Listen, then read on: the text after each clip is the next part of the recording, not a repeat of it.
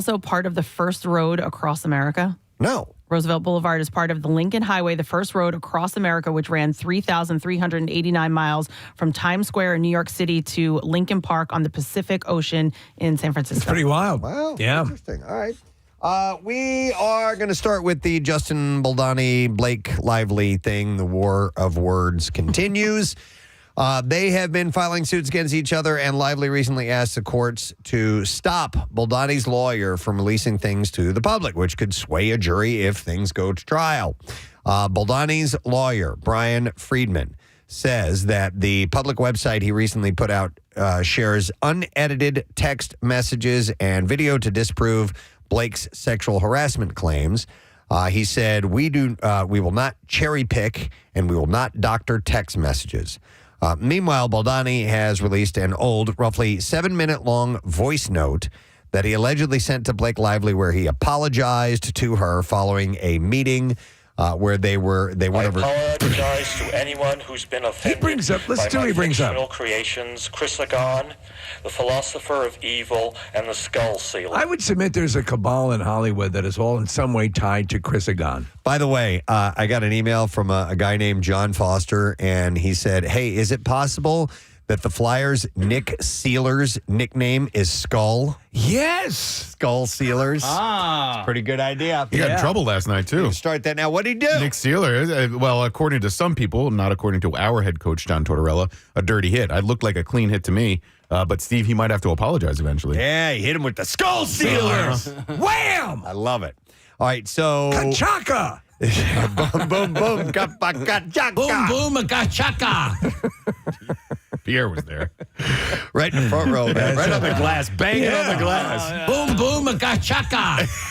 Who is that lunatic? That's what he was yelling while he was banging on the glass. Wait, watch this real quick, Preston. I want to get your opinion on it. Looks like a pretty clean hit to me, looks right? like a totally clean hit. Yeah. Shoulder to face. Let me see. I'm a pro at this now. Yeah, but it looks like he just kind of... Yeah, just hit into him. Exactly. Boom, boom, kachaka. I don't know, man.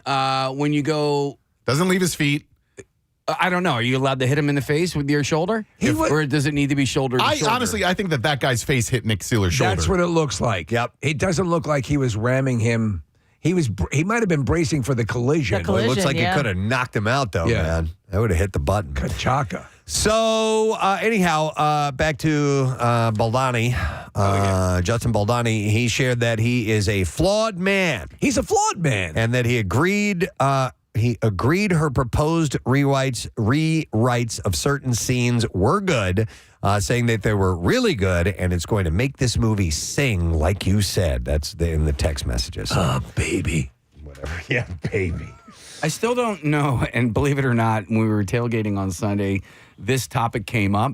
Baldoni? The whole... Blake Lively? Yeah. At the football tailgate? Because we don't... Who's the plaintiff? Like, who... Like, you know what I mean? Who... I don't even know. Blake Lively would technically be the plaintiff, Well, to start off, and then there were so many lawsuits, counter lawsuits back and forth that it's just all jumbled now. It's up for grabs. All right. Yep. Maybe they'll both be sitting with the same lawyer. So O.J. Simpson's estate is now involved in a legal dispute with his son, Justin Simpson. Attorney Malcolm Laverne, who is the special administrator of Simpson's estate, alleges that Justin used his company called Primary Holdings, LLC, to purchase O.J.'s house while he was still living there in 2022, supposedly to protect it from creditor claims. The lawsuit states Justin has refused to vacate the property against O.J.'s will, indicating it was not intended to be separate from the estate.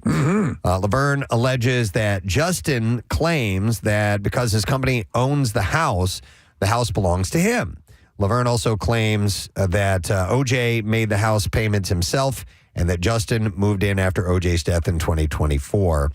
Justin Simpson has not yet responded to the lawsuit. This is why this, like probate court and all of this law that pertains to this, and after you die and reckoning a will is so complex because so much of this stuff can go so many different ways. Yeah, I'm working with my dad right now on his will and trying to set it up as a trust so that we can avoid probate. Oh my God, it'd be a godsend. Yeah, so that's just fun. My dad took extensive time to make sure that everything was absolutely where it needed to be, and my stepmom really helped put everything through. But I look at people going through things that last for years. Yeah. It's just horrible. Yep. Horrible. So Brody Jenner is opening up about his relationship with his dad, Caitlyn Jenner. And That's my little boy. And how they are in a much better space now. We are. We're in the space just outside of Optimus Prime.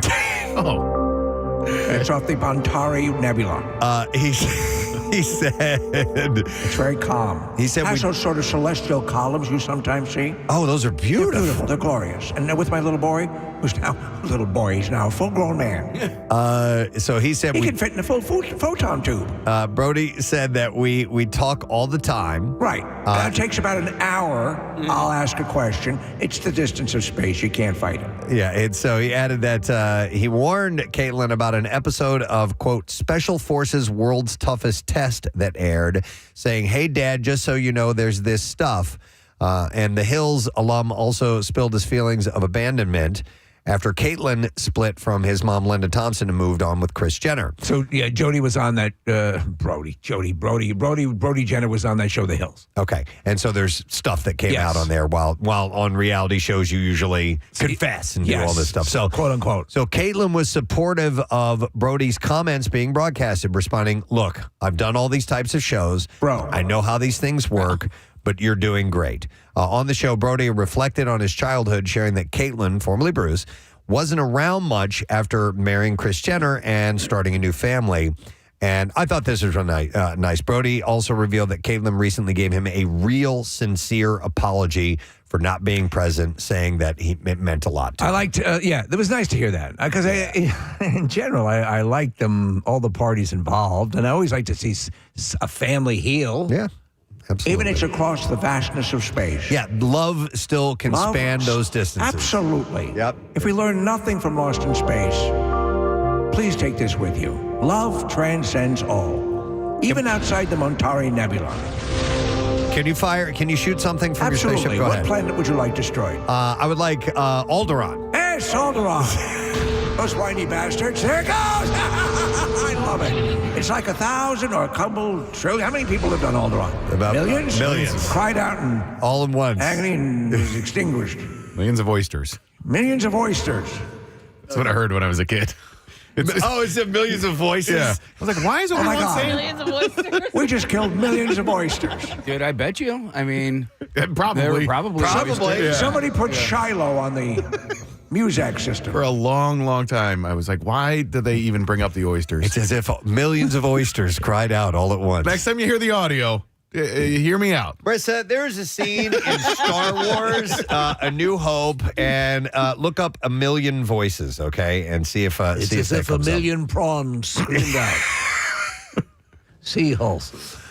So we'll move on while we wait for that audio. But less than 2 weeks after announcing they'd split, Bachelor stars Rachel Kirkconnell and Matt James are rumored to be back together. What in the holy hell? But Rachel herself has come out to refute those reports. Oh. Instagram gossip account Du Moi posted an anonymous tip on Sunday stating that Kirkconnell was spotted out with James, just left my apartment, he said, in Kips Bay and walked past Matt James and Rachel Kirkconnell. That's the post. And Kirkconnell got wind of the post and flatly denied it and said, wasn't me, LOL, she wrote. So I don't know what that means. By the Laughing way, out loud. I was actually watching, Rochelle and I were watching The Bachelor last night because I guess it was the first episode because it was the cavalcade of girls coming out of the limos last night. So I sat and I took in about part of, I don't know, maybe 3/4 of it, and then I had had enough of just the introduction of these What was your ladies. takeaway? Because they make a big thing Some about hot women. Yeah, of course. That was pretty much my bottom line takeaway is a bunch of hot girls. Right. But, I mean, it's the same thing. It's listen, and they come out with their presentation, and they're supposed to be the ones who are coming up with this. I saw a clip where one apparently had a llama or something.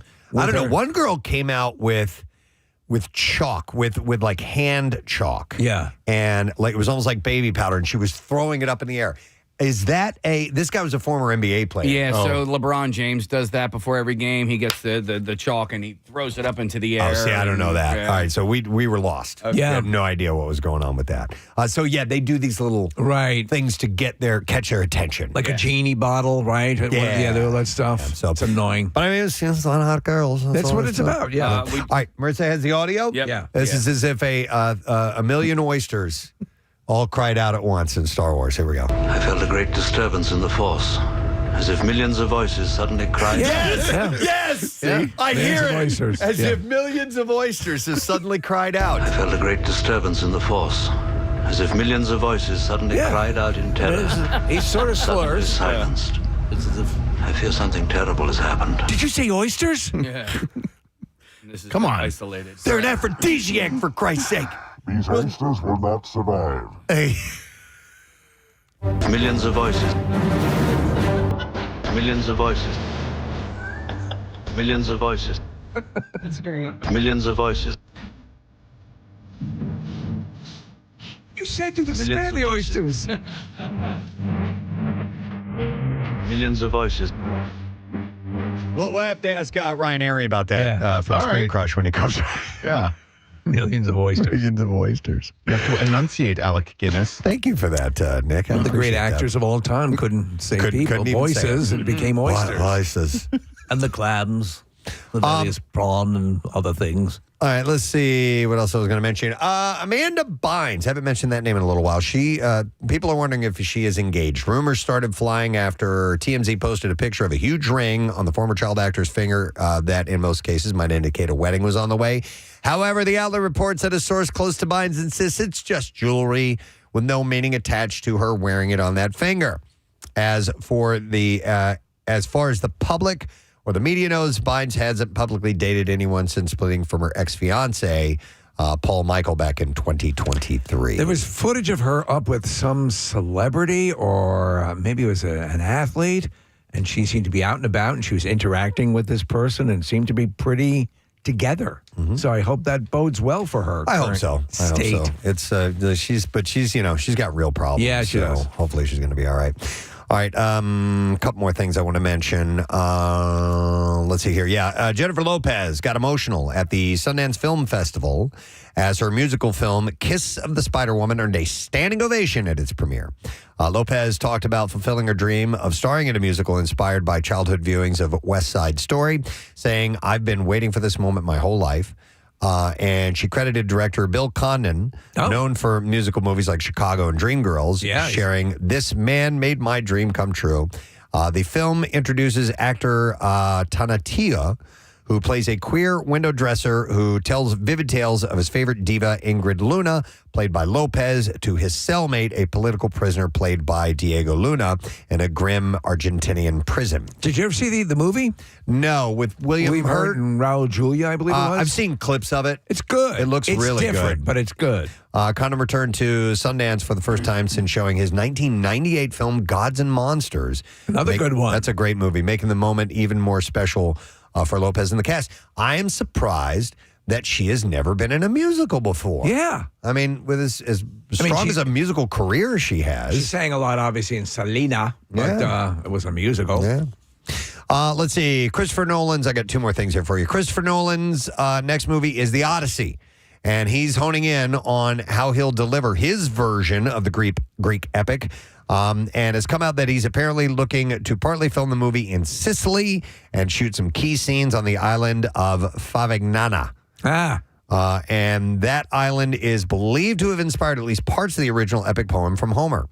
Unsurprisingly, for fans of Nolan, the director is apparently looking to use cutting-edge IMAX film tech for the movie as well. And the star-studded cast includes Matt Damon, Tom Holland, Anne Hathaway, Zendaya, Lupita Nyong'o, Robert Pattinson, and Charlize Theron. God wants us to do it. That's Isn't Oh Brother, Where Art Thou loosely based on this? Yes. It is. Yes. The Odyssey tells the story of Odysseus's decade-long journey home after the Trojan War, where he has to deal with sirens, angry Cyclops, and more. Yeah, Casey in Oh Brother, Where Art Thou, like John Goodman is the Cyclops. He wears a patch, and then the sirens are the three girls that are singing, and they fall asleep while they're singing. So, yeah. Okay, and then what makes this a poem and not just a story? Oysters.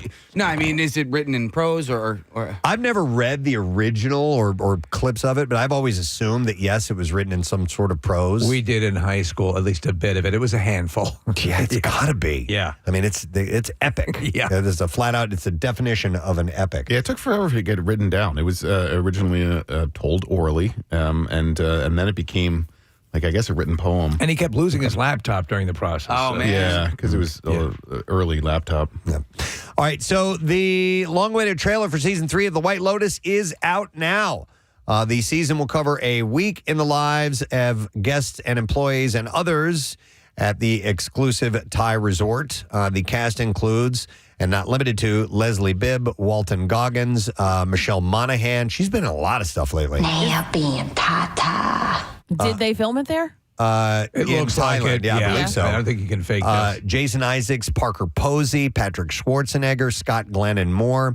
The new season premieres February 16 on HBO. Thailand is one of those places I think I would like to visit. Oh, yeah? Those resorts look pretty spectacular. I just saw footage of Bimini in the Bahamas, which is way closer. I couldn't believe it. It just seemed like the Maldives. Like, Right, yeah. It was pretty. I was like, okay, that's a little bit closer. I can make it there. Yeah. All right. I think we can get to the clips now, if you guys don't mind.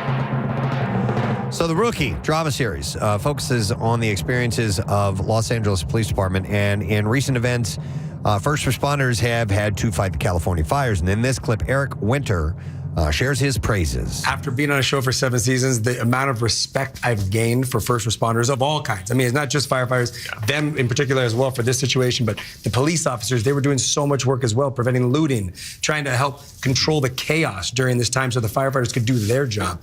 You can really see the symbiotic relationship, how everybody has to come together for a system to do its job. New episodes of The Rookie airs Tuesdays on ABC. By the way, the Rob Lowe show, the 911, whatever it is, I think that was the one that had the quote-unquote sort of Poseidon adventure. Yeah. I was watching the trailer or the commercial for the new episode coming up. It's an asteroid, Preston. Oh. Really? Yeah, they respond to an asteroid. They respond to an asteroid. All right, we'll see how that works out. Next clip, here we go. So Paradise is a new drama series that has characters moving through different timelines. And here, Julianne Nicholson describes the filming process for those scenes. We did block shooting, so we would do 1, 2, 3, 4, and so on. We'd do 2 at a time.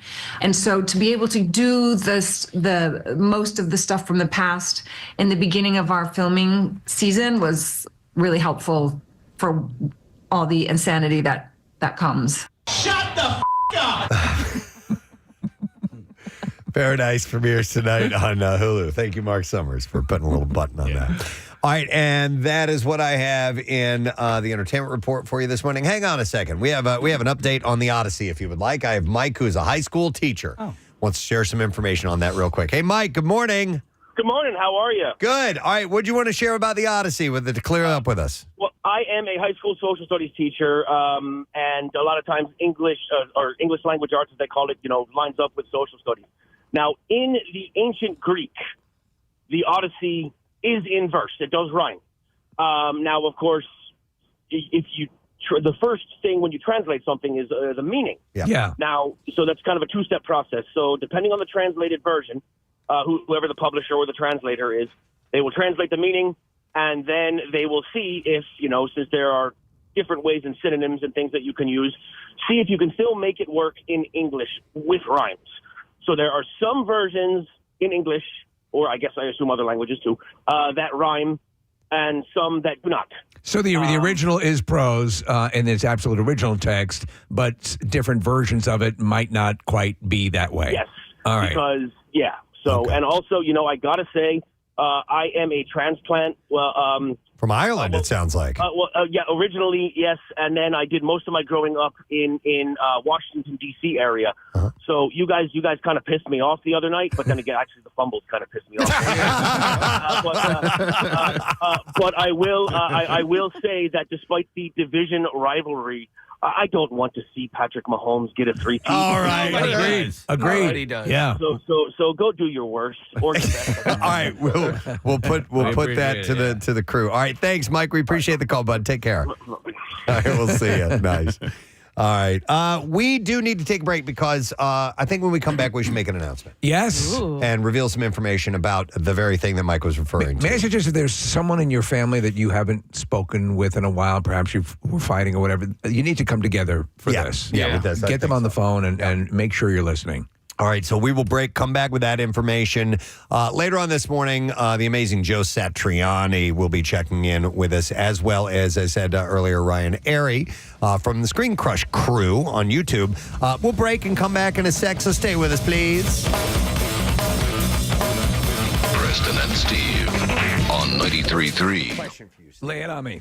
Should I get into the Bachelorette stuff here in a little bit, or we did it as a separate segment. We can parse it out here if you want. All right, so Jed, pop the question. All right. We got the clip here. Now, this is the dummy who is a up and coming musician, and to this point, the only thing he's sold is a dog food jingle. Hey, that's an accomplishment. That's it's not even a good dog food jingle. I would love to see throughout the series when he's talking to the camera and saying, I'm really just looking to find someone that I can fall in love with and all this. And at the end of this going, well, I really did this for my career because I figured it would boost my visibility a little bit. Right. That's really what I was doing. But if you're trying to paint yourself as sort of an emotional, in-touch singer-songwriter, and this is the way you treat this girl, it's not going to really work for you. Oh, we have his jingle. Marissa just sent over his dog food jingle. Here we go. All right, here we go.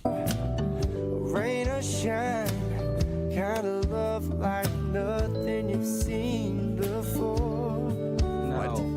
This is for dog food? It's for dog food. Okay. And the dog is waiting. The dog's what? The dog's waiting for the master to come home. Okay. And it's a high-quality dog food. Okay. Is the dog wearing something sexy? Sexy, lingerie, yeah. And has a dildo in one paw. Okay.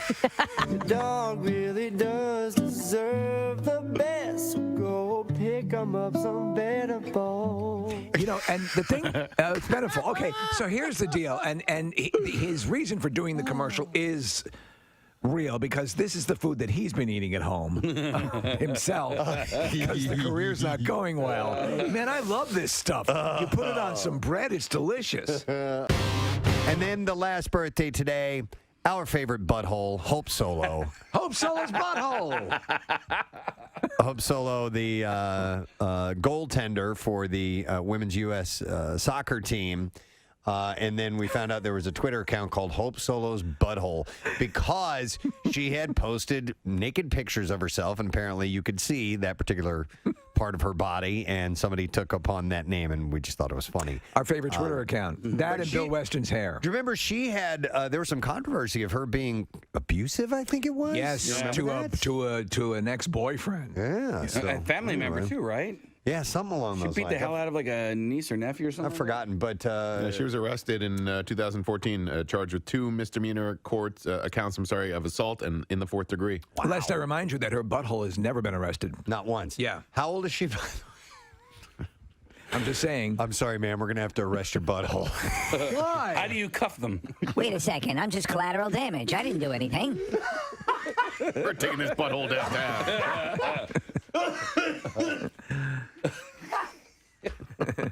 Why does anybody talk to me about it? This is not right. Get my lawyer. What, do you just expect me to pucker up and go along? Right, sorry, Mr. Butthole. Oh, yeah. Mister. Yeah. Happy birthday, Hope Solo and her butthole. You guys are just being wacky. They both turned 38 today. They're both 38. He's one of the co-creators of the band Mr. Big. Is one of the biggest, most badass guitarists in the world, in my humble opinion. Ladies and gentlemen, please welcome to the program, Mr. Paul Gilbert. I want to explain to some people who may not know the name Paul Gilbert. You have a lot of fans. Most guitarists would know who you are. Everybody who knows me knows me. Yeah, exactly, right? 100% of those But I've only had one. I was only famous for 2 weeks in 1992. So that's So, Paul, when I do meet people and we're talking music and I'll say, well, one of my favorite guitarists is this guy, Paul Gilbert. if they're a guitarist, they'll know exactly who I'm talking about. Some people don't, and I have to explain. Okay, so, you know, he was in this band, Mr. Big. Before that, there was this band called Racer X. You may or may not know. Metal, real intense, shredding, crazy, really technical, awesome music. But then I try to explain your solo career as well. Good luck. And that's so it's hard to quantify it, you know? I mean, because there's elements of blues and jazz and metal and all this stuff.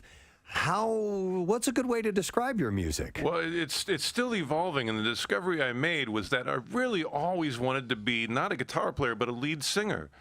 Because when I was a kid, those were the records I had. My parents had the Beatles records and Stones and bands that had lead vocalists. And I liked Led Zeppelin because Robert Plant had a great voice. Now, I didn't have a particularly great voice, and that didn't stop me from trying. Right. But it also didn't stop me from kind of, you know, not doing as well as I would have liked to as a lead singer. So the discovery that I made on this new album, Behold Electric Guitar, is that I can actually play the vocal line on the guitar. So, you know, take like a really challenging vocal like, you know, the "Hey, Mama said the way you move," which, you know, with my little falsetto is not so great. Right. But, you know, you play it on guitar.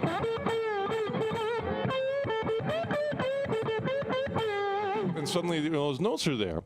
And it's just, you know, it's my responsibility to get them right, but at least I can hit them. You know.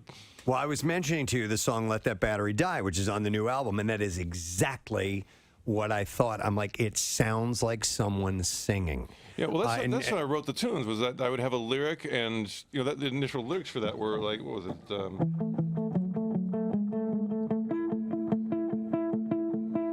My battery is low, but my mind is high. And, you know, again, I'm squeaking it out. Yeah. But with the guitar, you know, I can get a lot of control and a nice tone. And so for the first time in my life, I'm actually able to connect my inner melodic generator with an instrument that functions. Can you give us a little of the Rocky you were playing before, the Rocky theme? Oh, yeah. Yeah.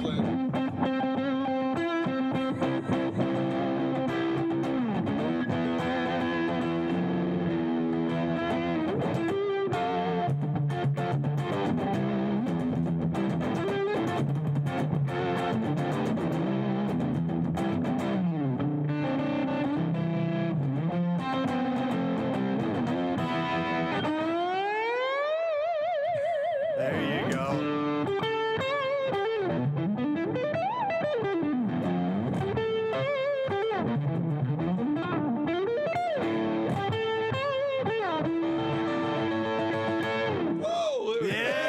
The YouTube thing you mentioned is amazing.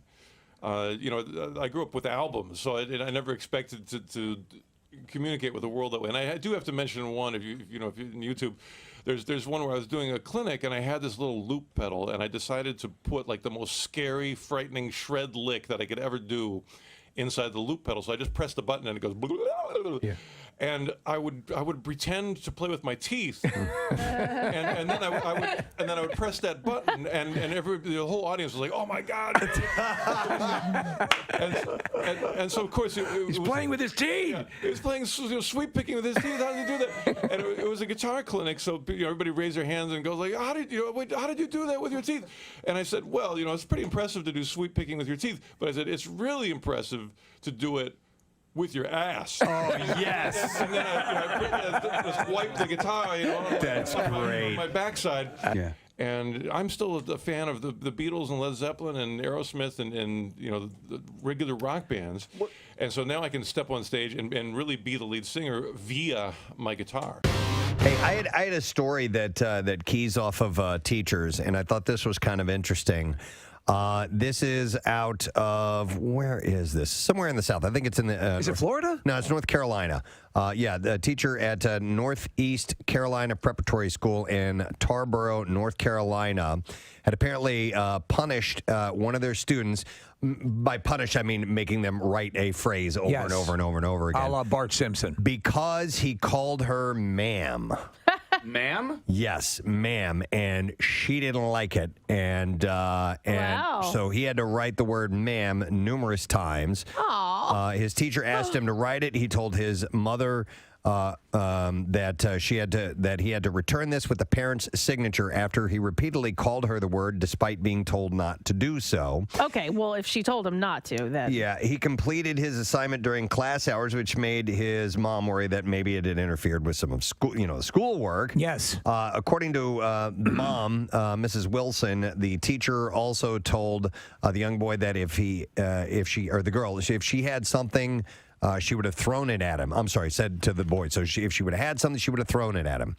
After the mom signed the paper, she had also had the boy write down the definition of ma'am, which is a term of respectful or polite address used for a woman, according to Oxford dictionaries. There's some people that hate being called ma'am, and I hate it. My wife uses ma'am as a sign of respect when she's on the phone with someone asking for help. Yes, ma'am. Yes, ma'am. Yes, Thank ma'am. you, ma'am. It is, and especially as you start to go south, you're going to find it is a term. It is a respectful way to refer to people. Yeah. I would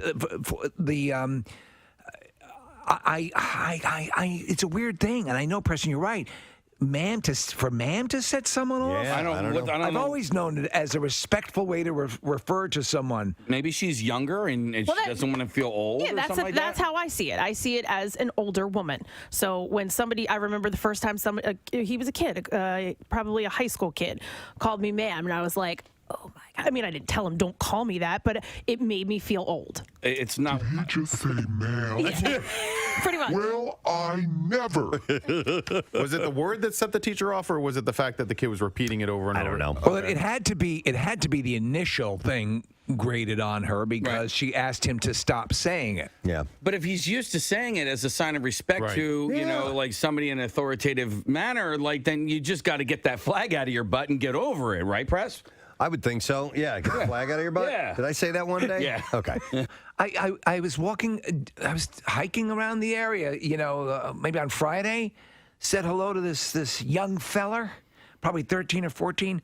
How are you? How's it going? Very well, sir. I'm like,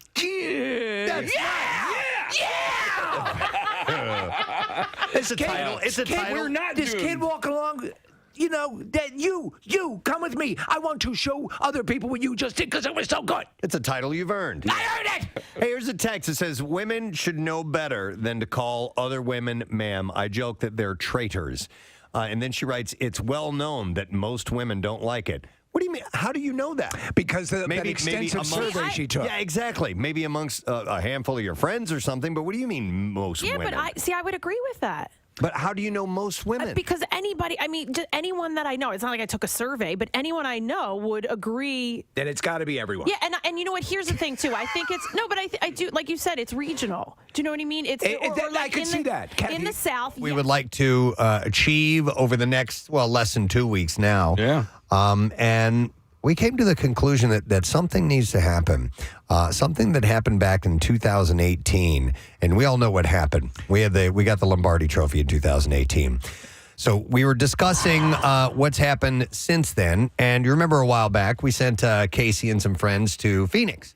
Or to Arizona in general. Yeah, no, it was Phoenix. It was Phoenix, yeah. that's right. And so to drive across the country and get set and to try to spread a good vibe between here and there, and also do all kinds of superstitions along the way that would maybe ensure or help at least nudge things along for a victory. Right. It didn't work. It didn't work. The goal was to infuse it with as much Philadelphia spirit as possible. Yep. It fell on its face. But we did recall something that did work in 2018. So we thought maybe it would be a good idea to revive that idea. Dare I say, it's the reason everything worked in our favor. It's the reason. Not the Philly special. No. I mean, listen, I don't want to diminish. It was a good effort. Right. But I think it lives and dies by this. All right. Give me a drum roll, Casey, if you would, please. Because we are excited to reintroduce something that we absolutely love doing, and hopefully you as well. It is the triumphant return of Birdbot. Birdbot's back. All right.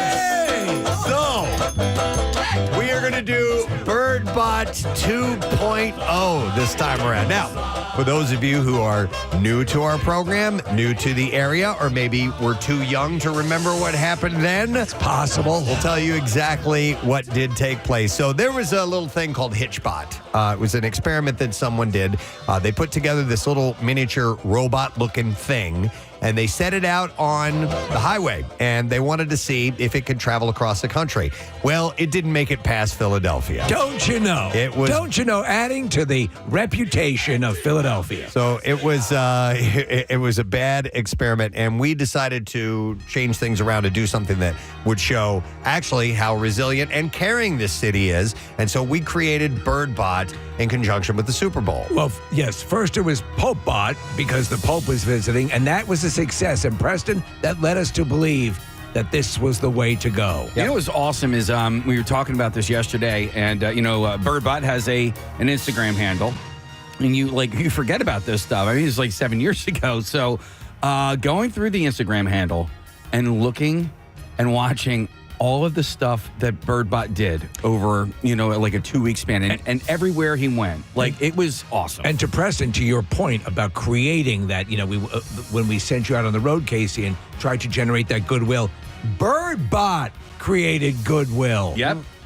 As it toured, it went on a tour around Philadelphia and then went out to the Super Bowl. Well, the rest is history. That's what we're going to do. And we're making Birdbot 2.0. Our Birdbot robotics master, Greg Monahan, is working on him as we speak. So it's going to be a new and improved. We're not saying, and by the way, if you're watching on our YouTube stream right now, you will see Birdbot over my shoulder. He is right behind me. He still exists. We have had him in a case, lovingly wrapped in bubble wrap, cared for. But this thing took a hell of a trip in 2018. Yeah. And so we still have him. We've held on to him. He looks fantastic. All of the artwork is still on. All the people that signed it and put stickers on it are still there. And so what we are going to do is create a new one. And starting this Friday, hopefully if we can get him together by Friday, we are going to hand him off to the public. And we'll tell you exactly how we're going to do it when we get closer.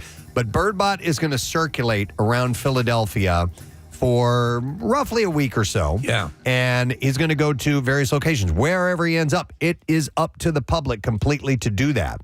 And what we're going to do is have you put things on Birdbot that will take the trip all the way to New Orleans. And in fact, we are calling this Birdbot from Broad Street to Bourbon Street. Yes, that is the name of the mission. So we'll hand him off somewhere on Broad Street, and we'll give you the details coming up on Friday. And then it's up to you. And he circulates around town. We'll follow him on social media. We'll have a tracker on him, so we'll know exactly where he is at all times. Boxes of trackers. Boxes of trackers. And you guys can be a part of this. And we want you, if you can't go to the game, we want to somehow or another send a piece of you there by your signature, your sticker, whatever you want to add to Birdbot. And then we will have a mission for him to be received in Bourbon Street, and hopefully will be wonderful as we can get him inside the stadium. I don't think that's going to happen, but we could. 50-yard line. You know what, though? You never say never with Birdbot, as we learned the first time around. If you remember, he made it out there and then ended up in the trunk of a cop car. So, and we got him sent back. But Preston, if you look at, and if people can check it all, obviously all the pictures are up online, but the amount of signatures from local businesses, the messages of hope and the messages of a victory, which played out. Yeah. So we're going to, as you said, we're going to cast him forth on the public tide. He's going to float around the area. We want you to, pass him along. Different businesses, different people, different stories, all captured on this. A piece of this Birdbot will travel with Birdbot 2.0. You know what's funny is about Birdbot 1 is behind him an actual plug comes out of the back of the Birdbot. Yeah. And we were asking people to plug him in and charge him so that the tracking device would say charge. We don't need that anymore. Yeah. But we might for lights. I don't know. We'll have to see because Birdbot had lights on him. Yeah. He had lights inside of his helmet, which, by the way, the helmet was made out of 2 clear salad bowls that were put together to cover his face. We have upgraded, and the great Greg Monahan. By the way, there will be, though it'll be safe, there will be a nucler reactor element to the new Birdbot. Right. Yes. Yeah. Well, the energy it's safer nowadays. Yeah, the way they handle that. Don't want you to be afraid. But yes, the design master is hard at work. It's going to have things that are going to make it a lot more easy to locate. Yep. But again, we want you to be the ones that give it that Philly spirit and then send it with all of its Birdbot power to New Orleans. And Birdbot will be you will be able to send us pictures that will end up on the Birdbot Instagram page, which by the way is at Birdbot Philly. If you want to go and reminisce about it, because there's some great pictures on there. I'm looking at them right now. There are luminaries with Birdbot and all sorts of people. Preston, at the point it starts to traverse the well, not the country, but a part of the country as it heads to New Orleans, that's when we're going to really rely on you to sort of set up this gauntlet to get him there. Yeah, there were a group of people who, like, after Birdbot toured through Philadelphia before leaving for Minneapolis in 2018, these people, like, really took great care of them and brought them to a whole bunch of different places, made sure that they found Route 933. There was a picture. They found Brian Dawkins. So you got like Dawkins, one of the greatest Eagles of all time, posing with Birdbot. Like, it's so great. I'm looking at a picture of it at Mainline Fertility, and they had put one of those medical hair nets on his helmet. Which, by the way, somebody added the helmet to Birdbot. Birdbot did not start off with a helmet. No, and somebody taped a hard hat to it, which it has remained permanently affixed on there. Do you have? Can you reach and just read some of the things off there that are behind your person? Because it's just filled. I mean, all right, there's Pinocchio's Casey is on there. Philadelphia Fire Department. There's the St. Christopher's Hospital for Children. There's so much stuff on here. Just people signing. This is Collingdale No. 1 Station 6, Quint 6. I don't know what that means. Amera Health Caritas, and then all these are just the stickers that I'm looking at. There was the Boulder Tap House, Goals Fit, Making Fitness Fun. Here's Mainline Fertility, as I just mentioned. I see 6ABC. Burns Contracting Services, 6ABC. I mean, on and on and on. It's littered, and then there's signatures. I'm not even reading the signatures. There was one that I really liked that somebody had taped on here. It was a business card. Yeah, it was Jennifer Smith, who is with is a programming assistant at Fleet Services Division at the Minneapolis Public Works. So I love it, and everybody wrote messages of love on here, and so we're gonna do it again. We're gonna do Birdbot 2.0. So Casey is respected as the superstition expert here and how one goes about ensuring a Super Bowl victory. And Casey, you are completely on board with this, right? You see the efficacy of this replicating exactly in a new and improved way what we did last time for the Super Bowl victory. In fact, we sat around, we had this conversation yesterday and had multiple conversations. Listen, the last time when I drove across the country to Phoenix with Jackie and Kyle and Anthony, like, I had so much fun.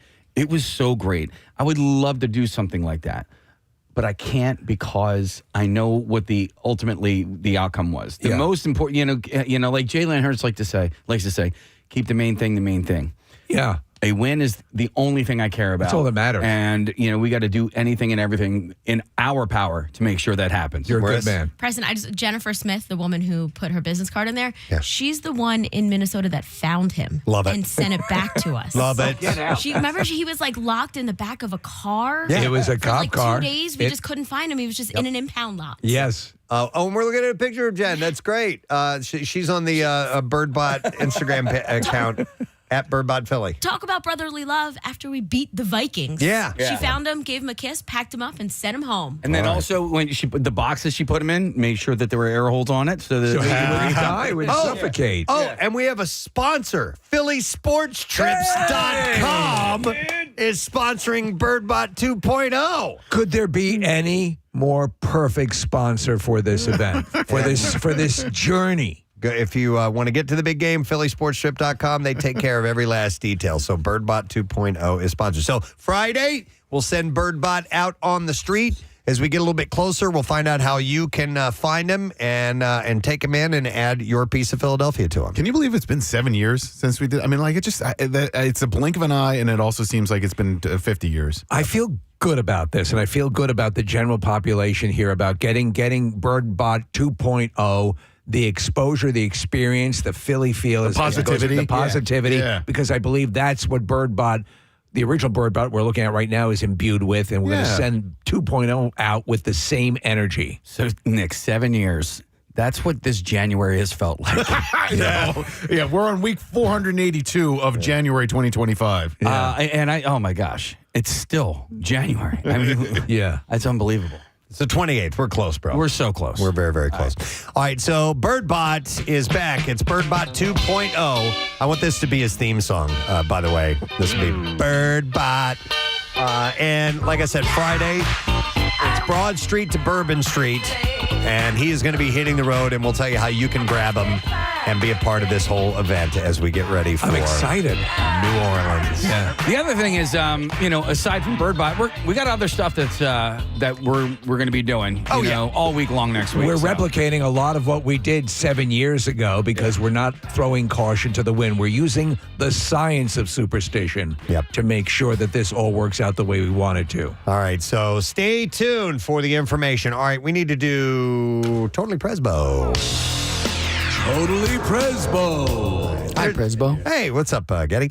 Let's see. I will start with, I saw a couple of cool things. There was one in particular I wanted to get to because, the list of the best dressed celebrity of the decade. Has come out, which is pretty wild because we're only at 2025 and they're already calling this for the decade. But best dressed celebrity. I'm fairly tied into this because I'm a bit of a fashion. All right, who would you? I've got 10 people on this list, so clearly we're shooting for number one. But who do you think of the current visible to people who are out there in the public a lot? Male and female, or just one at the top of the male and female, and no, it's one person. So, but there are males and females on the list. They don't separate them by gender. So, who would you say is somebody who's done it upright as far as fashion goes? Yeah. Well, there's different so I wouldn't put the Kardashians on this list because they're the ones that are trying to set the trend. So they're going over the top. They're doing things that the general public are going to look at and go, "What the hell are they doing?" So I bet you they're not on this list. It's Taylor Swift. It's got to be Taylor Swift. I haven't looked at your list. Okay. For Anybody fashion? else? You make a good point. Yeah. But I was thinking for some reason I was thinking. Not only that, but look at Travis Kelce over the last year or so. Yeah, but you know what sorry, go ahead. No. That's all I'm saying. Not only does she dress very, very smartly, but his game has stepped up quite a bit just by being in her sphere. All right. So you might be right because if we're not going the Kardashian route where they're setting trends, she's a good everyday. She wears stuff that's attainable for other people, and she does always look good. She looks stylish. She's always dressed nice. Yeah. What about Jennifer Lopez? Ooh. She's that she'll step out onto the red carpet and be like, wow, all right, boom. Not that she doesn't look good walking down the street, but I don't. You're talking about practical out and about. Well, not practical, but just I feel like whenever somebody's talking about Jennifer Lopez, they're talking about her on the red carpet wearing, a plunging neckline or something like that. I'm thinking outside the box here. I have one, Preston. Okay. John Goodman. Nick, you're a fashion maven. Who do you think? I'm thinking Lily Collins. Lily Collins. All right. Emily in Paris. Emily in Paris. Taylor Swift is number one, the best dressed celebrity of the decade.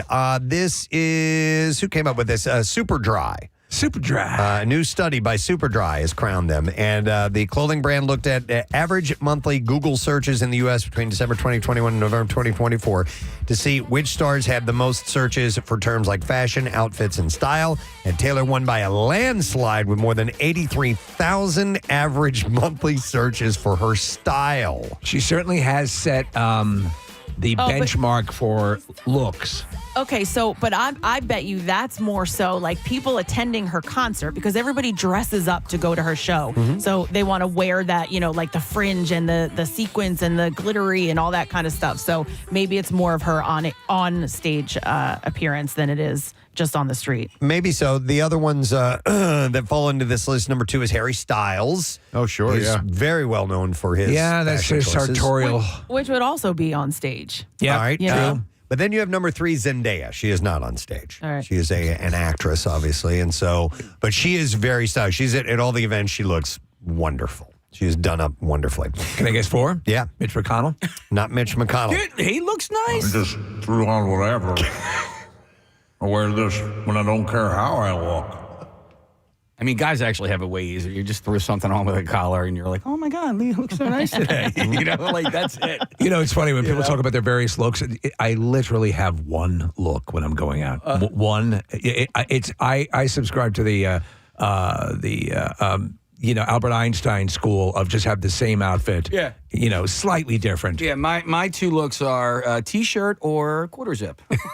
You know? There you go. It's all you need. T-shirt is work. Quarter zip is if you're getting dressed up and wearing your, what do you call them? Fancy jeans? My fancy jeans. Yeah. My fashion jeans. Fashion jeans. Yeah. You go into meetings jeans. No, I have fashion jeans and I have fancy sweatpants. All right.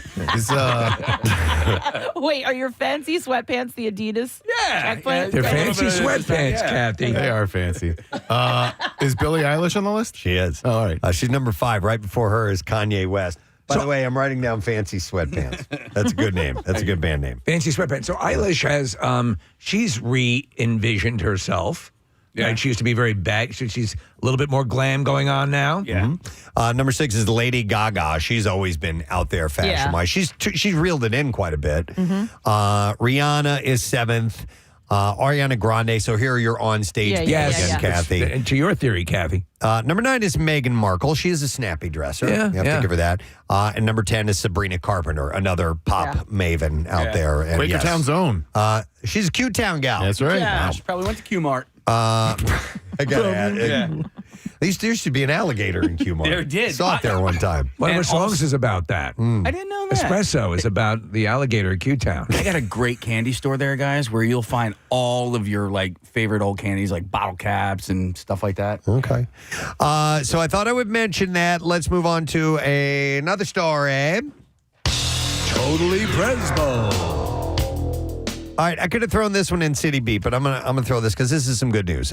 Camden, New Jersey, is becoming a safer city, and it's no accident. Apparently, crime rates have hit a 50-year low. Wow, really? In the notoriously tough city. Because I'll tell you what, I still don't feel safe driving through there. Yeah, it's got a ways to go. But although local law enforcement agencies say it's not a home run yet, they are crediting creative alternative outreach programs with reducing crime in Camden. Starting last year, the Camden County Police Department's community outreach team partnered with an internal social services unit.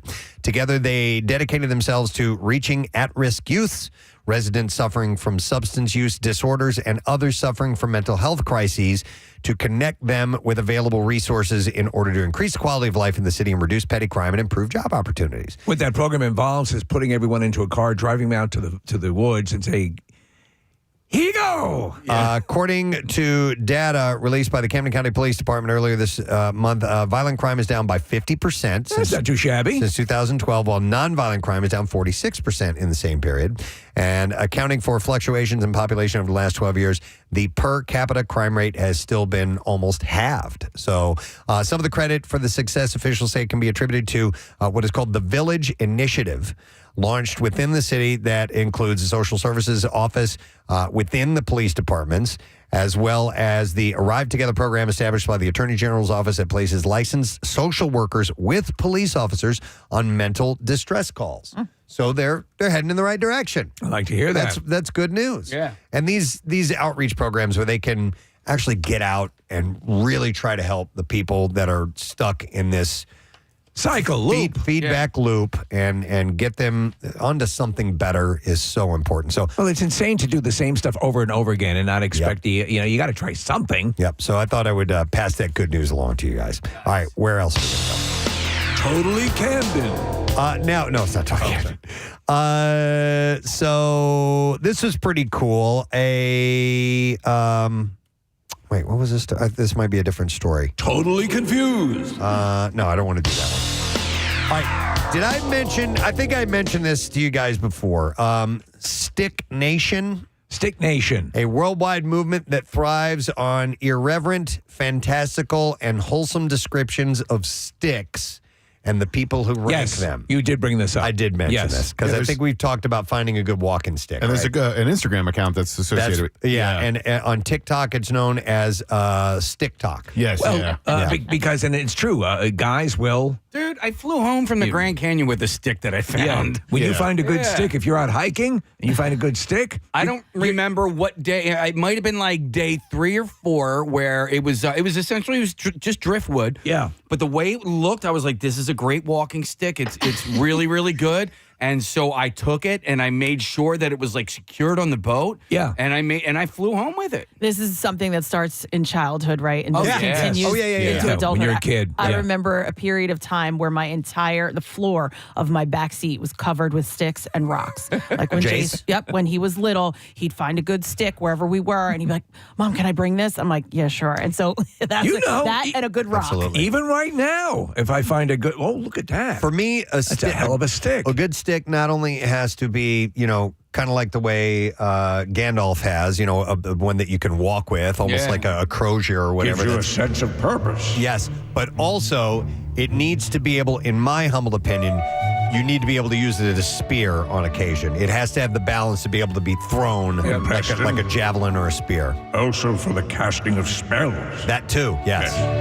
Yes, in your mind, that stick is going to be a defensive weapon. Yeah. It's going to be your magical wand. Yep. But when you find it almost completely, it's almost like it's already pre-polished and treated. It's like, it's a thing of beauty. I remember on the Crestrum, that trail by the Devil's Hole. Yeah. I found a hell of a stick. And remember, you can also use it as a divining rod, too. Absolutely. Yeah. Kathy, this is how much guys like sticks. As I'm walking through the airport, because in order to ship the stick home, it was going to cost like a couple $100. I'm like, all right, well, let me just see if I can walk onto the plane with it, right? I'm walking through the airport with this stick in my hand. Were you acting like it was a cane? I was acting like it was a walking stick, right? The only thing that the TSA guy said to me is like, man, you need to get a little a rubber thing on the bottom of that, Isn't that great? Do you still have it? Yes. Oh, okay. Yeah, I'm sorry. I'm just trying to get on my flight. Sure, old timer. Here's your cane. So with this group that looks at these sticks and they account, by the way, it has nearly 3 million followers on Instagram. But they have fun names. So the sticks are said to have mystical powers, and the puns are plentiful. Like there's one called the Loch Ness Monster, found on the banks of Loch Ness in Scotland. Absolutely. And one poster said, it's of course useful to fight your enemies because it's quite light and sturdy. He's talking about his moss-covered stick in Latvia, before he added that it boasts its own ecosystem populated by tiny little people who actually live there and do work 9 to 5. I love that. Mm-hmm. Kathy? Oh, no, I was waiting for you to finish. I wanted to finish the story, and then I have Oh, this is at the end of the story. Okay, so this whole thing started, when did they begin this? It's been around for a little while now, but Hog and Juggler are their names. That started this whole thing. Those are their last names, by the way. Boone Hogg and Logan Juggler. Do you know where you feel this as well? When you do the Ollivanders at Universal? Mm-hmm. Yeah. And you pick I have 3 Harry Potter wands. I'm like, there's something there. Preston. Yeah. How long did you play with that wand when you got it? Oh, yeah, totally. By the way, their community is called Stickheads. Stickheads. I love that. Is there excellent. chicks with sticks or no? There's got to be chicks with sticks. So anyhow, if you want to check this out, if you're a stick fanatic, you want to take a look at their Instagram account and on Stick Talk. But I don't know what their Instagram official stick Stick reviews. Nation official stick reviews. Yeah. All right. Yeah, 2.9 million followers. So I thought I would pass that along. Yes, Kathy. Well, Casey was talking about traveling home with the stick. Once we were in Montauk, and we leave sometimes at night because the traffic and all of that.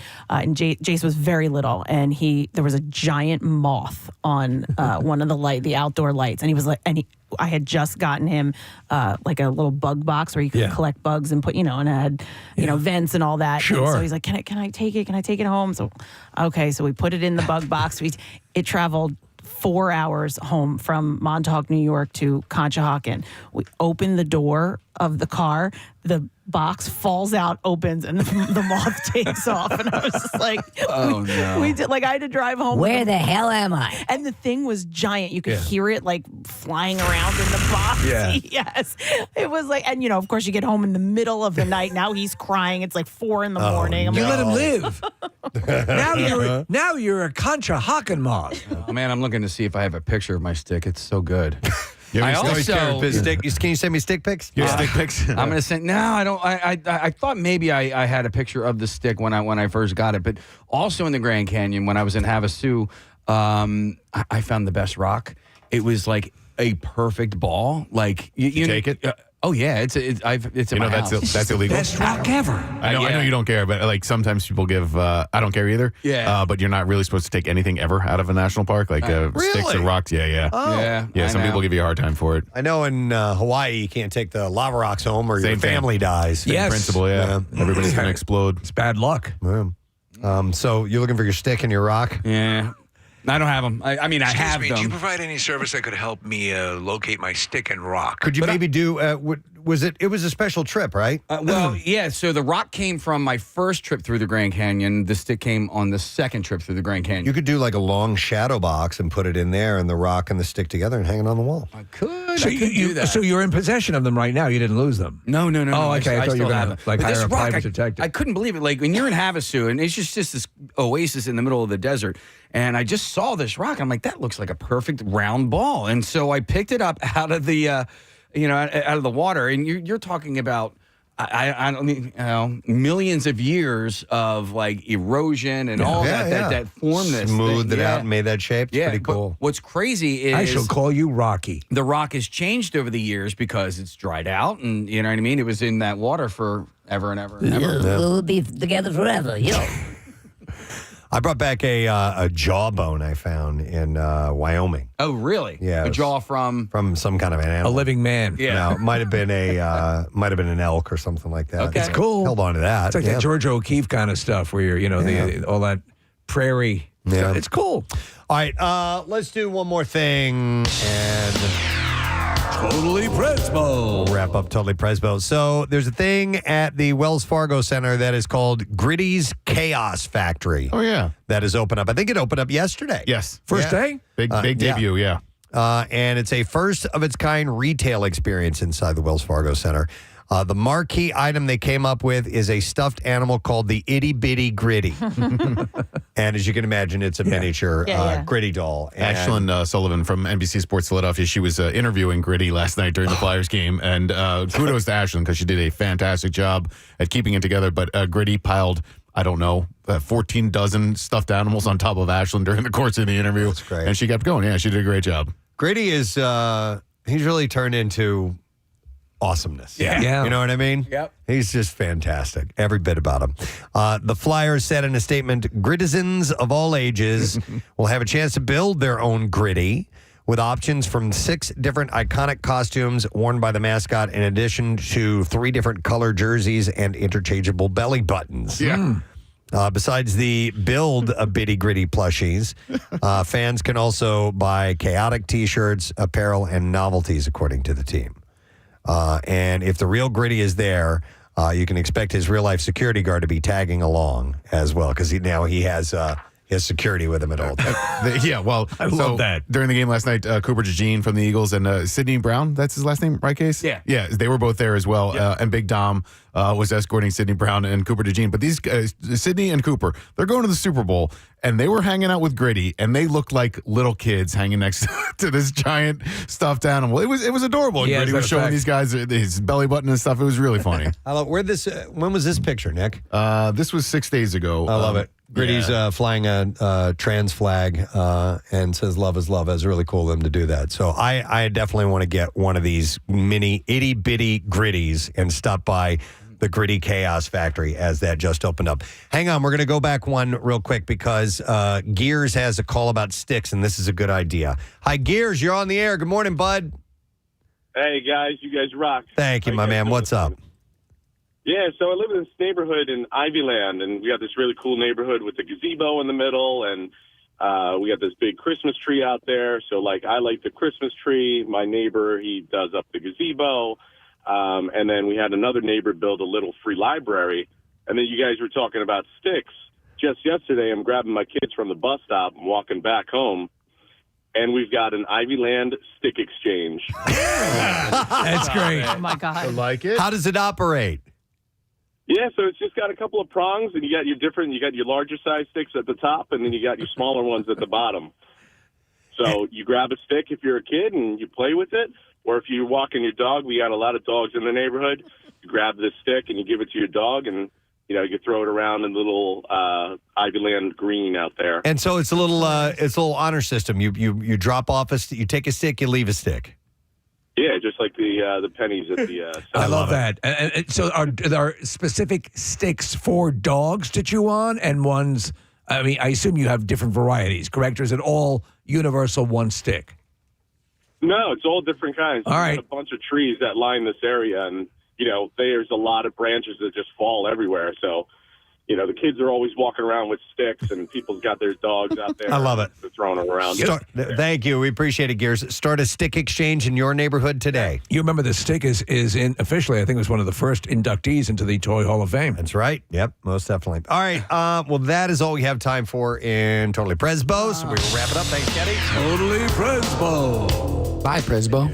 And if you missed it at the top of this segment, we made an announcement. I'm going to reiterate this in preparation for the Super Bowl. We are bringing back Birdbot. Yeah! Birdbot is back. It's Birdbot 2.0. We are aiming for this Friday to send him out on the road in Philadelphia to circulate in our city for a week or so before hitting the road for New Orleans and then making its way around there. It's called From Broad Street to Bourbon Street. And maybe you'll get your hands on Birdbot and send some of your Philly love to New Orleans to get ready for the game. It only works with you participating. And we are rebuilding Birdbot. Our head engineer, Greg Monahan, is, as we speak, tinkering and getting everything together. It's going to be technologically advanced. It's going to have a new, sharper look to it. And then it's going to hit the road. And the reason being is last time we did it was 2018, and we know what happened then. Absolutely. Bottom line. Do you want to win? That's the question. And if you do, then you participate with Birdbot 2.0. And you'll get to add your own personal touch to Birdbot 2.0. So we'll get you the details. And it is sponsored by Philly Sports Trips. Yeah. Which we love. So thank you for sponsoring that, Philly Sports Trips. All right, we're going to take a quick break. We'll come back in a second. And Bizarre File stories are on the way. Later on this morning, Joe Satriani. Stay with us. Preston and Steve. They're here, not as much. But I've born and bred it, Northeast, and ma'am to me was always a sign of respect. And I would say, ma'am. Or maybe is it an older thing? Like it? I don't know. I don't know. You keep going back to old. No, old the standard thing would be pretty good, ma'am. Wouldst thou takest me? But here's the deal. I think it's all about intent. And if you hear someone saying it clearly as a sign of respect, you should understand that they're just being polite. Yes, of course. I'm not going to get mad at them, but it doesn't make me like it. It's still, right. I still think it's. I don't like it. Yeah, no, I don't. One gosh darn bit. Looking at my activities list. Oh, God. No, I listen, and if it rings to your ear and you don't like it, you can simply say, "Oh, it's okay. You don't have to call me ma'am, or I'll punch you in the throat." Yeah. I would never read it as an insulting thing. That's a way to respect. It's your own fault for being old. Jesus Christ. No, What's with you and that aging thing? It's not insulting. It's just we just don't like it. And that's fine. But all right, it's your personal I don't preference. think somebody saying it to me is insulting me. All right, but what But do I you just want don't your like server? it. What do you want your waiter or waitress to call you when they go up Sugar to your teas. Yeah. Young lady, maybe? Lady. Oh my God, she has to see my ID. Now we're living in a fantasy. Now you're getting into pandering territory. I haven't been underage for 38 years. Wait, let me tell you something that happened on Saturday. I have to tell you this.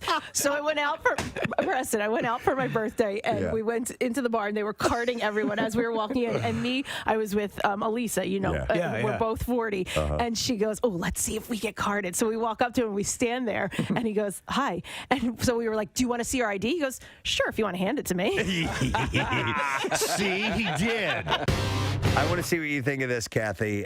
Kim Kardashian, Chrissy Teigen, Queer Eye's Tan France, and trans model Andreja Pajic are sporting some eye-catching new accessories. It's all in the name of Simon Huck's conceptual art experience called A Human, and it's already roiling social media. So Kim has a glowing necklace, and it looks like it's implanted in her skin. But Preston, okay, and I wanted to ask you about this. It's clearly not an implant. Right. It is a flesh-colored thing made to look like an implant. And it lights up, Kathy. That freaks me out. But you've got to it gets worse. Marissa, see if you can find, she's on social media, and there's a comment. She says, it lights up to like my heartbeat. and just and she looks like an android, dude. To begin with. I know, it's like this, Preston. It's such a shame. She's got the lips like... Yes. Yeah, full on constructed duck lips, so she doesn't have to make the pout anymore. It does it automatically. It close to the beat of my heart. Yeah, exactly. It's like this. Who finds that? It's dysmorphia. We're looking at video. Look at this, Kathy. It lights up, and it looks like it's under your skin. Yeah, that's kind of wild. Well, there's a couple of different ones, Preston. So Chrissy Teigen had one. There was a disgusting one that I think it might have been the trans model had, where it looks like almost like mushrooms growing out of their neck. Oh, yeah. This is just somebody who has a lot of money, so is going to pay them to do this. This isn't going to be a fashion trend. But you can't. You can't be too expensive. And exactly. No, it's not. How would you pay to get this put on? It's got to be a fairly elaborate process. It's going to be so quick. Well, now I'm just kind of thinking out loud here, guys. Here's our fashionista. Well, I mean, for the people who don't have that kind of money to spend on a glow necklace, okay, and that's all that is just a stupid glow necklace. What if it was like some sort of like thing that you could insert glow necklaces into, Kathy? Right? What do you mean? Yeah, so you know what a glow necklace is, obviously, The right? things Like you crack?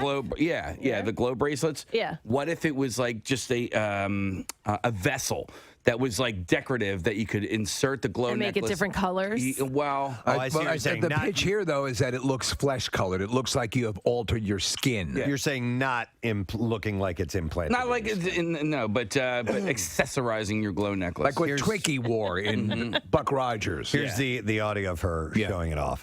Here we go. My necklace glows like a heartbeat.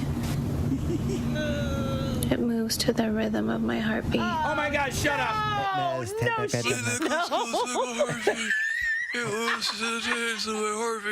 My necklace glows like a heartbeat. Wait. It moves to the rhythm of my heartbeat. Oh my God! My heartbeat. Wait, Steve, what are you putting in your mouth? Something to puff. Give me something to puff out my lips. Give him something. Wait, you need here, hold on. I have something. Do you have cotton or something? Tiny flashlight. Steve was trying to put a flashlight in his mouth. Not a flashlight, a flashlight. Yeah, we do have those. Stick a flashlight in your mouth. Try that case. Try this. What do you have? Yeah, okay. Close to the rhythm of Wait, this is too big. What do you think I am, a Watusi warrior here? What'd you give him? Do you think somebody told her to say that, or is that all on her I'm sure she's getting paid for Well, it. I know, but like where they like say it's, Sure. it's to your heart. Close to the rhythm. My necklace glows like a heartbeat. It moves to the rhythm of my heartbeat. You look like Bill Murray in where the giant plant when he goes to the dentist. Little Shop of Horrors. You look like him. Little Shop of it goes to the beat of my heartbeat. It's right under my neck and it glows and it pumps to the heart of my heart. Glow, turn on my heart light. It moves to the rhythm of my heartbeat. Oh my God! Shut up. Yeah. Well, this person Simon Huck is a conceptual artist, so it's. I'm a conceptual artist. And I want your neck to glow. Stop it. Okay. They don't see that outside the bubble. All right, the so rest of the world is like, what are you doing? I'm looking at one. Nick pulled this up. It looks like she has feathers growing out of her chest. Yeah, Steve, this is Chrissy Teigen. Okay, so Nick, do you have the other ones as well? Kind of cool. This is That's cool. She only posted one. I mean, it looks like studio makeup done for a movie. Yes. For a horror movie. Yeah, a horror movie or some sort fantasy, of sci-fi thing. So why not be like the large singing plant from Little Shop of Horrors? Yeah. So meanwhile, Seymour? So Teigen, sported a featherhead breastplate, they called it, while Tan France wore a piece made to look like ruffled skin with bioreactive crystals, and Pajak wore horn-like sculpted shoulders. That's it. Okay, so the one that looks like mushrooms growing here, if we can get that one, I think it looks kind of really like Casey. You don't like things that look like openings and circles and indentations in a body. Wouldn't it be awesome for like the socially elite for it to become fashionable to wear like a horn out of your forehead? But Preston, wouldn't it? Like the you're Hunger not Games? far. Yeah. Preston, the bagel thing. Yeah. You know, the Japanese were doing the bagel implants on the forehead. But I'd like to see like a rhino horn coming out of their forehead. Oh my God. Charge. Rhino. That's so rhino. All right, anyhow, the full exhibit of futuristic clothing-like objects inserted under the skin opens in New York City next week. The entrance fee to even see this stuff is $40 if you want to go check it out. $40 to see these incredible expressions of self. Ewan McGregor is in talks to reprise his role as Obi-Wan Kenobi in a series that centers around his Star Wars character for Disney Plus, according to the Hollywood Reporter. It is Obi-Wan Kenobi, attorney at law. It's a departure. That would be. Yeah. I think you should let him off with time served. I'm giving you time served. He's using the Jedi mind trick to sway the judge. I think you should find him innocent. I'm finding you innocent. I object! There's no way that's legal! It's totally illegal. Oh, my God. I think you need to go to sleep. I got to go to sleep now. That would be... That would be brilliant. I would totally Attorney at law. This isn't the evidence you're looking for. Yeah. Even if you're stone cold guilty, give me a call. Yeah, exactly. Those are the commercials. Yeah. Demand Kenobi. Yeah. And he's licensed in Missouri. I am. Yeah. And even if I'm not, I'll convince them I am. Yes, that's right. I'm licensed in Missouri. He's licensed in Missouri. Better call Obi. Would he wear would he be a cowboy hat? Space cowboy. Lawyer? Yeah. Type? Oh, my God. Obi-Wan Kenobi, attorney at law. Anytime, day or night, even on New Year's Day. Coming soon to Disney Plus. Or Life Day on the Wookiee home planet. No, this could be good. I loved him as Obi-Wan Kenobi. I didn't care for the series of movies, but I thought he pulled it off I agree. wonderfully. He was the thing that kept me watching, and he provided, I believe, the emotional core to those. The second and third movies I really do like. I think they're good. In just tone and in some way, the distinction between the Abrams movies, the artificiality of the first trilogy was almost too much. It was so CGI'd that it was hard to connect to. Yeah, But everything on the screen was fake. Yeah. Except for the people, and even in that case, a lot of like Jar Jar obviously was fake. But there's a big stretch of time where we don't know what happens with Obi-Wan, and maybe they'll fill in that time. Yeah. with his law career, law school, With this, passing the bar. Mr. Kenobi, do you have anything to say? John Houseman. So anyhow, we'll see when that eventually He gets his own surfaces. judge show. Obi-Wan Kenobi. This bitch still got my TV. Give the TV back. He's settling these small claims cases. This bitch still got my TV.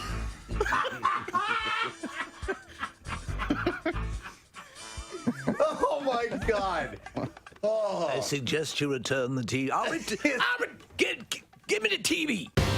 Miley Cyrus, you know about all that went on. Yeah, she is officially living her best life after splitting with husband Liam Hemsworth. Soaking in that post-breakup glow with a potential new fling. The mother's daughter singer and the Hunger Games star called it quits on Saturday after less than 8 months of marriage and many more as a couple. The two announced that they've decided to, quote, focus on themselves and their careers in a joint statement. The thing that is wild is, I guess about 4 months ago, she said she was bisexual, right? That she enjoyed relationships with women as well. And lo and behold, right? I'm sure you have the information there. Well, yeah, so she is seemingly taking an on-to-the-next-level approach. As hours before the news broke, she was spotted kissing Caitlyn Carter, Carter recently ended her not-so-real marriage to reality TV star and Kardashian step-sibling Brody Jenner. Can you imagine? The two have been vacationing in Lake Como, Italy with Cyrus's sister, and were seen packing on the PDA at the Il Sereno Hotel over the weekend, where onlookers said they were not trying to hide it at all. Oh, this is all happening on Instagram. I've got to follow her, Preston. I'm missing so much. Are you ready? So here is her inspirational message. She wrote. Do we have music that would? I think you should cue. This is inspirational, so this is. Oh, you want the anthem. So she wrote, "Don't fight evolution because I hear you, bro. You will never win. Like the mountain I'm standing on top of, which was once underwater, connected with Africa. Change is inevitable." This is my fight song. Take back my life. All right, and life is a climb, but the view is great. This is my fight song. Take back my life. You know what? I think you need a different one. Can you read that line back to me again? Which one? The climb one. Okay. This is Life is a climb, but the view is great. There's always gonna be another mountain. I'm always gonna wanna make it move. What's the name of this song? You love that song. I do love this song. I think that's probably why she wrote it. Yeah. So she's so smart. Hemsworth, meanwhile, has been the only one in this love square, laying relatively low. He stepped out with his brother Chris in Byron Bay, Australia, where the two picked up some frozen yogurt. So they hit up Froyo. Hey, you want some yogurt or something? Hey, we'll get frozen yogurt. But he did break his silence a little bit. The 29-year-old was, like I said, was hanging out with Chris. And man, just let me eat my yogurt. It seems Liam isn't quite ready to jump back in. And Liam told Daily Mail Australia when asked about the split, "You don't understand what it's like. I don't want to talk about it, mate." I feel bad for him. Yeah. I mean, he entered it. She seemed like a safe bet, Miley Cyrus, that she would be the wife he had always wanted. But no, listen, the heart wants what the heart wants, Preston. And this heart wanted another chick. I guess so, right? It's. I was about to say it's so funny, but not funny. It's just ha funny. No, like I make you laugh. It's interesting to watch couples in an off again, on again relationship, and you and your friends who know these people know. You know. Yes. It's never going to work. It's never going to work. But then one of them goes, "Let's get married." Yeah. Now I'm going to be serious about it. This is it. I'm diving in. And they think that is going to be the Band-Aid. WMMR. Thanks, Kath. We just announced we're doing Birdbot 2.0 for the Super Bowl this year. We're heading him out. We're setting him out on the road. Starting on Friday, it's going to be up to you to circulate him around Philly for a few days and then hit the road and actually anybody, road tripping him down to New Orleans, and his fate will be in your hands. Yes. And he'll be floating along on public goodwill. Yep, so we'll start that on Friday. We'll get you more as we update. And we have other things planned in preparation for the birds and that stuff coming up next week, but we'll announce that shortly. Before we get to the beef file, I'm going to pass along an email I got. It's a sad one. This is from Pat Davey, who emailed me. He said, "I don't know if a shout out is the right thing or not, but if you could help in any way, I'm not asking for money or anything, even if it could help, but I just lost my father, Joseph Davey. He has family in the listening area that I don't have ways to contact. And if there's any way that you could possibly say his passing on the air, it would mean everything to me. And I know I could do an obituary, but I think that more people listen to you guys in the area than read the paper. So if not, I understand completely, no matter what. I love the show. You guys rock." And then he writes, "P.S. Dad, if you're somehow hearing this, I got Mom. Don't worry. We love you, and we will always miss you." I know I'm getting choked up. What a predicament, though, to try to get the word out and not know what to do. Yeah, so that's Pat Davey, and his father passed, and he doesn't, or Joseph Davey was his name. So I wanted to pass that along. Do you want a shard? I mean, he kind of asked for one, so sure. We'll throw that one in there, too. So, all right, we can get to the Bizarre File. Here we go. WMMR presents Preston and Steve's Bizarre File. All right, we will begin with a story out of Lincoln, Nebraska. A man learned his fate on Friday for flinging fish inside a DMV office. In a DMV office? Joseph. That's where you don't fling fish in a DMV office. Joseph Schrader was sentenced to a year in jail for misdemeanor criminal mischief. He also got 90 days for disturbing the peace. So on May 17th, Schrader went into the Nebraska Department of Motor Vehicles. It was that office's first day in operation. Where you going with that fish, buddy? Court documents say Schrader was very agitated, and then he threw a bag of fish and carrots as he left. Well, carrots. Officers You got to have your vegetables. found food on the floor, walls, and ceiling of the brand new office. Oh, man. And they said the building smelled heavily of fish, according to an affidavit, as did Schrader when police found him. He told officers the DMV didn't issue him an ID. And then he said something fishy was going on here. So he decided to throw it around. What are the carrots for? There's nothing that aligns with that. They didn't So indicate. that they could see what he had done. The mess caused $3,305 in damage. At first, the damage was estimated at $9,000. So Schrader was initially facing the possibility of a felony charge, but they walked that back a little bit. A Florida attorney attacked the father of a girl who cut in front of him in a buffet line at a wedding. Somebody was hungry. According to the Palm Beach County Jail records, Mark Rohrer is accused of 1 count of aggravated battery with a deadly weapon. During a wedding reception, Rohrer was in line at the prime rib carving station when 2 young girls cut in front of him. The police report said Rohrer confronted the father of one of the girls. When an employee and the victim said Rohrer had hit him over the head with a dinner plate, Rohrer denied the allegation, saying the event was a dry party. I don't know what that has anything to do with anything. What does that mean? There's no booze there, I guess. You can still be a but- lunatic at a dry party. Exactly. Law and Crime described a melee breaking loose after the assault that involved a large number of guests. Rohrer admitted to making first contact by pushing the victim. So Listen, I really like prime rib. Oh, and you should see this guy. He likes prime rib a lot. He's he's a big fella. I'd like to have some prime rib, please. Rohrer was booked into jail and released after paying $1,000 bond. Oh, Jesus, this guy has no neck. I know. Or he's all neck. He's all neck.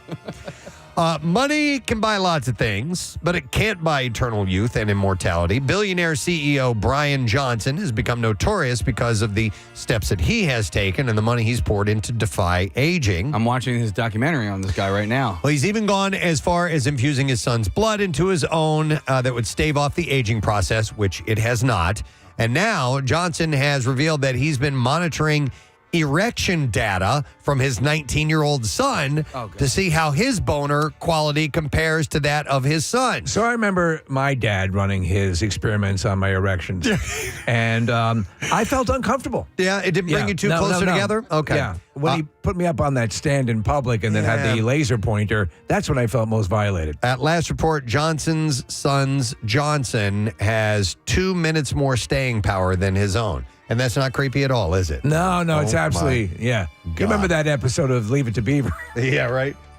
So you're watching the documentary? Yeah, so Chuck had recommended, I think it's I'll Never Die. I forget what it's called, but it's on Netflix. And so, I mean, the dude just kind of looks bizarre. He does. He looks almost like Jeremy Irons in The Watchmen, Preston. I feel like he's turning into like an android. Right. You know, he's got that like android feel to him. But all the stuff that he's doing, he is like apparently the perfect test subject because he's doing it all to the T. Right. Like from the time he gets up in the morning to the time he goes to bed at night. But the data's not really showing anything that beneficial to what he's doing other than just living a healthy lifestyle, right? Well, they're saying that he's reversing the aging process. Through his son's boners? That's impossible. So we'll see. Yeah. Reversing. He's actually getting younger. He's Benjamin Button. Okay. We're all going to die. Yeah.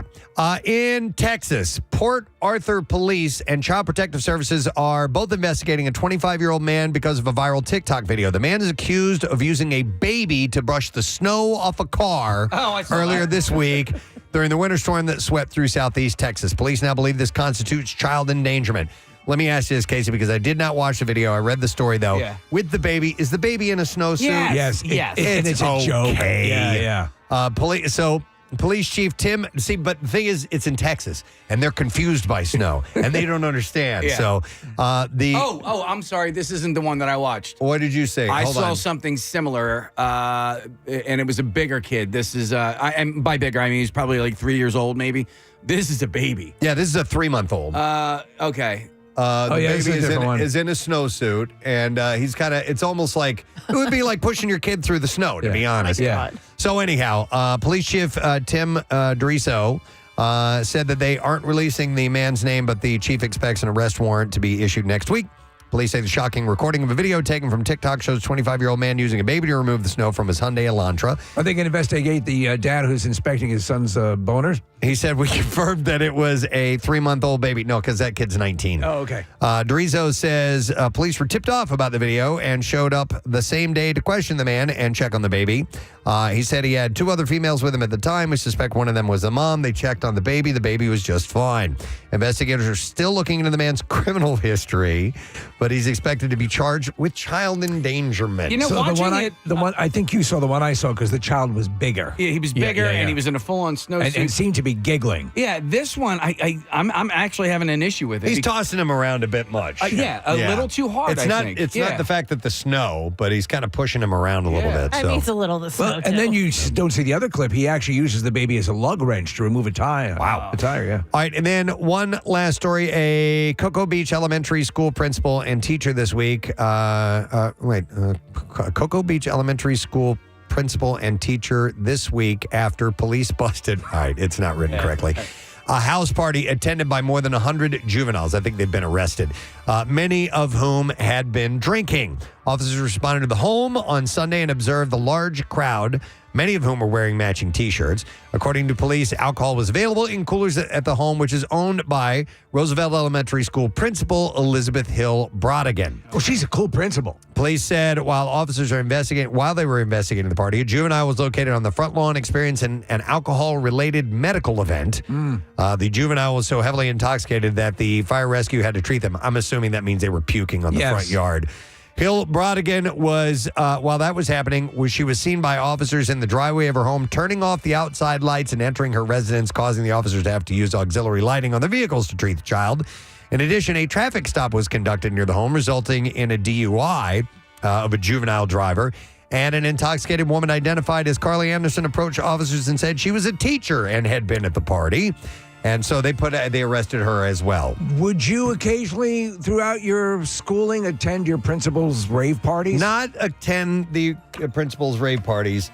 I did get high with one of my teachers one time. Really? Uh-huh. Were you a student with this teacher at that time, or was I was a student, but I wasn't one of his students. Oh. And yeah. Was that school policy? You could only get high with students who were not in your class. I think that was it. Where were you? We were in a car with other people, a bunch of people, and he was one of them. So you're not going to go after him about hanging out with teachers like you do me? No. He wasn't. What were you doing with He your wasn't teacher? dating that teacher. Yeah. He was originally a middle school teacher for me. Right. And then this was by the time I was in high school, and I was hanging out with some guys who had graduated from high school, and they knew him, and we were at someone's house or whatever, and he was there, and then we ended up getting in the car and smoking a joint. He was younger, I assume, correct? Yeah, I mean, not young, but he had a kid at that point. So yeah, it was pretty wild. Different time. It was a different time, Kat, without question. John Brazier wrote a song about a guy that taught at my high school. That's right. And it's about a similar story because the guys from Mount Joy used to smoke herb with this guy. And wow, it's a whole other story for another time. But it's about smoking weed with your teacher. We had an English teacher everyone knew was a pothead. I mean, he smelled like a Mr. Long, English teacher. Did he smoke with the kids though? My guess is probably maybe, right? I mean, because he had a parlance with there was sort of this casual pot language being thrown around the classroom. And this was at a time, this is what I'm going back 1887. So that's it was actually still legal. They hadn't even right. Yeah. You smoked it in corncob pipes back then. All right. And we should take a break, so we're going to do that very thing. Joe Satriani is going to be joining us in a little while, as well as Ryan Arery from Screen Crush. But I would like to give you good person, something for free. because you're just sitting there enjoying our program. And it is in conjunction with the Special Olympics Polar Plunge, which is this weekend. It's going to be on Saturday. And Nick McElwain will be there. You can sign up at phillyplunge.org. And I have a $50 gift card for caller number 14 at 215-263-WMMR. And it's from our friends at Wawa. Wawa is a proud sponsor of the Philadelphia Polar Plunge at Citizens Bank Park. And you can register, like I said, or make a donation to the Special Olympics PA at phillyplunge.org. So call it 14, $50 Wawa gift card for you. We'll take a break, and we'll be back in just a moment. Stay with us. Preston and Steve on Big. Oh yeah, the impression of commitment. Yes. Yeah. Let's have the trappings of commitment. Yeah. Without the commitment. And then they don't realize after it just goes back to the same old crap, and it didn't. And there you are eating yogurt with your brother. Yeah, exactly. There you are eating froyo with your brother. It's also funny to watch the reactions because he's laying low, not saying anything, not posting anything on Instagram. Meanwhile, Miley is going nuts on Instagram. She's finger blasting somebody in Lake Como. And they're both, she and this Caitlyn girl are both posting a ton of hot photos of themselves. So in order for them to get validation post breakup, they need to post these superficial shots of themselves. Right. Whereas Liam is just like, I'm going to get some frozen yogurt. And not for anything. Just, I don't know, live your life how you want to live, but maybe be a little respectful of the marriage you just had. Right? I mean, just take a little bit of a breather before you're squatting on each other's faces and pictures on Instagram. So they were married for roughly 8 months, but they'd been together on and off for more than a decade. Yeah, a long time. Anyhow, some question whether their elaborate ceremony in Nihi on Sumba. This is all made up. Is this all? Are these real These words? are pretend places. You're our geographer. I know places, but yeah, this one's a mystery to me. In Nihi on Sumba. How do you spell it? How do you spell it? Where'd you get married? Nihi. How do you spell Nihi? Nihi. Oh. Yeah. Oh, I thought you said Ehe. That's a town one over. No. It's like Shelbyville and Springfield. What? That's how they sound in Ehe. Oh, Nihi Sumba. It's all. Oh. All right. Is it an island nation? Yeah, it's in. It's right next to Nelby Tai Tai. It's in Indonesia. Oh, dear Lord. Nelby and Tata. It's right next to Nihi on Sumba. Yeah. Just south of Iso Tai Tai. Where y'all going? What? That's the main city. Yeah. I'm going into where you're going. Wait. So people are wondering if their ceremony in Nihi on Sumba in June of 2018 was legally binding or not. They might not really be married. Yeah. Okay. So that was a big story. It sort of rocked my world. Let me ask you this: then you all worked in besides? Did you all work in regular restaurants? Yeah. For servers, is how commonplace is it to on the way from the? No.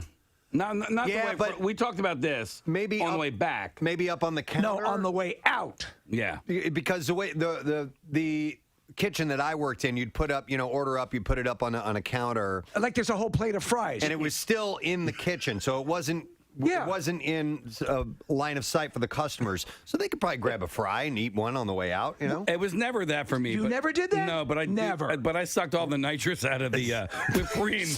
Really? I watched. Dude, my waiter just took a dump on our table. I watched one waitress. She had like 3 or 4 different whipped cream things that just was like cream juice because it had no nitrogen. What's going on here? These are all broken. Do you remember? Dripping Girl, I don't know. I have no idea. Casey. That's messed up there. Casey, at a place called the Coffee. You remember the Coffee Beanery? Yeah. All right, so the same thing happened. I wanted whipped cream on hot chocolate. Oh my God. The guy's like, he's going through the cans. I said to him, what are the odds that 6 cans of whipped cream have no propellant in them? And Steve, did you know that when you do nitrous, it's like sulfur hexafluoride? Yeah. It makes your voice sound like this. Did you folks like some espresso? Just a side note, that stuff killed brain cells so fast. Oh, my God. It was so stupid. Dude, also, I watch people in the parking lot doing these things and walking at the same time. Rule number 1, sit down first. Because you're going to fall and smash your face into a parking block. Oh, yeah. I gotta get to surgery. I'm a neurosurgeon. Preston, you know that thing that you got me where you can stick your phone in the vents of your air conditioner? Yes. I saw somebody that has. That's how you heat up your chicken? No, Steve, it's even more ridiculous than that. And he listens to the show. I'm not going to out you, but he has one of these things that goes into the vent that you put in Air freshener? No barbecue sauce or honey and mustard or something like a chicken nugget. He has like dipping. a caddy? Get out of here. I swear to God. I like As I that. saw, I go, here? I like yes, that. because That's great. It's exactly what it looked like. It's like having a Fixins bar on your dashboard. And I made a joke about it, like, hey, well, I can't believe you have a barbecue sauce holder here. He goes, yeah, I found it on, it was like, ad on Instagram. I was like, that's actually what this is. Steve, that's like getting a limited edition, like Jeep or something. This is a Roy Rogers. Right, Roy Rogers. Look at this. This signal squirts horsey sauce. Yeah, the rear view, Preston.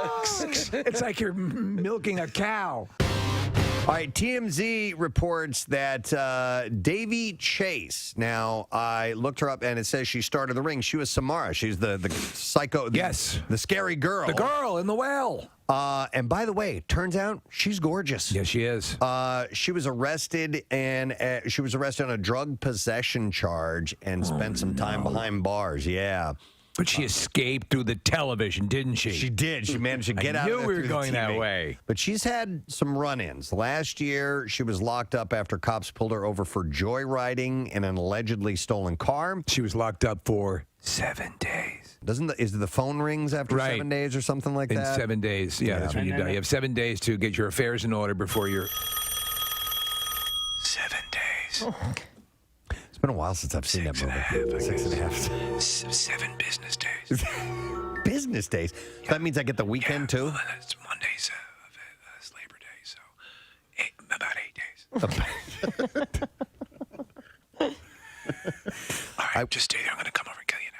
Yeah, if you could be more specific, it might help in planning. So, what if I go across the international date line? Let me get back to you. Coming up soon, we'll be addressing Halloween. But Yes. it's a favorite costume for Halloween parties and haunted houses. Which is the one where you go to where they have a girl who really does the full, clicking and the whole body gesticulation. Penhurst? No, it's there's probably one there, but there's one, maybe it's there's one it's the one way out where we know what always you're get talking lost about. going to. It's in Bucks County. Yeah. I know exactly the one you're talking but the girl who does Fear? Nah. Might be. Valley of Fear. It's out kind of in a woodsy area. It's Grotto of Consternation is the name of it. Hang on. Chrissy is on the line to tell us about that haunted attraction. And it is Valley of Fear, isn't it? So it's Valley of Fear? It is Valley of Fear, and the girl who does play the one from The Ring, who was there for a long time, Liz, is just a phenomenal singer, too. I just wanted to let you guys know. Really? Okay. Oh, yeah, she's incredibly talented. And she was good. It says you were moving along, she'd move along, and she never sang really, but she didn't I'm sing. the chick from The Ring, and I'm coming after you. So her name is Liz? Yes, Liz.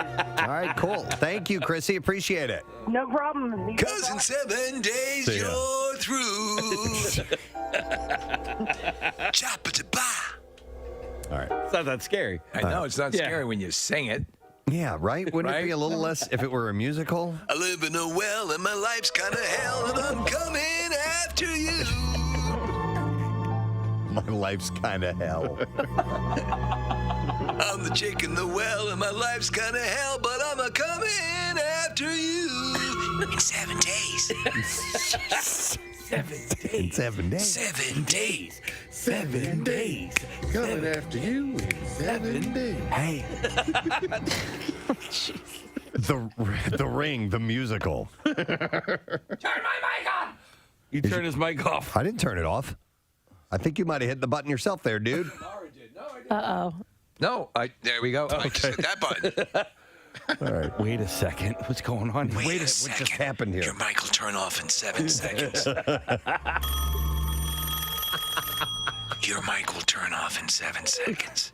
What? I don't have a mic.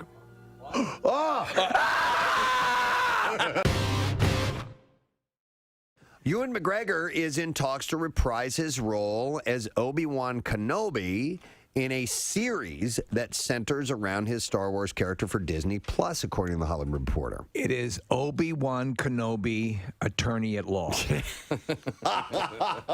It's a departure. That would be. Yeah. I think you should let him off with time served. I'm giving you time served. He's using the Jedi mind trick to sway the judge. I think you should find him innocent. I'm finding you innocent. I object! There's no way that's legal! It's totally legal. Oh, my God. I think you need to go to sleep. I got to go to sleep now. That would be... That would be brilliant. I would totally Attorney at law. This isn't the evidence you're looking for. Yeah. Even if you're stone cold guilty, give me a call. Yeah, exactly. Those are the commercials. Yeah. Demand Kenobi. Yeah. And he's licensed in Missouri. I am. Yeah. And even if I'm not, I'll convince them I am. Yes, that's right. I'm licensed in Missouri. He's licensed in Missouri. Better call Obi. Would he wear Would he be a cowboy hat? Space cowboy. Lawyer? Yeah. Type? Oh, my God. Obi-Wan Kenobi, attorney at law. Anytime, day or night, even on New Year's Day. Coming soon to Disney Plus. Or Life Day on the Wookiee home planet. In case you missed the announcement, we have the triumphant return of Birdbot. It's going to be Birdbot 2.0. Yes. And we've got Birdbot 1 sitting behind me. If you're watching our YouTube stream, you can take a look at Birdbot in all his glory. He is he's a moment in time encapsulated. He's frozen in time, really. He absolutely is. And 2018 when we had a championship. And that time, yes. I mean, all of those things we want to replicate, but we also want to evolve. Hence, Birdbot 2.0. But we need the same sort of push and the same sort of love invested into Birdbot 2.0 to get it on its route to New Orleans. Yep. So it's going from Broad Street to Bourbon Street, New Orleans, and we want you to be a part of it, and you'll be able to pass it around town. Add whatever you would like to Birdbot, as long as it doesn't, weigh him down in an unfortunate way. But he's going to have new tech, and we're getting, the actual creation of Birdbot 2.0 is happening as we speak, so he's starting to come together. You mentioned the YouTube stream, and I encountered some people over the weekend who did not know that we stream every day for free on YouTube. And so I think it's an important message to reiterate every now and then. Yeah. The channel is just Preston Steve WMMR, but we're there every day for free, and you can watch the whole thing. What an idiot I am. You waved to the cameras, but I turned around like, who's behind us? Oh, you just waving to the cameras because I'm a moron. No, it's all good. Cameras for our YouTube stream. And since we've revived Birdbot, I'm going to revive a little segment we haven't done in a long, long, long time, all right? We are going to take a crack at Stack O Topics. Right. Stack O Topics. You got a cover sheet? I have a cover sheet. Do you see that? Stack O Topics. Stack O Topics. All right, so from time to time, I will write down, an idea of something to talk about on the air, and not sure whether it's really worth an entire segment or not, but something that I think is somewhat intriguing, and I have them in a stack. Well, they just sit there unused, and they need a home. Yep, so what I'm going to do is I'm going to fan them out like a deck of cards. Kathy? Kathy's going to pick one. Okay. And then she will read it. Let me shuffle these up. Okay. Yeah. And you read it, and then we'll take a shot at diving in. A lot of these rely on you to call in and to contribute in this Stack O Topics. Preston, can I add one? There's something that I wanted to bring up a little while ago, and I'm like, you know what? This actually would fit perfectly in Stack of Topics. All right, let me shuffle that. I'll shuffle that one into the fold. Oh man, I can't. You can't shuffle paper apparently like you can. Hold on, just give it to me. I just gotta look. By What the are way, you looking in case at? you guys wanted Come to on, man. I just gotta look. All right. There you go. You wanted to look? No. I just gotta look from you when I said Yeah. that. All right, here we go. She's reaching into the deck. She's. What in the hell? She pulled them all out of my hand. They're not like cards, unfortunately. So, all right, just grab Got a one. weak hold. I thought you said a week hold. Bitch. couch. Okay. What does it say? Do you have a favorite piece of furniture in your house? I swear to God, that's what I just. That's what you just put Are in you there? kidding me? What in the F? I'm like, I don't remember writing that down. I'm gonna take a second one because I'm not sure that's gonna have legs, but I have a second one just in case. Okay, well, we will draw again as these fizzle out. Yeah. All right, do you have a favorite piece of furniture in the house? So we're going to start with you, Casey, because obviously this was your This was my contribution. thing, and so we're currently have been shopping around for.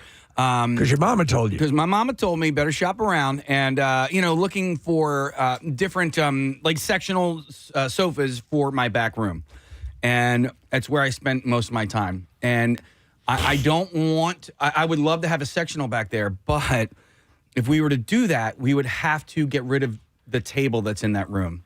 And I was like, I love this table, and then I was like, I think this might actually be my favorite piece of furniture in my house. And so I can't. So wait a second. It's odd that you would. I think your favorite piece of furniture would be something that you were comfortable in. Yeah, That's what I sitting would in. do. Yep. Not a table. I love this table. We found it. Do you sit on the table? I feel like it's a restored piece of furniture. I got it at this the store on Main Street in Manayunk. It's blue, but it's kind of like not like whitewash, but like sanded down, so it looks distressed. Distressed, thank you. That is the and so on, and it's a perfect square table. On one side of the square are drawers, and then on the other side of the square is like a hogshead. Not a hogshead, but it's it's a storage area where you can put like blankets, and we have like blankets and board games and stuff in there. And you love it. And it is a hefty, heavy piece of furniture, and I love it. And I think, and I was thinking about it, I was like, I think this is my favorite piece of furniture in the entire whole house. house. Yeah. Wow. Yeah, I don't think it has to be like a couch or somewhere where you would be comfortable, your Mine bed is, yeah. or something like that. I don't know that I have a favorite piece of furniture, but I definitely have like a favorite area and thing. So my favorite thing in my house is the woodwork on my wall. Okay. In my entryway. So it's a different topic. It's decorative. Do you sit down on the woodwork on your wall? So there are little but like there's little footstools, and I'll pull those out and take them into the office, and I can sit in the office with my feet up on the footstool, have a margarita, and look at the woodwork on the wall. Oh, okay. So you admire the. What are you doing? So that would be Like the wall? I think that would. Do you have a favorite part of the house, perhaps? What about piece of furniture, though, Kathy? I can't let you off the hook on this one. I mean, that's what I bet you it's gonna be something you sit on. I mean, I love my new couch. It's very comfortable, but I wouldn't be like. I don't like when I saw that it didn't pop into my head immediately. Or my bed, my mattress is really comfortable. Yeah, but you know what? I was thinking the same thing, Kathy. I think that at points in my life, maybe when I was younger, there was a piece of furniture that I was like, that is my favorite, whatever. But I can't think of anything right now. No. That is my favorite piece of furniture in the house. I wish I had a bigger, more comfortable chair. I have a few chairs in the house that are okay. I was walking around the upstairs You don't yesterday. have a favorite. Well, I do. But Casey, I was walking around upstairs yesterday, and I was like, I don't have any great places to sit upstairs. To your point, Steve, like I think more often than not, and I appreciate your love for that table, but I think more often than not, it would be a place to sit. However, there is a couch in one of our extra rooms. Come on. Kathy's showing her wall. She's stepping all over Nick's story by showing pictures of her wall that she drinks and stares at. I mean, come on, that's nice. It's a nice accent wall. I like that. It's all right. Pretty. I mean, like, if that's your thing. So, Kathy, when are they planning on completing that? Shut up. But I have a couch, and we have a little side extra room. And that couch, when you are married to an artist, artists often expand their items into other people's rooms, and so that couch has been taken over by a lot of art supplies currently, and I can't sit on it, which bums me out. So here's a good example of a great piece of furniture. My friends, the Chapmans, had this custom-made table. It's in their kitchen, but it's a dining table. And on it they got to tell the artist what they wanted on. This stuff is painted and carved into it. Wow. And there's That's all cool. kinds of little vignettes and little sayings. That's pretty cool. That are. I wish I had a picture of it. Means something to the family? Super colorful. It's phrases that are from their family. It's got their names and all kinds of different things. One of Rochelle's quotes made it on there, which was "Life is too short to drink the house wine," which they put on there, and I thought that was kind of a nice thing to do. So your favorite piece of furniture is in your friend's house. It's in my friend's house. Yeah, It's probably a lot more impactful than Kathy's cheesy wall thing. Oh my come on. God. What Please. isn't? What about, so Steve, yours is the couch? Yeah, so where I really feel coziest, and then obviously my bed, but everyone's going to say the bed, but we have a particularly nice, smaller couch that has, it does have a sort of recliner capability built into it. I like to sink down into furniture. Yeah. I don't, and that's my thing. I like higher armrests, and so that would be it for me. I like, we have, which is really cool, in the parlor, we have a classic parlor. There's these two big round chairs, Preston, where you can, and they swivel around. Mm-hmm. You've been in the house, and you've seen them. You made out of it. I don't remember them, I'm sorry. But they're big, round, gray chairs. They were covered by tons of cat protective sheets, which is probably why you didn't see them.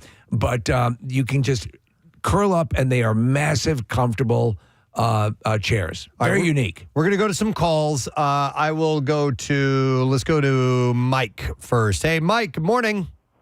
Hey, sorry to bother you at work. Sorry, man. What's up? What's your favorite piece of furniture in the house? All right, I'm going to go quick. It's a long story, but anyway.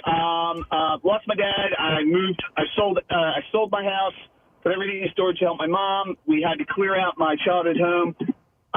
Currently, I'm in a new house. Anyway, my kitchen table is my father's drafting table. He's an architectural draftsman. Wow. And it is solid oak, cast iron fittings.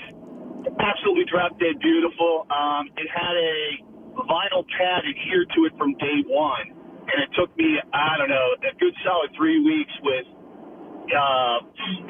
chemicals to strip the adhesive off of it. Anyway, sanded it. It's beautiful. My father spent easily 50 years drawing on that. Wow. Well, there you go. Then I can understand if you're talking about something that has that sort of nostalgic, heartfelt, sentimental aspect, and then yes, that would beat my couch. Yeah. So, I mean, but this is probably a piece of furniture that you would essentially design the rest of the room around. And that's kind of what I'm going for here with this particular table. Yeah, well, you could do that. Yeah. You can easily do that. Make other things blue. Let me go to Christian. Hi, Christian. Good morning. Hey, good morning, guys. Hey, Casey, I'll give you a second here, but I have a sister. Oh, I'm sorry. My bad. Hey, My Christian. bad. Yeah. Do you have a sister, Christian?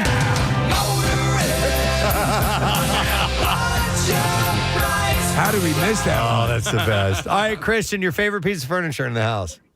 All right, so it's a weird piece of furniture. It's called the Frito, like a chip. It's shaped like a Frito chip, all right? Okay. It's got to be 30-plus years old. It's actually it was my wife's parents, and we used to fight over who got to sit in it around Christmas time.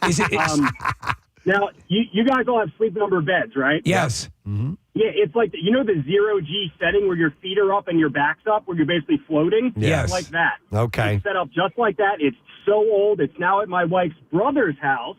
So it's not even mine, but I still think about it every day. What material is it made of, Christian? Because it sounds like it would be like some kind of fiberglass or something like that to have that shape. No. Press, it's like a couch. It's wood. It's like a wood frame with upholstery all around it, but it's permanently in the Frito shape, and it can fit two people. That sounds really cool. Nice, unique. It's a little stinky these days, but it's fine. All right, does anybody mention if you die, I get that chair? Is that kind of the way it is in the house? Well, Press, both my wife's parents had passed away, and her brother got it. Oh. So all we have to do is wait for him to die. Or that's fair. Yep. Listen, you got to plan for the future. Like Nick said earlier, we're all going to die someday. Somebody gets the Frito chair. Gets the stinky Frito chair. All right, thank you, Christian. Tell your sister we said hi. Hey, Steve, this might be an odd question, but whatever happened to your Batman bed? My understanding, it was the Ronald McDonald House. Oh, okay. Because the guy that made that is this guy named Mark, and he runs a place called Green Gate Woodworks. I commissioned him to he's make amazing. He's incredible, and I commissioned him to make a table. And my wife found this old piece of marble, and basically he took the piece of marble and he crafted and carved wood legs for underneath it. It's stuff that like carpentry that's beyond my skills so ever. Amazing, yeah. And so it's a really nice table that we have in the house. And I wish I had that type of skill to be able to do anything like carpentry wise, because it's impressive. It's funny you mentioned that because Joe Manganiello, who we had on the show yesterday, he's a big Dungeons and Dragons fan, and somebody sent me a video of him. Apparently, the company behind Dungeons and Dragons had they took like a piece of a huge tree that they, the irregular shape, polished it up, and put somehow the game board into this tremendous table. That's awesome. And so it's just an incredibly impressive piece of furniture. Couple more quick calls, and we're going to switch our topic because we're doing Stacko topics. I'll go to Will. Hi, Will. You're on the air, bud. Hi, Grandma. Hi, Grandma. Hey, so the topic is your favorite piece of furniture in your house. Yeah, so I collect antique books, antique and vintage books. Yes. So obviously my favorite is my bookshelf. But it's not actually a bookshelf. It's a hutch. It's an old antique hutch that I got from my uncle who was cleaning out his garage and throwing things away. And I was like, wait, don't throw that away because it fits perfectly in my little space that I have. So I just took this old hutch and No, that's great. So I'm in a predicament. I don't have the hutch. I have the Starsky, but I don't. Right. You need the hutch. I need the hutch to complete the set. Yeah. No, the bookshelves and book cabinets and bookcases are. I like that look. I just don't like to read. Oh, my God. All right, thank you, Will. Appreciate it. All right, one more quick call, and then we're switching topics. I'm going to go to Sarah, who is next up. Hey, Sarah, good morning. Morning, guys. Sorry to bother you at work. That's all right, Sarah. So your favorite piece of furniture in the house? I got myself, this was like 10 years ago. It's an actual vintage 1950s, like chrome and enamel, dining table set, all four chairs, red vinyl, sparkly. Yes. I saw this thing for sale, and it was at an antique store, and I borrowed my mom's truck, drove like 2 hours out to the middle of nowhere to this little antique store and hauled this thing home. It is probably my prize. It's in beautiful condition. You would never know how old it is. How long have you had it? I probably had it about 10 years. Okay. It is. I remember, Sarah, having a kitchen table with chairs, very much like what you're describing when I was a little kid. That was the kitchen table that I was raised on, basically for the first part of it, where I'd have cereal and all of our meals and stuff like that. It had a classic Americana look. Yep, my mom had one similar, so when I told her about it, she's like, let's go get it. That's cool. Nice. All right, good for you. I will keep that thing until I die. Nice. All right, And thanks, Sarah. the second you die, someone's going to just throw it out. Appreciate it. No, there are people that are like, I'm keeping that forever. Yes. Like, and then other people are like, you're going to give me that when you die. Oh, don't you have that big cabinet that you're afraid of? I wasn't afraid of that. That was a chair. Okay, yeah. That we had that kind of looked like a throne. It looked like an evil queen's throne. Right. And as a kid, it scared me. I thought there were like invisible monsters that lived in that thing. But no, the armoire that my dad, I think, has finally come around to realize. Yeah, we were talking, like I said, some estate planning, and I think he's like understands that I don't want it. I don't have enough room for it. It's gigantic, and so I think he gets it now. Good. Probably repurpose it. There's a lot of people out there who probably love to take that. But real quick, Kathy, because you kind of redid your kitchen downstairs and all that sort of stuff, was there any piece of furniture that remained, or did everything go new? The wagon wheel coffee table. You know what's funny? Case, I kept a wine rack that I loved, but it's in the basement. I have not been able to incorporate it back into the house. Okay. And then I kept a little table, like an end table. I think it was from Home Goods. Oh. It did not match because it was dark. I spray painted it gold, and now it matches. Perfect. And I have it just in the corner in the powder room. All right, Stacko topics. Kathy, Stacko topics. Dig into the stack. Okay, we're staying in the house. Find us another one. We are. We're staying in the house. We did favorite. Did you pick a random one? It was my second option. Okay. I'm going with it. I like it. Don't tell me what to do. What is it? What's in your freezer? All right, what's in your freezer? Meaning, what's in your freezer that shouldn't be in your freezer or has been in your freezer for a ridiculous amount of time. You don't know why, or there's a stupid reason why it's there and still in your freezer. 215-263-WMMR. Listen, it's not that long, but the giant block of ice cream that I got from you at Camp Out for Hunger It's still in there. Yeah, I got to throw it out. It's huge. It's huge. Insane. It's like 12 gallons of ice cream.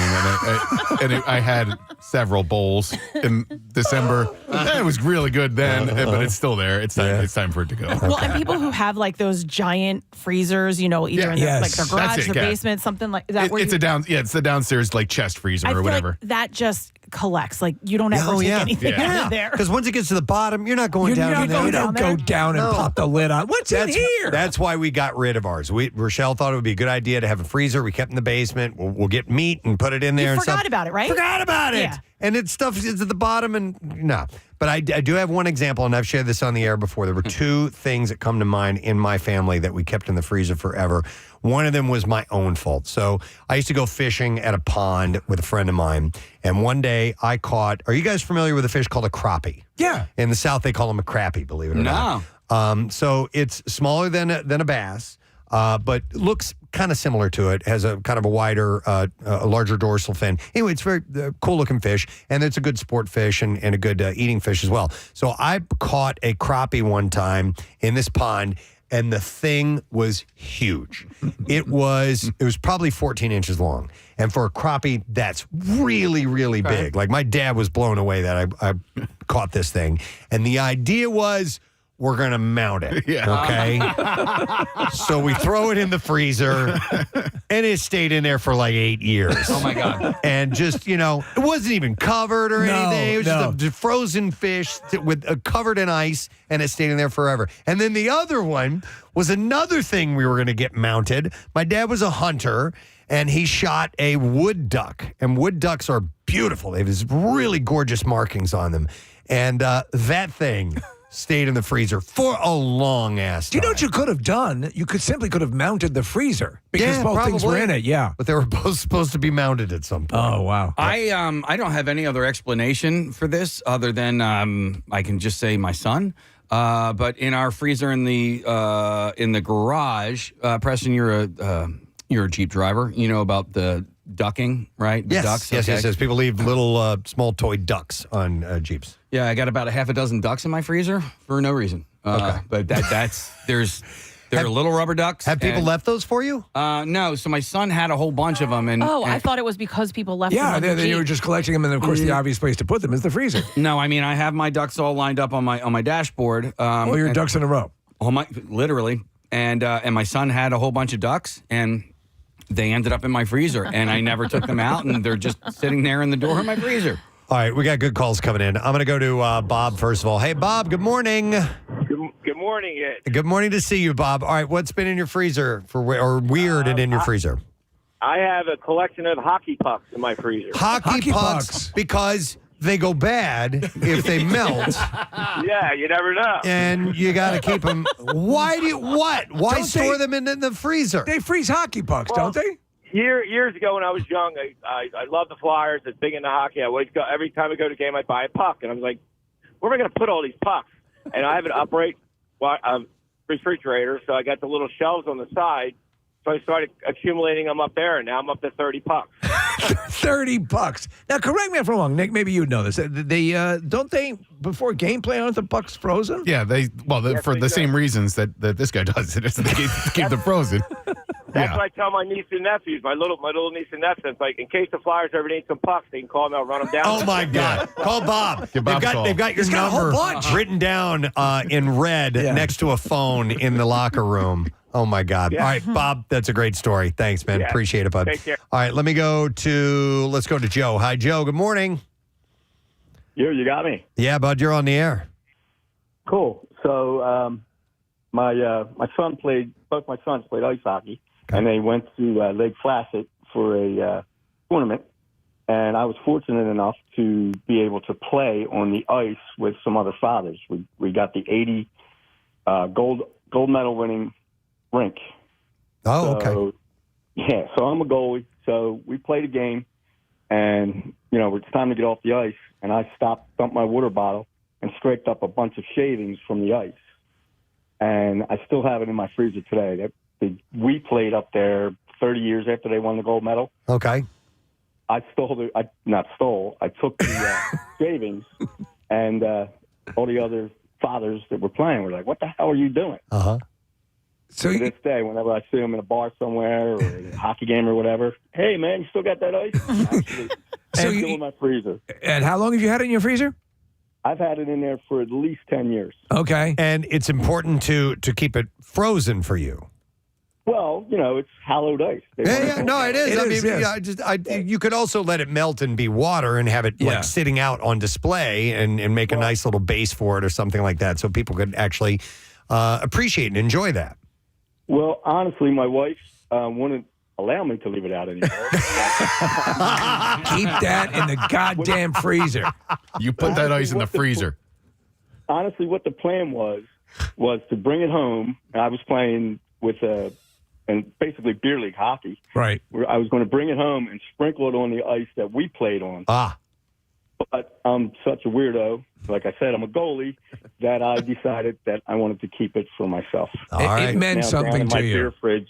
Yep. It's down in my beer fridge in my basement. Okay, I got it. I like that. All right, Yes, thanks, bud. And it's Appreciate good. it. It's in a place that you never look at. Nice. All right, let's go to Todd next. Hey, Todd, you are on the air, sir. Good morning to see you. Good morning, Todd. What's up, bud? So I had this, we went on a hunting trip in Montana, and I had a buddy who missed his deer, Mike Ward from Hatboro. He hit the deer, but shot its leg off. So the deer ran a little further. My other buddy killed it. Run this by me again. He hit the deer and then shot its leg off? That's the shot he hit it with. Yeah, that's okay. He didn't miss it. He missed the spot that he was supposed to hit. Shot the deer. I got it. Okay. I mean, it didn't really miss. He did shoot its leg off. Oh my God, he shot its leg off. So, he has a history of doing, not quite hitting exactly where he's supposed to. So we ended up, we were going to save a leg, not that leg, but another leg. And I kept it. We got one from one of the other deer and put it in my freezer. The intent was to make a shooting stick out of it, take it to the taxidermist, and they were going to put it so the foot was up with its toes were open so it could rest his oh my God. So that he could actually make a good shot in the future, but we haven't gotten around to doing it. And how long ago has that been? It's got to be 5 years. It's been sitting in your freezer for 5 years. Yeah, I'm moving it around, moving my other deer meat, all this other stuff. I'm like, what is keeping these? Dude, you could make it, do a Christmas story deer lamp. And they're like, oh, it's the deer leg. Yeah. I love it. I love it. Thank you, Todd. Appreciate that, man. But get that done. Do that. Yeah. Make this conversation right here the impetus to actually follow through on that. Oh, absolutely. Yeah. All right. Shut the leg off. Todd. All right. What were you going to say, Kat? No, I was just going to say, Josh, on line 3, I know a bunch of people who have this in their freezer. We'll go to him. Hi, Josh. You're on the air. Good morning, bud. Yoo-hoo! All right, Josh, what's been in your freezer for a long time? Well, the crazy thing is we have a buttload of breast milk that my wife insists that we have to keep. And my son still feeds, but he doesn't drink out of a bottle. But she always lives on the what if? What if we needed breast milk? And I'm like, it's been in here for 2 years. You dated everything. We don't need it. It's taking up so much room. 2-year-old breast milk. How much are we talking again? Oh, it's at least, we have 16 1-gallon freezer bags. What? Oh, my God. 2 ounces. And you know what, though? Even frozen breast milk, you're only supposed to keep it in your freezer for a certain amount of time. I think you're over that time. Yeah, look at up 2 years. Josh, look that up and show that to her. If it's past due, maybe that'll... She did find this one place where they actually buy breast milk from you to feed people. I'm like, well, sell it. Yeah. 16 gallons of breast milk? That's an entire freezer. What? Yeah, exactly. It's in our chest freezer. What is your wife, a dairy cow? Oh, my God. Wow. All right. Thank you, Josh. Jesus. Yeah, look up the info and get rid of that stuff. Yeah, it says breast milk can be stored at 0 degrees Fahrenheit or colder for up to 12 months. So that's it. He's past it. Yeah. So I have 2 friends who overproduce breast milk or did overproduce breast milk after they had their child, and my cousin had one of those giant freezers that we're talking about in the garage, and it was filled with breast milk. And That's she insane. I didn't realize that much milk could be generated by a human. Well, and she didn't know, prior to, so she just kept pumping, and then she's like, we'll never use any of this. And she donated it, I think, to like hospitals or however you do that, but she donated a lot of it. Unfortunately, we got to wrap this up, and I'm going to read who the callers are and what they have, and also the text messages real quick. We have Rob bought a freezer from an estate sale, and he found $2,000 in it. Oh, nice. That's awesome. Troy has 2 dead crows in his freezer for 5 years. His wife kept them. Ben has a screech owl waiting to get it stuffed. Very illegal to have it says. Sean has 10 pounds of eggplant patties. He worked for a food distributor at one point. Katie, our friend, the horse later, says her mom's bird who died saved it through the winter until the ground was soft to be buried. Matt has his daughter's placenta, saving it to make pills for menopause. Lawrence has a dead red shoulder hawk in his freezer.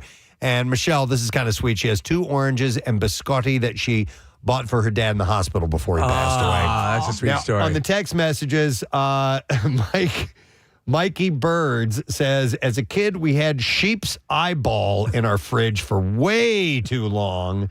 And then another one says they have an owl in their freezer as well. A lot of avian population in the freezer. That's We had a clearly duck. where you put the birds. All right. Well, anyhow, I'm glad that we got to do this again. That was a good one. Stacko Topics. We'll do it again sometime, but thank you for your calls and your contributions. We're going to take a quick break because our guests begin when we return. We're going to talk to Ryan Arery of Screen Crush and also Joe Satriani will be joining us. We'll be back in just a moment. Stay with us.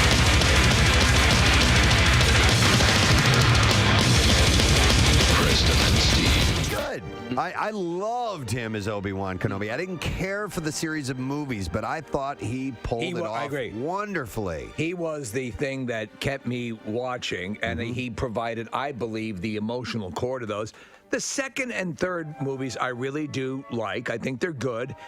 In just tone and in some way, the distinction between the Abrams movies, the artificiality of the first trilogy was almost too much. It was so CGI'd that it was hard to connect to. Yeah, But everything on the screen was fake. Yeah. Except for the people, and even in that case, a lot of like Jar Jar obviously was fake. But there's a big stretch of time where we don't know what happens with Obi-Wan, and maybe they'll fill in that time. Yeah. with his law career, law school, With this, passing the bar. Mr. Kenobi, do you have anything to say? John Houseman. So anyhow, we'll see when that eventually He gets his own surfaces. judge show. Obi-Wan Kenobi. This bitch still got my TV. Give the TV back. He's settling these small claims cases. It's like Sam. This bitch still got my TV.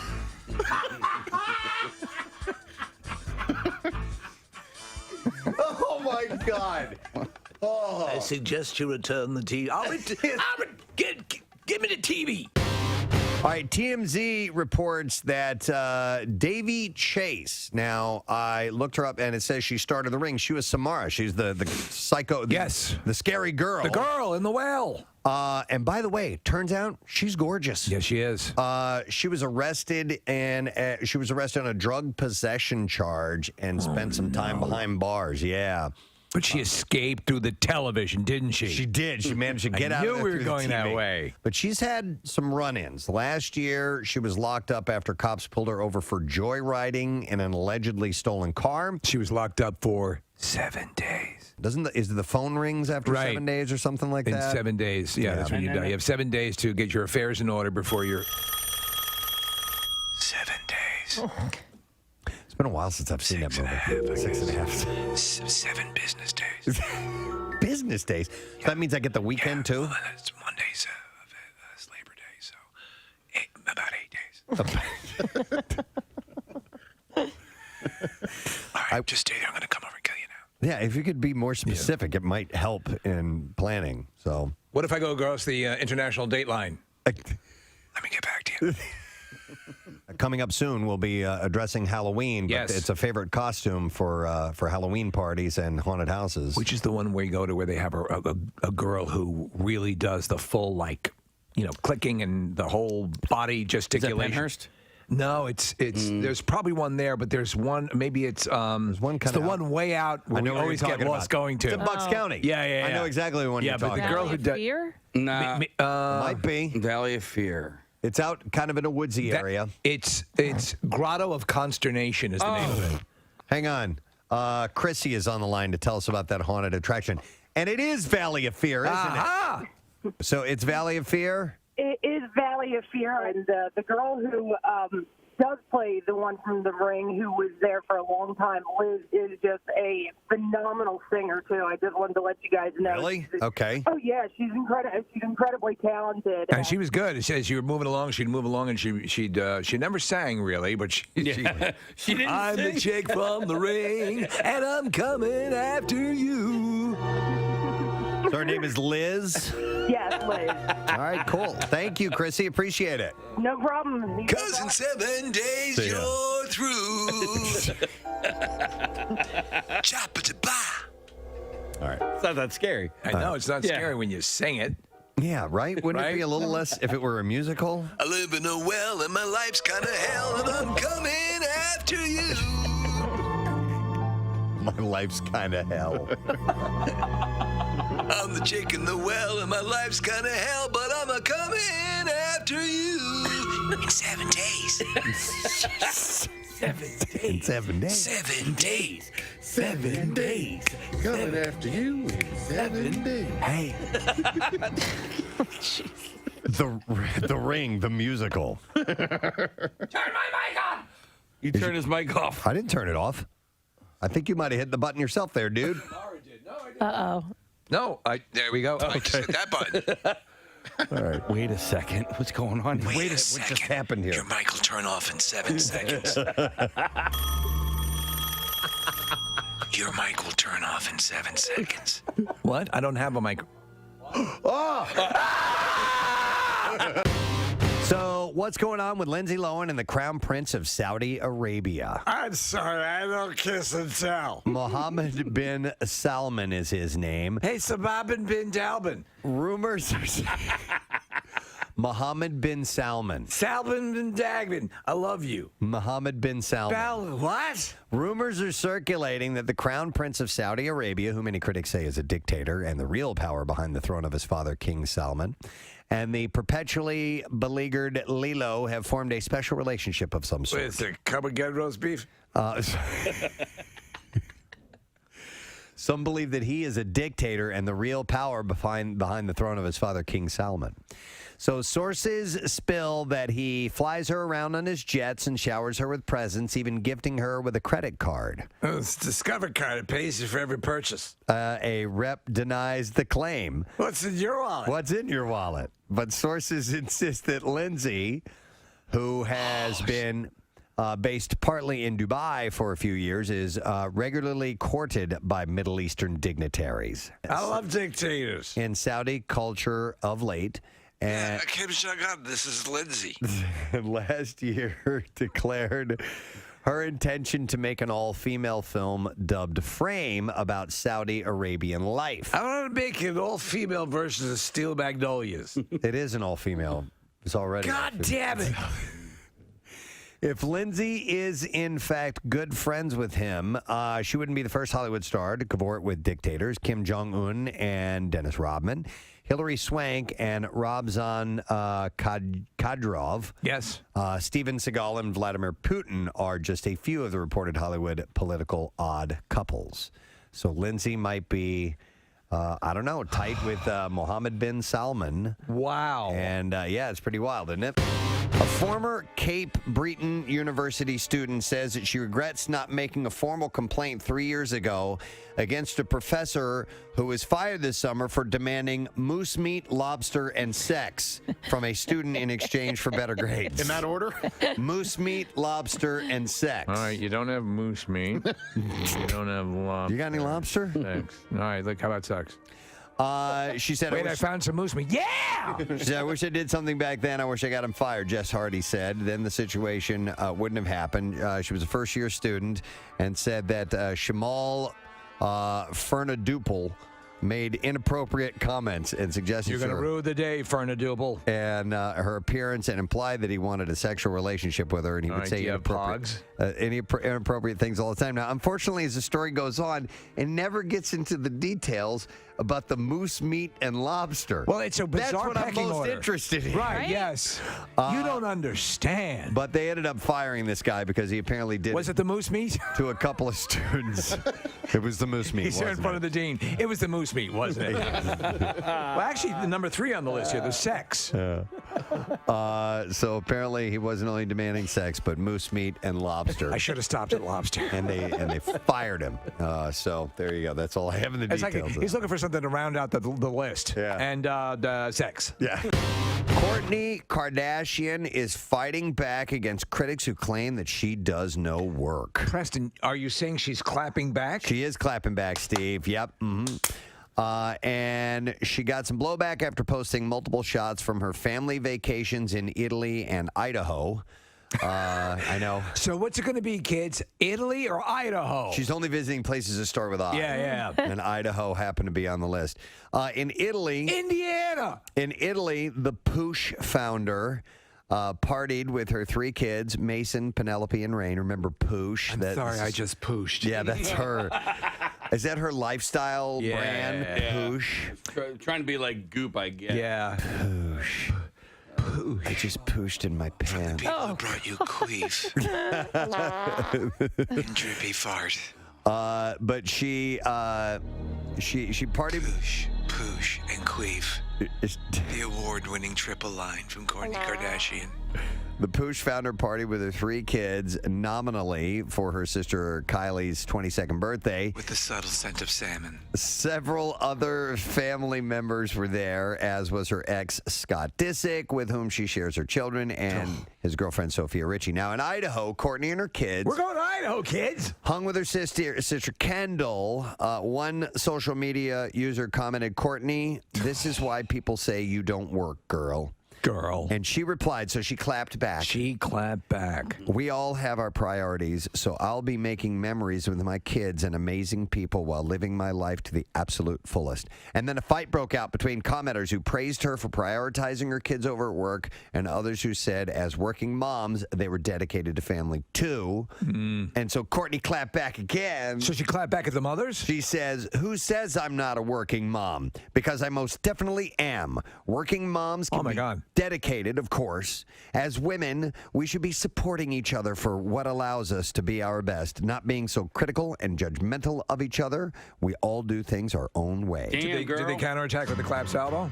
I don't think so. There was not. Underlying her point, she wrote, "Travel diary coming soon." Can't wait. On Poosh.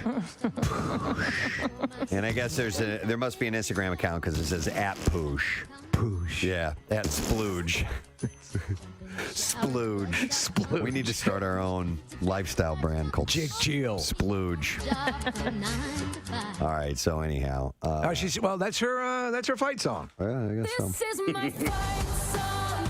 Take back my life song. Live it, To be girl. honest, though, following her on Instagram, well, I don't follow her on Instagram, but I follow her through all the pages of TMZ and all that stuff as I put together stuff for the Hollywood Trash. And to be honest, I've never seen her do anything but vacation. I know. Yeah, never. That's what her job is. That is her job. Yep. Well, she's working hard then. Well, just consult Poosh if you want to find out what she's up to. Let's talk about the happiest place on earth. It's magical. Disney. This is Disneyland, by the way, in Anaheim. And there's a viral video, yes, that is making the rounds of a couple of families beating the ever-loving piss out of each other for about 4 minutes before they finally go their separate ways. That's a long fight. It is a long fight. Is someone in a wheelchair? It's in Toontown, by the way. There was somebody on a mobility scooter. Okay, all right. Kathy, but the fight happens. They start to split up. Then it sparks back up again. Then they kind of split up. Then it keeps going on and on. I mean, and it's like the Andy Kaufman used to do the intergender wrestling. Yeah. They're brawling. Doesn't matter. The dude's beating on the woman. Oh my God! Wait, so that's okay. I'm just seeing this for the first time. The guy fists are flying. punches the woman. Yeah. Oh, and there's a couple of women beating up. 3 WMMR. Thanks, Kath. Our next guest is going to be in town at City Winery on Sunday for an event, and you can come out and see it. If you're a fan of Screen Crush, you're going to love seeing our friend Ryan Arery. Yeah. Hey, Ryan. Good morning to you. Hey guys, how are you? Can you hear me okay? Yeah, we hear you just fine, man. So you take this on the road from time to time, right? Yeah, we started doing a tour. In Screen Crush, we it's a YouTube channel, so we do like movies and TV breakdowns of like everything geeky and nerdy. And then last year we did one show in February. We're like, this is kind of fun. So we decided to take it on the road. So we did 3 shows last year, 8 this year. And now we're in the final stretch. So I have a special announcement about the show. I'll tell you guys what we do at the show, but I got a special announcement saying it for the first time here in Philly only. Doug will actually be in attendance. Our little dog Doug, the mascot of the channel. So the actual living dog. You want to see the actual living dog and not a puppet. He doesn't travel well. So he's only coming to City Winery in Philadelphia on Sunday, February 2nd. And then he's like James Brown. We're going to throw the cloak on him. He's going to go back to the doghouse. Because you do have there is puppetry involved in this presentation. So, but it'll be good to know that you'll have the actual living entity himself in attendance. So that's cool. Yeah. As somebody who respects puppeteers, I wouldn't call what I do puppetry. It's taking a sock and going like that. Listen, as long as you got your hand up something, it's a puppet. So, but the show like my wife. This has got to be cool because I know people, the fan base, loyal fan base, also they want to interact, and you do a lot of that. So you have a Q&A and all that stuff going on as well. And so who would you describe as the classic general benchmark attendee to a Screen Crush event? I mean, if you're listening to this and you know Screen Crush, you know who you are. They're the Marvel and Star. I'll tell you the thing you can always tell a Screen Crush fan is like we do this meet and greet like before and after. It's the fashion show of nerd shirts. That's my favorite thing. Yes, it really is. Like it's like a runway of neckbeards. It's so cool to see what everybody comes and brings, and we get couples who wear like matching things together. I've been shown a lot of dog photos at this point too. I love doing the tour so much. That's Ryan, of nerd culture, of people who dive deep into the canon of these specific corners of sci-fi and stuff like that. Could you rank the ultimate nerd fans? Is it Star Wars? Is it Star Trek? Is it who do Marvel. you think really pushes the envelope and takes it to levels that others don't? Now, I want to preface this by saying there are levels of nerddom that I personally like anime that I never touched. So I'm hardly an all-encompassing expert. Okay. In my experience, those Star Trek fans will come for you. That's what if you get, Marvel fans are a lot more casual because, the movies change, continuity change. They're more like movie fans. Star Wars fans can be lethal. Nobody hates Star Wars more than Star Wars fans. But Star Trek fans, man, these guys have memorized how the engines work, like as if they're real engines. Whereas in Star Wars, we understand it doesn't exist. Space magic and stuff, All right. But I would say those are my people who, and I'm a massive Star Trek fan too. I'm one of you. Which is why I can say that, and it's clear you get it. The DNA runs through you as well. So Ryan, I really appreciate the Star Wars and Marvel videos because I am a Star Wars nerd and a Marvel nerd, and I turn to you guys to help me understand some of the stuff, the plot points I don't quite get. But I'm also really psyched to see you guys do shows that aren't in that realm. The two that come to mind are Severance and Silo. I love both of those shows, and I didn't know any of the background on Silo, and it is based on a book. What makes you decide? Because there are so many shows to choose from outside of Marvel world or Star Wars world. Why Severance? Why Silo? We get this question at the live shows a lot during the Q&A. I think almost every live show somebody's asked this question because it's tough. Like right now we're covering Severance. We wanted to cover Silo. We didn't just because there was a lot going on. It was the holidays and, a major consideration is will it get views? But then sometimes we'll cover something just because we love it. It's like that old adage, one for them, one for us kind of thing. Yeah. Not that we don't love Marvel and Star Wars, but it's different. Like you get to dive, like Severance is an amazing show. In fact, everything Apple TV puts out is amazing. I wish they'd pay me to say that. That's basically what we go on. Do we like the show? And do we think that other people are interested in hearing what we have to say about it? The other thing to remember is you don't get views right away on stuff, but a year later, people are going to revisit that show and they're still going to find us. So that's also factored into it as well. It's funny how that works. And you do learn that. Obviously, you guys have been at this game for a while, but that content that sits out there suddenly becomes something that people are seeking out and revisiting, even though initially you may not have gotten the response you wanted. I wanted to ask you, and maybe this will put you in even worse stead with some of the Star Trek fanatics. Speaking of Star Trek, Section 31, you have a piece on the site about the Section 31 movie, which is kind of, I haven't read a good review about this thing. This is a Star Trek property. And it goes to this Alex Kurtzman, the showrunner, Kurtzman, who's been holding, I guess, the reins over the property for a while. And I just don't. I think they've lost an understanding of what Star Trek is. What do you think the core problem is? Strange New Worlds out of the gate started out to be such a reflection of the first original Star Trek series, and I was so psyched, and then it caved in on itself. What are they not getting, Ryan? I love both seasons of Strange New Worlds. This Kurtzman verse, I guess we can call it. Kurtzman was involved in the J.J. Abrams movies, so they all kind of imitate the look of those. They're meant to be modernized and bring in new Trek fans. I was never a massive fan of Star Trek Discovery, just because for me it was too much. Like the Klingons looked weird. Yeah. Once I realized that the lead actress who plays Michael Burnham whispers every line, I had a really hard time not hearing that. But by the way, Lower Decks is amazing, and I think Strange New Worlds. So it's not like I'm saying everything they've done. Picard season 3 is the best thing to come out of this. Outside of Strange New Worlds. So that was. And I really think Paramount missed the boat when they didn't just hire Terry to do a new Star Trek show.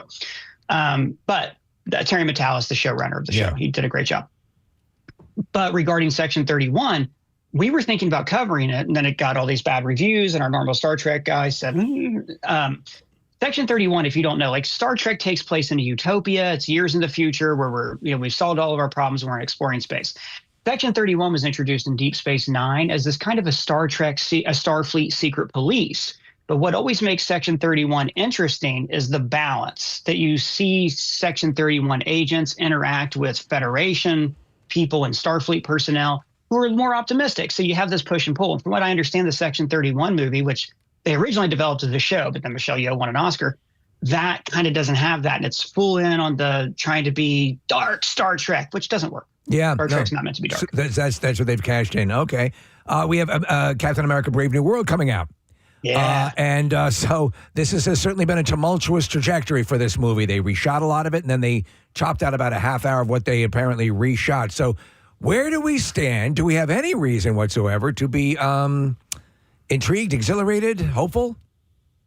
Marvel fans are at this point the most cautiously pessimistic group of people in the world. You know what I mean? Everything that comes out at the live shows, right? I always ask the audience, are you excited about Brave New World? And every time I'm like, because for one thing, people know it's going to be on streaming in a couple of weeks, so why bother seeing it in theaters? This is a movie that 2 years ago would have been an event, right? But I think just a string of bad movies or Secret Invasion, other things like that. Look, guys, I'll be honest. When you go back through these past couple years of Marvel, there's way more good than bad. I think we just got used to every single thing being a home run, like with Pixar back in the day, right? I personally, even though there's not a lot of fan enthusiasm, the whole reshoot thing doesn't bother me. No. To me, that's a good thing. That shows that they're making adjustments, they're listening to audience feedback, and they've been doing that for years.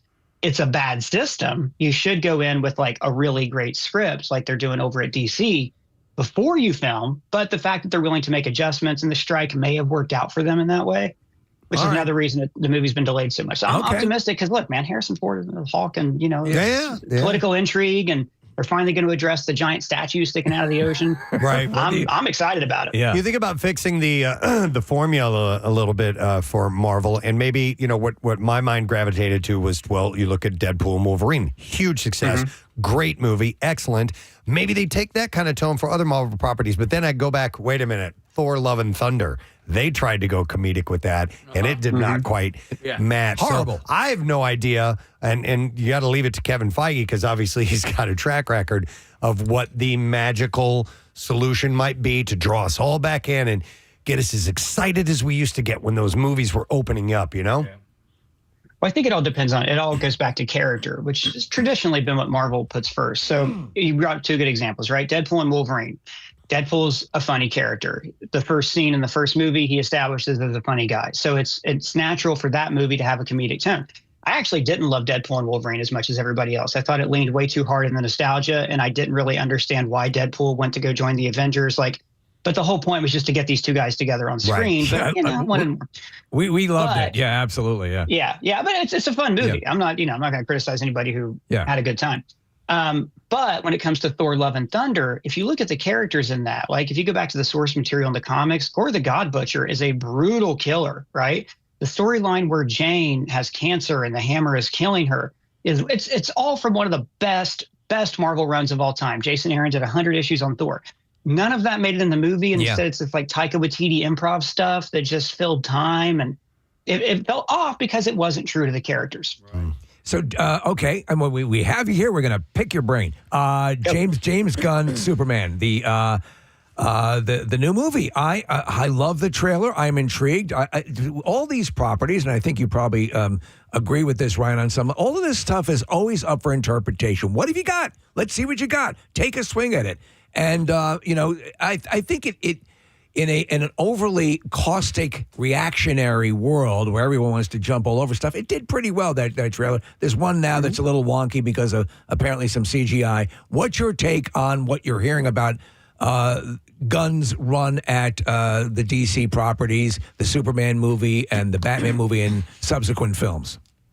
I'll tell you the great thing that James Gunn has said so far. Like, they announced, okay, here's our theme of our phase or chapter, whatever they're called, chapter, and they announced different projects they want to do.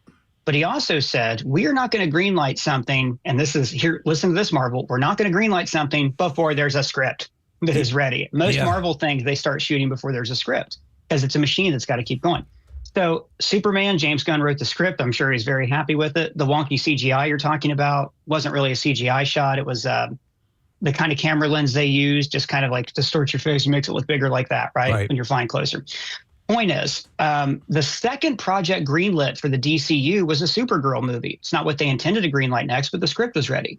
The next project greenlit is the one I'm most excited for. It's a Clayface movie by Mike Flanagan, the genius who did House of Usher and Midnight Mass, on Netflix. They greenlit it because the script was ready. The fact we're getting a Clayface movie before a Batman movie is not a bad thing. Because frankly, do we need another Batman movie right now? Right, A little breathing room might work for that. As excited as I am for Brave and the Bold.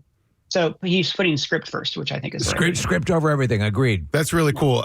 Just to bring it back to Marvel real quick, if you don't mind. I love anti-hero movies, which is why I'm excited about Thunderbolts. I think it looks really cool. And the assembly of all of these characters where you're not necessarily rooting for them, but you might like them. What are your thoughts on Thunderbolts and where that might take the MCU? Weird. I think the Marvel movies this year, because hopefully this is Marvel's comeback year, right? I think they're coming out in reverse order of enthusiasm, where people aren't really jazzed for Brave New World. A lot of people are pumped about the Thunderbolts, and everybody's really looking forward to Fantastic Four. Everybody at the live show that I talk to, when we do our Q&As or even during the breakdown portions and stuff like that, they're always asking, like, they're pumped for Thunderbolts. I think it goes back to not necessarily because there's a bunch of John Walker fans out there, but because, dang it, it's Marvel and we want to see team-ups. Where have the team-ups been? Where have the Avengers been? Where are those cool moments where we see people from different properties cross over together? All due respect and love to Wong. Seeing Wong pop up in a million things wasn't enough. I want to see all these heroes together in one spot. That's why I think there's a lot of excitement behind it. Well, also, just having the chance to go through the other films, even Captain America, the original Captain America film, is just really, really solid. The characters, the moments, everything, even though it was part of this building collective, the parts were parsed out the right way, but each story stood on its own and had emotional import. And then we reached that point again. We like the Eternals. We talk about often on the show about how it was just ripped apart. It isn't that bad. It's pretty decent. No. It's got its moments. Yep. And so you're always encouraging. What we don't want is just a steady stream, as you said at the beginning of this conversation. Okay. We want, as Preston said, that rock star new movie coming to town. What am I? Who am I going to go? What am I going to wear? What shirt am I going to wear? Right. And what are me and my friends going to wear so we can all find each other in the crowd? Right. Sorry, guys, but you created that with us, and now we're holding you to that, and that's kind of, I think, the vibe. I think with movie critics and the Eternals especially, I think that the Marvel Studios has become like the Kansas City Chiefs. Everybody's going to bring their highest expectations and their A game to everything they do. So Marvel can make a movie that's like the Eternals, where it's like, well, I see what they were going for, has good parts. You think about later, it's kind of messy in places, but then critics are going to tear it apart because they're all sick of Marvel. In my opinion, I think that's a part of it. Not every critic, but. So by default, then, are the Philadelphia Eagles the DC of this scenario? Hey, man, I'm rooting for the Phillies hard in this. And it's not just because I'm a Bengals fan and not because I'm talking to a Philly station, but because I love Philly. Yeah, Like okay. that's the thing. Like I've been so excited to come to Philly. This sounds like I'm doing clapter, but I'm really not. Like I love Philadelphia, man. Every time I go to the city, I rooted for the Eagles last time they were in. And we're like I said before, we're pumped to do the show. Like the show's kind of evolved over the time, because like the first one we did was like a little presentation, a lot of Q&A. Now it's got a story and there's like intrigue and dream sequence. It's all the stuff that we just wouldn't do on the YouTube channel, exclusive breakdowns that we're really pumped to bring to you guys. I was watching a video. It's a nice little YouTube. In fact, it's on your channel. If people want to get a little teaser of what's going on. Other people seem to just show up just to hear you guys drop F-bombs and stuff. So that's a cool element. Can you tease a little bit of the subject matter, or are you holding on to that for the show on Sunday at City Winery? I'll talk about it. It changes every show. Mm-hmm. Like honestly, like we'll go out of every show and just I'll be like, well, let's try this next time.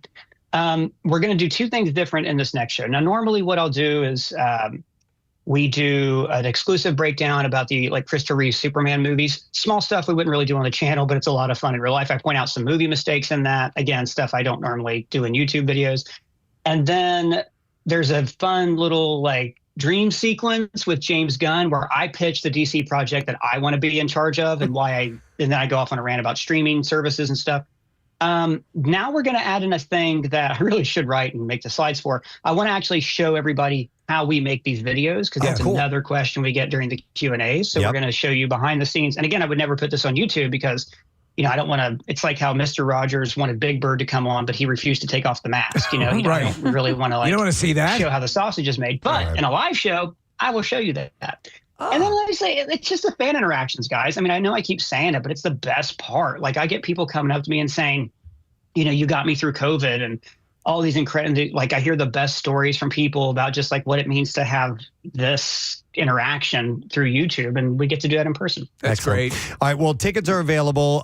You can get them just go to the City Winery website here in Philly, or you can go to screencrush.com and you can grab your tickets. So this is on Sunday. What time does the show start? I don't have that info. 8:00. Okay. And if you want, it's X1 Entertainment's running it. So if you search X1 Screen Crush, I don't know if we have a link on screencrush.com. We should really do that. Yeah. It might be nice. Nice. Yeah. Make it easy on the people. All right. Well, Ryan, have a great time when you get here. It's always great to catch up with you, and I'm sure we'll talk to you soon. All right, man? You guys rock. See you soon, Philly. Appreciate it. Ryan Arery from Screen Crush. Anything like I'm watching Dune Prophecy, I go to Screen Crush to explain all of the stuff I didn't understand. It's what they do on YouTube. That minutia, they hunt it out and they explain it. All right, we have another guest who's ready to go. I'm excited to talk to this person because I've been talking about this person for ages. Well before we were inducted into the National Radio Hall of Fame, there was a time where I was a fledgling broadcaster. Why, I was a broadcast student, and in 1989, we actually have a clip of me in the fake radio studio where I was learning my craft, and this is one of the breaks that I recorded. Here it is. The only rock in St. Louis, KGN 89.1. Up on deck right now, we've got some hot new stuff from a guy named Joe Satriani. This cat really knows how to play guitar. Watch out for him. He's getting some really fantastic commercial success from his all-instrumental album, which you don't see much of. And I see some very big things from him in the future. So what do you say we roll it? This is The Crush of Love on KGN. Do you know how hard that is for me to listen to? I can't believe you played That is so hard for me to listen to. You're doing a DJ affect a little bit. Yeah, talking like this. Can we give you points for your correct prognostication? I did, right? Yes. I got it right. So, ladies and gentlemen, he's on to talk about the new album, the G3 Reunion Live, with not only him, but Steve Vai and Eric Johnson. Please welcome an amazing musician, Mr. Joe Satriani. Morning, Joe. Good morning. That was great. Thank you, man. That was it, Joe. That was in 1989. I was playing in a band at the time. I'm a drummer, and we played Crush of Love and Always Me, Always with You, One Big Rush. I'm actually nervous talking to Joe right now. But I go way back with you, man. So it's great to see that you were still entertaining people like this in this fashion, and people still love to come out and see you play. Oh, I'm so grateful, for this, just unbelievable career. And I got to say, if it wasn't for guys like you playing the records, I mean, there'd be nothing for me to do. So thank you. Joe, you're giving me credit? Oh, does my heart good. Hey, one of the things, Joe, people may not know, because I'd mentioned, Steve Vai and Eric Johnson, the three of you together are amazing. Can you explain a little bit about your history with both those guys? Because you and Steve go way, way, way, way, way, way, way back. Yes. I've known Steve since he was 12 years old. We grew up in the same town on Long Island, went to the same public high school, and I started teaching him guitar when he was 12. He was a beginner guitar player. And ever since then, we just, joined at the hip. We became just beyond teacher and student. We became best friends, and we sort of joined forces to try to, change the world with our guitars. And so we've been playing with each other on and off ever since. I met Eric when I was out on the Flying in the Blue Dream tour in 1990, and we did a lot of touring together that year, even jamming on stage. So we have a history as well that goes pretty far back, last century. Yep. It's pretty amazing that we were all still up for getting together and, celebrating that original G3 tour that started in 96. Joe, it's an interesting dynamic. My brother took guitar and still plays. Went into law enforcement, and but he loves the guitar. And Preston, I guess you can speak to this as well. Your music teachers. There's something about, obviously anyone who teaches you, and good teachers are wonderful to encounter throughout your life. But there seems to be a bond. And this seems like your experience with Steve, Joe, is that there's something that transcends the normal. There's some connection. You're opening up this musical avenue to this student, and it seems to be a bond that seems a little bit more substantive. Do you know what I'm saying? Well, there certainly is. I mean, it's difficult to put into words, because we've known each other for so long. There's a lot of it. The communication is sort of unspoken, but it's there. That's what I think allows us to sort of walk on stage after not seeing each other for a year, plug in our guitars and just start playing. We kind of always pick up where we left off. And this past few months, we've been writing and recording an album together, and it's been just fantastic. It's that very same thing where we seem to be connected in this very deep way, and we can write the craziest stuff and understand where the other guy wants to go with something, and it just makes it so much fun. And the result is always, just really great music. So, Joe, going back to being a teacher for Steve Vai, do you remember a certain moment when the student becomes the master? Yes. It was a very interesting thing to be a teenage guitar teacher, because I had started playing guitar when I was 14. By 15, I was teaching kids from the local high school, even a couple of teachers. And I got that lesson that every musician has to learn really quickly, which is there are going to be people who are born every second, and they're going to have more talent, maybe in every department or in certain areas of musicianship that you're trying to achieve. And Steve was one of them, because I saw this little 12-year-old kid sitting across from me, and I thought, wow, I'm just starting out. I've been playing a year and a half, and there's this 12-year-old, and I know, I can see it right in front of me. He's going to be doing these jobs on the guitar a lot better than me. Wow. And so you have to kind of get humble Yeah. and go, okay, my job is not to get in the way of this phenomenal young kid and to give them everything they've got. And I mean, I was getting that. We both were, actually, from our high school music teacher, a guy named Bill Westcott, who was a Juilliard graduate, just a phenomenal musician. And why he wound up at Carl Place High School in the middle of Long Island, I don't know. That's a whole other story. But he was selfless, and he gave us, university-level education. And he must have instilled in you an incredible ethic as far as practicing goes. And that's one thing that I want to ask about as well, because I was talking to our producer here, Casey, not that long ago about, elite musicians and how, yes, they have natural ability, and there's no question about it. But along with that comes an extensive amount of spending time with your instrument and working on your craft. I recently read Alex Van Halen's autobiography, and he's talking about how Eddie was just welded to his guitar. When he wasn't ripping it apart and putting it back together, he was playing it. And I mean, 8-10 hours at a time in his bedroom by himself. And so the people, you can have natural talent, but it just doesn't all fall into your lap. You guys work really, really hard to get to where you are, correct? Yeah, it's a lot of practicing, a lot of repetition, self-evaluation. Like every minute, you just got to, figure out how do I suck and how do I finish that? How do I fix it? It's just, it takes so much work. It helps if you've got even a tenth of what Eddie Van Halen had, of course. But that work, Kenny Aronoff will tell you, repetition, of the basics is so important, and of the songs that you're going to be performing for audiences who've spent some hard-earned money to come, see you play. You better be prepared. So, yeah, there's a lot of practicing that never ends. It's a level of expertise, and you got to stay on it. I wanted to ask you, you're the best-selling rock guitarist instrumental of all time. I believe that's the case. Correct me if I'm wrong. And yet, so with that, it was surprising to learn that you've got and kind of deal with a bit of stage fright, now and then. And it sort of helped create you prefer to be in a collaboration and not the main person. Have you thought about that over the years and how it helped shape?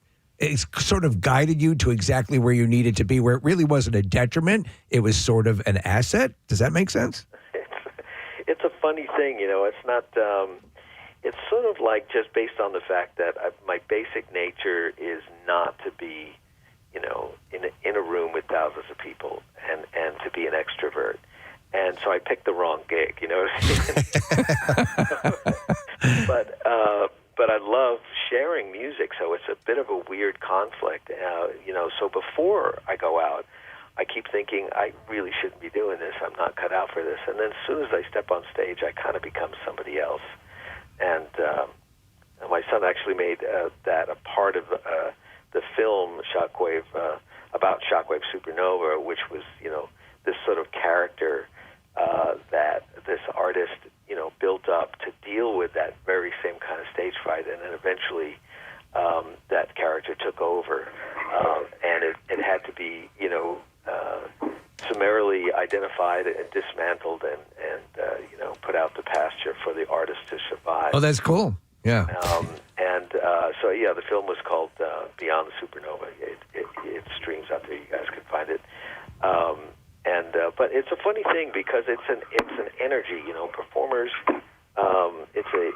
It's an interesting talent that people have, and it doesn't necessarily connect with being a people person or people who's good in small groups or public speaking or something like that. You know? I once asked Sammy, because he knew I wore glasses, and we were talking about that whole story, how it started up, and he said to me something that really made me laugh. He said, "Joe, you don't know how embarrassing it is to sing in front of people." He goes, "I got to wear these glasses, Yeah, I can see that. All right.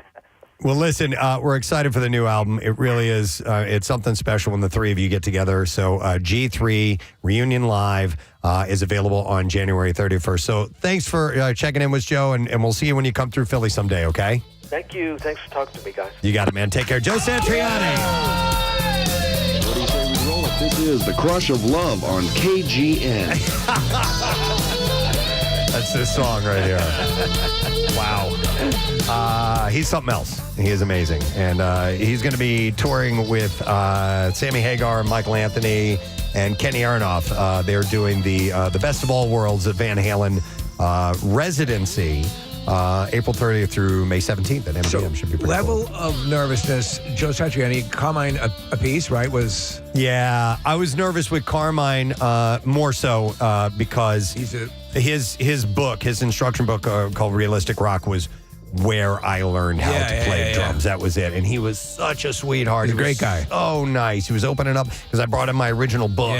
And I'm like, look, and I'm showing him the notes that my teacher made, and he's going, oh yeah, he had you doing this, and oh look at that, oh you could play that, and it was really really cool. That is great. So I was a little nervous with that, but Joe's awesome, man. We should put together a bucket list because I have on the top of my list of interviews that I want to get on this show for you specifically, Preston, is Carter Beauford of Dave Matthews Band, and musicians like that are just virtuosos. I would love to chat with more of them, and Steve, I'm the same with you. Like I'd love to get a bucket list of the musicians that we want to chat with, Yeah, because it's all fascinating. A lot of people go for the obvious. So who's the front man? Who's this? Who's that? The actor. No, it's cool to talk to the director too. It's cool to talk to the composer. Even the person who edited, talk to the person who edited the movie Jaws or Goodfellas. Yeah. There's stories there that I find endlessly fascinaing. Yeah, after watching his cover of Blackbird, I think Corey Feldman is at the top of the list. Man, did you see that recently? Preston, it's making the rounds on social media. Casey, if we can grab the audio,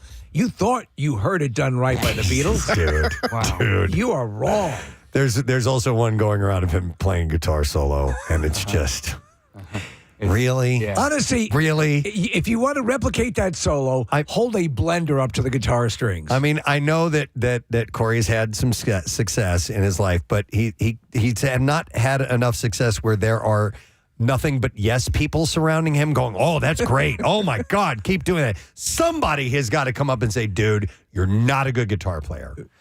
You're not a good singer. Do you know what, though? I think we can, and I came to this conclusion when we talked to him last time. He is happy. He seems happy. He went through a lot. Yeah. People come out, whether they're coming out for whatever reason, whether to get as many viral moments as they can, that's fine. If he's in a good place, that's cool. But again, I think you're just, you're talking to a tree if you think it's going to change anything. I know. You're not. Listen, artists create art. Man. Yeah. I was thinking it'd be, you see him on stage, oh, well, that's cute. He really, he thinks he's doing a good job. No, it's not. It's embarrassing. Yeah. Is what it is. It's embarrassing for me. Isn't that the worst to say to someone, dude, you are embarrassing yourself. Yeah. I'm sorry, but you're embarrassing yourself. And you're embarrassing me. And me.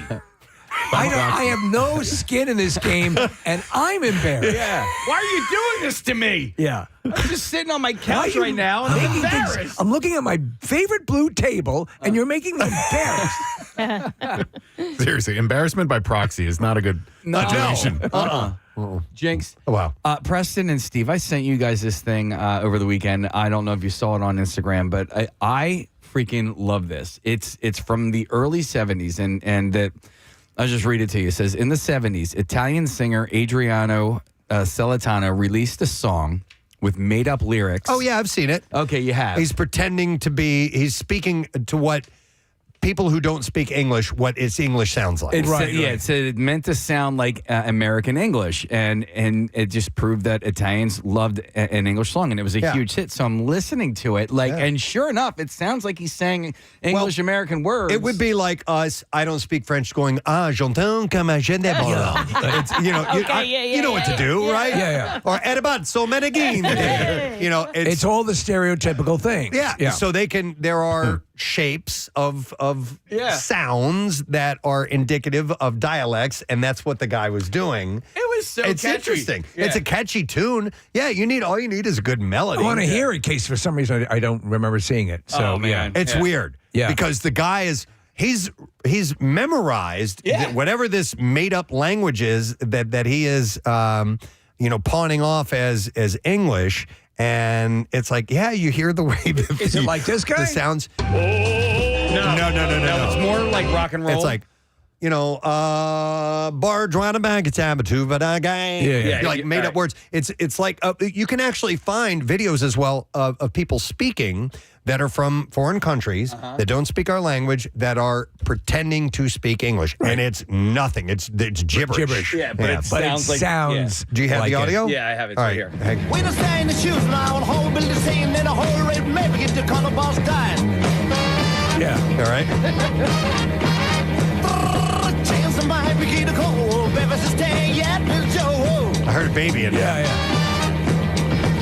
One more line. Yeah. We don't stay in the shoes now, and whole building scene in a whole red maybe get the color boss dying. You might hear that and think, listen, God, we love Pearl Jam and love Eddie Vedder, but how many of those Yellow songs Ledbetter. are unintelligible? Yellow Ledbetter. There are so many. There are so many great videos on Instagram making fun of just that song alone, and like the Anna Falan one that came out not that long ago, was people's actual LinkedIn profiles. Yes. Oh, those are great. They're so freaking hilarious. Or this is how we do it. How we do it. How we do it. I love how we do it. Or It's as if a million oysters cried. oh my God! Perfect example. Yes, millions here we of are. oysters. There we go. Millions of voices. Millions of oysters. We should have played that for Ryan. Ryan Arery. Damn it. And I was thinking of another one. I can't remember, but anyway, I love that stuff. Hell. Hell, you know what I'm talking about. Millions of oysters. Millions of voices. Why are you so concerned with the oysters? Yeah. That's why it made zero sense. Master Jedi. Yeah. I guess How long do you think you held on to that for? Oh my! Well into my teens, maybe in our early 20s. The oysters walk in single file to hide their numbers. Why is Obi-Wan so concerned about oysters? Hang on. It's lobster week. Millions of voices. Hang on. Sarah has an interesting comment. We got to take a break here in a second, though. But hi, Sarah. Good morning. Hi, good morning, guys. Hey, what's up, Sarah? Preston, you might already know this, but back when the Beatles wrote My Michelle, John and I believe Paul, too, used to go to parties and pretend they knew French, like sit in the corner, like play on the guitar, throw out words that sounded like French just to pick up girls. Oh, so to English-speaking girls, they would pretend to be speaking French just to because it's get them. romantic language. I was not aware of that. That's interesting, Sarah. Thanks. I've always And kind of that led them to write the song My Michelle. right, which love has it. legit French in it. You always assume because of proximity you would pick up. You might, a lot of Brits speak some level of French, But maybe I'm incorrect on that. All right. Well, anyhow, we should probably take a break. Let's give away another $50 gift card. Wah, wah. Our friends at... Yeah. Anyway... Our friends at the Special Olympics, in conjunction with the Polar Plunge and Wawa, have given us some $50 gift cards. We'll take caller number 18-215-263-WMMR. And for over 10 years, they've been huge supporters of Special Olympics Philadelphia. They've given nearly $3 million towards sports training and competition, health screenings, and leadership programming to more than 15,000 Special Olympics athletes around the state. So, gotta love it. You can get signed up and join Nick for the Polar Plunge on Saturday at Citizens Bank Park. And you can register at phillyplunge.org. Sorry. Oh, I'm sorry, Preston. I just got this information from our friends at the Special Olympics. Right now, if you register to donate at phillyplunge.org, you can actually enter to win a signed Saquon Barkley Eagles jersey and a $250 Wawa gift card. So all you have to do is go to the website and register. It's phillyplunge.org, and the swimming and the plunge is this weekend, Saturday, down at the ballpark. Excellent. All right, we're going to take a break. We'll come back in a second with the B-File. Don't forget we have Tat Tuesday. Text word tattoo to 39333. Back in a moment. Mess. Where's security? Not that it's an excuse, but it kicks off. They're having words, and the woman just spits right in this guy's face, and then he slugs her.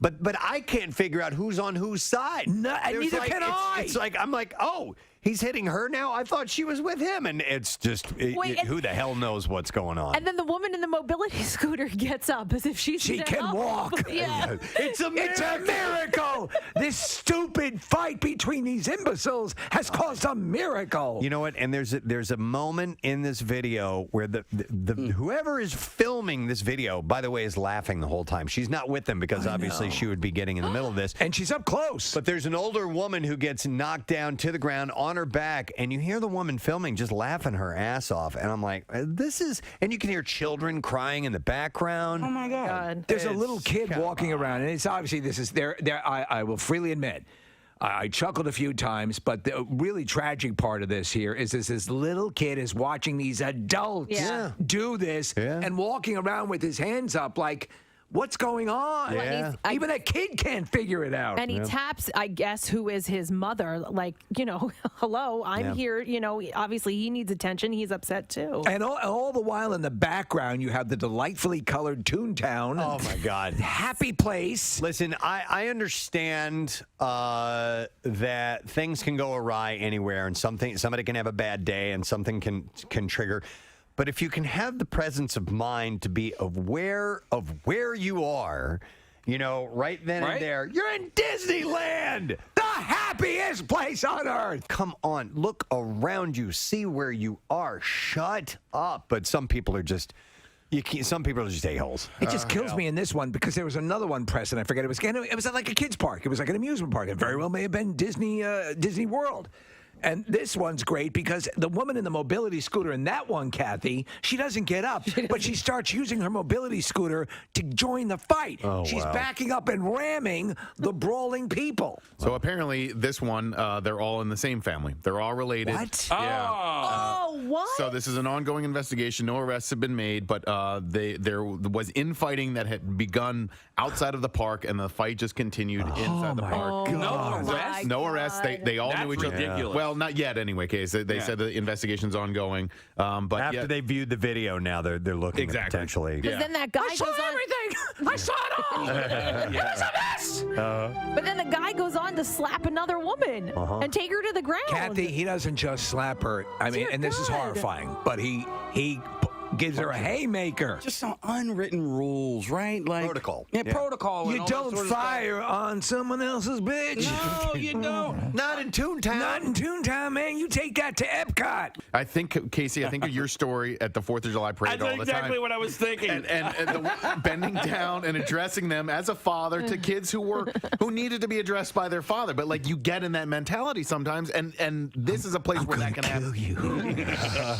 You can have an Independence Day from life. Oh, I totally understand. I'm going to make you independent of your life.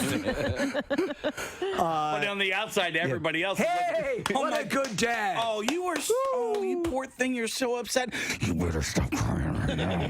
Don't cry. Don't even let him know you're in pain. A former Cape Breton University student says that she regrets not making a formal complaint 3 years ago against a professor who was fired this summer for demanding moose meat, lobster, and sex from a student in exchange for better grades. In that order?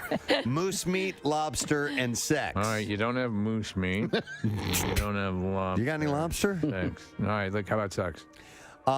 She said, Wait, I found some moose meat. Yeah! She said, I wish I did something back then. I wish I got him fired, Jess Hardy said. Then the situation wouldn't have happened. She was a first-year student and said that Shamal Fernaduple made inappropriate comments and suggestions. You're going to ruin the day, Fernaduple. And her appearance, and implied that he wanted a sexual relationship with her, and he would say inappropriate things all the time. Now, unfortunately, as the story goes on, it never gets into the details about the moose meat and lobster. Well, it's a bizarre That's what I'm pecking most order. interested in. Right, yes.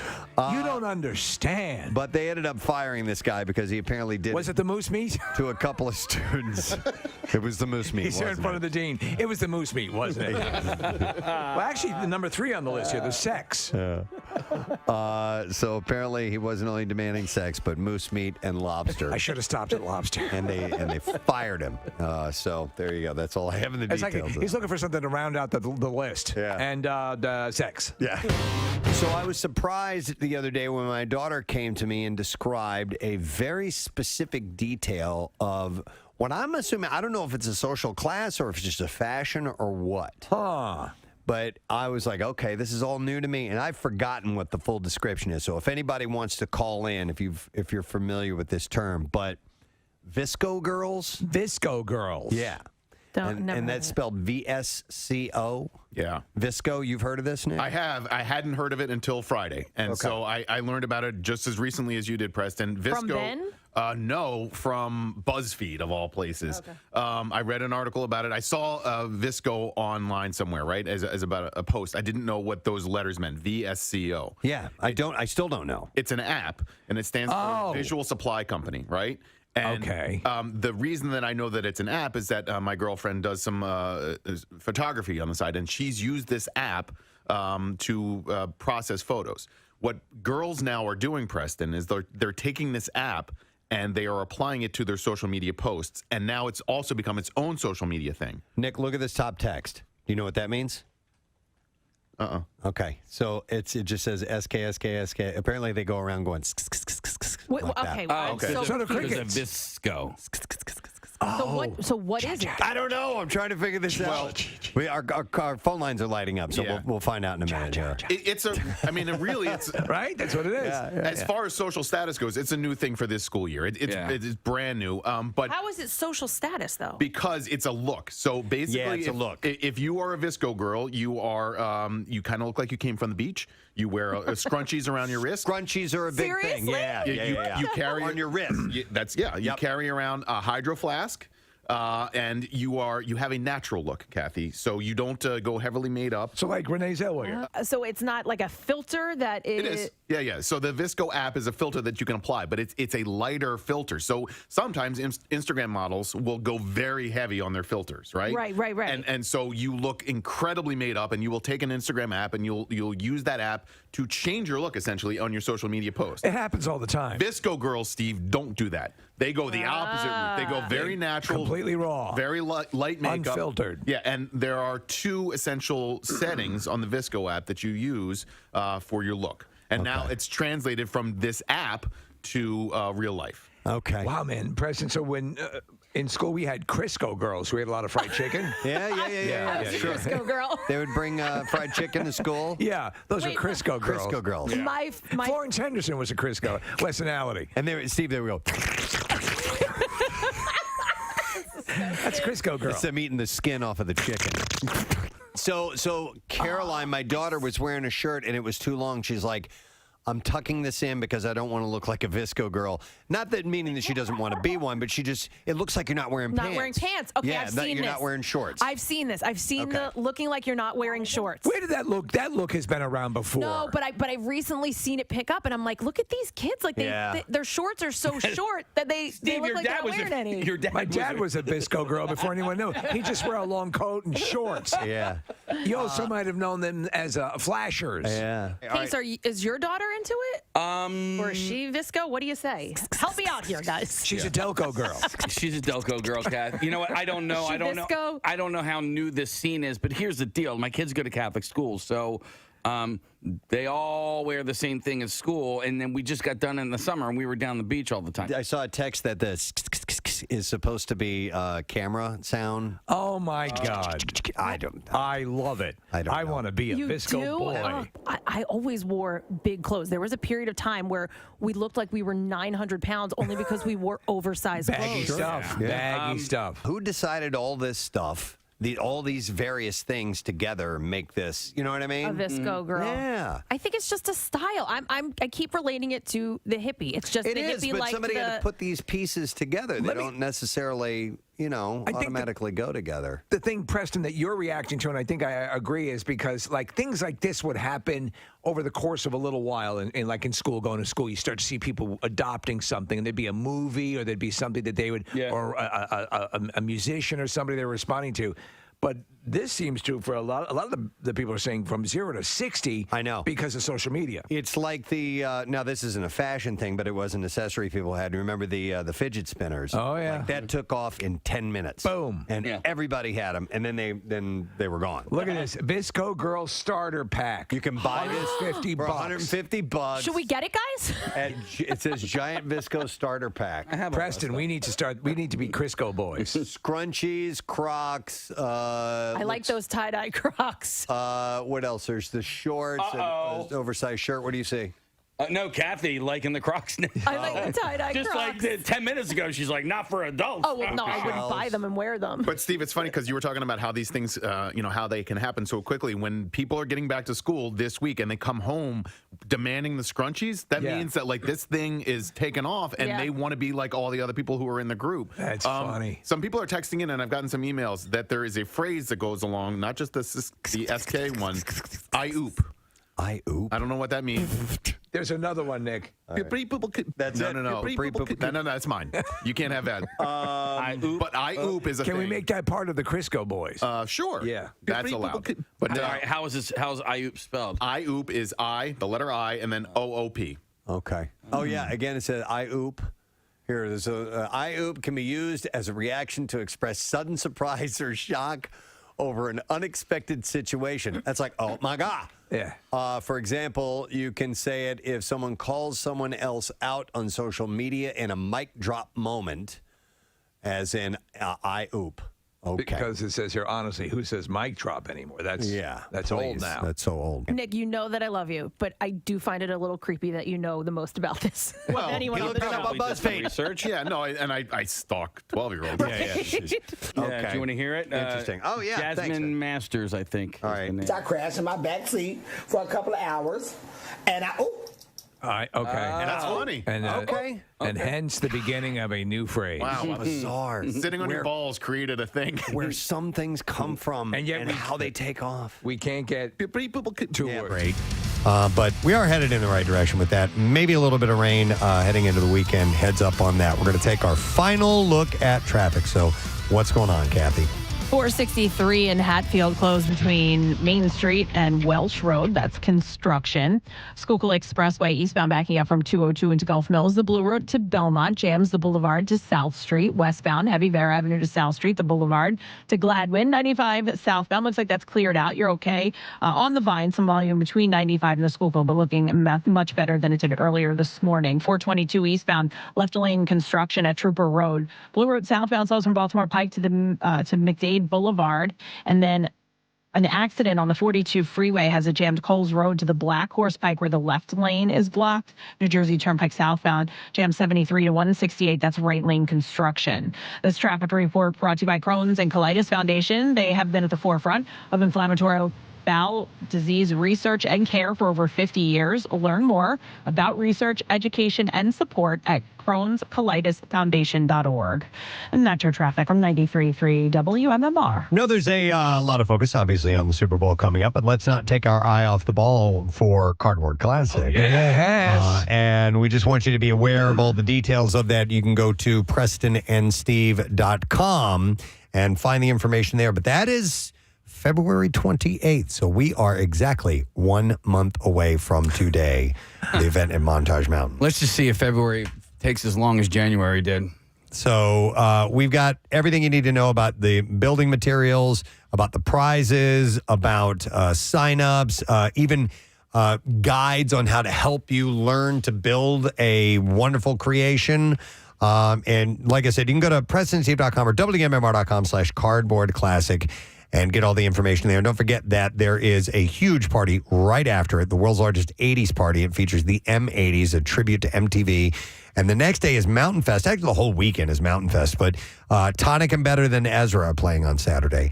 They're going to be doing pond skimming, fireworks, and your lift ticket is your concert ticket. So VIP tickets are on sale as well. Get the information and come and join us for that. Let's get into the Bizarre File. WMMR presents Preston and Steve's Bizarre File. All right, we're going to start with a base jumper. And she said she's feeling grateful after rescuers managed to extract her from the face of a Squamish, British Columbia mountain after her parachute was caught on Wednesday. Oh, man. Yeah, Alenka Mali was attempting to do a base jump at the Squamish Chief Mountain, whose peak soars 700 meters above the ground. Wow. But Mali said that her parachute got caught on a rock or a tree on the cliff face, and rescuers say she was still 200 meters off the ground. So, you know. Jeez. What is that, 600 feet roughly? It was pretty much, she said, like waiting for that final impact that was going to either kill me or break all my bones until I came to a complete stop. She was then left dangling precariously for hours as emergency responders, search and rescue. I can see my house. Made plans to help extricate her. Mike Tisk, who was on the rescue, said that they initially intended to use a helicopter to rescue her. He said the problem we encountered was we were worried about the downwash that the helicopter creates. Yeah. That it was going to inflate her parachute and cause her to dislodge from her position. Thanks, guys. He said, although this would have been a significantly quicker option, it wasn't going to be safe. More than 30 rescuers were involved in the operation. One of them eventually had to be lowered down using ropes to extricate her off of the cliff. Despite her fall and hours-long wait for the rescue, she was mostly uninjured and said that she is grateful for her rescuers for an efficient rescue and plans to get back to base jumping soon. See, my idea would have been to bore a hole through the other side of the mountain and open up a tunnel right next to her on her side of the They mountain. probably didn't even think of that. In Michigan, a cadet disarmed a 5-year-old who had a loaded handgun while serving a subpoena on Saturday. The Battle Creek Police Department said a cadet was serving a subpoena Saturday when a 5-year-old answered the door with a kitchen knife. The cadet called an officer for backup and asked the child to have an adult come to the door. When the child returned, they were armed with a loaded handgun, which the cadet removed. And when officers arrived, 2 men and a woman were found inside the home. They were taken into custody for questioning. Due to the handgun and deplorable conditions of the home, 5 children who range in age from 8 to 6 months were turned over to Child Protective Services. One of the children was taken to the hospital due to health concerns. And they go into detail. It was a horrible Like a living hell condition. Yeah, it was Oh. terrible parents. The police department said the code compliance condemned the home, and it's pursuing weapon and neglect charges through the prosecutor's office, and the case remains under investigation. When your kids were younger, you'd take the clip out before you handed the gun over to them, right? Yeah? Sure, yeah. I'd leave one in the pipe just so they'd have some fun, but, you don't want them shooting everybody. No. A Vietnamese man recently went to the hospital with pain and swelling in his left eye. The 24-year-old told doctors the symptoms had been bothering him for around 3 weeks, but had recently gotten worse. He tried the hospital after the medicine of another medical facility had given him didn't help, and there was a good reason that it didn't work. Doctors did a CAT scan on the man, and they found that there was a 3-inch section of chopstick lodged in his eye socket. He had a chopstick lodged in his eye? Yeah.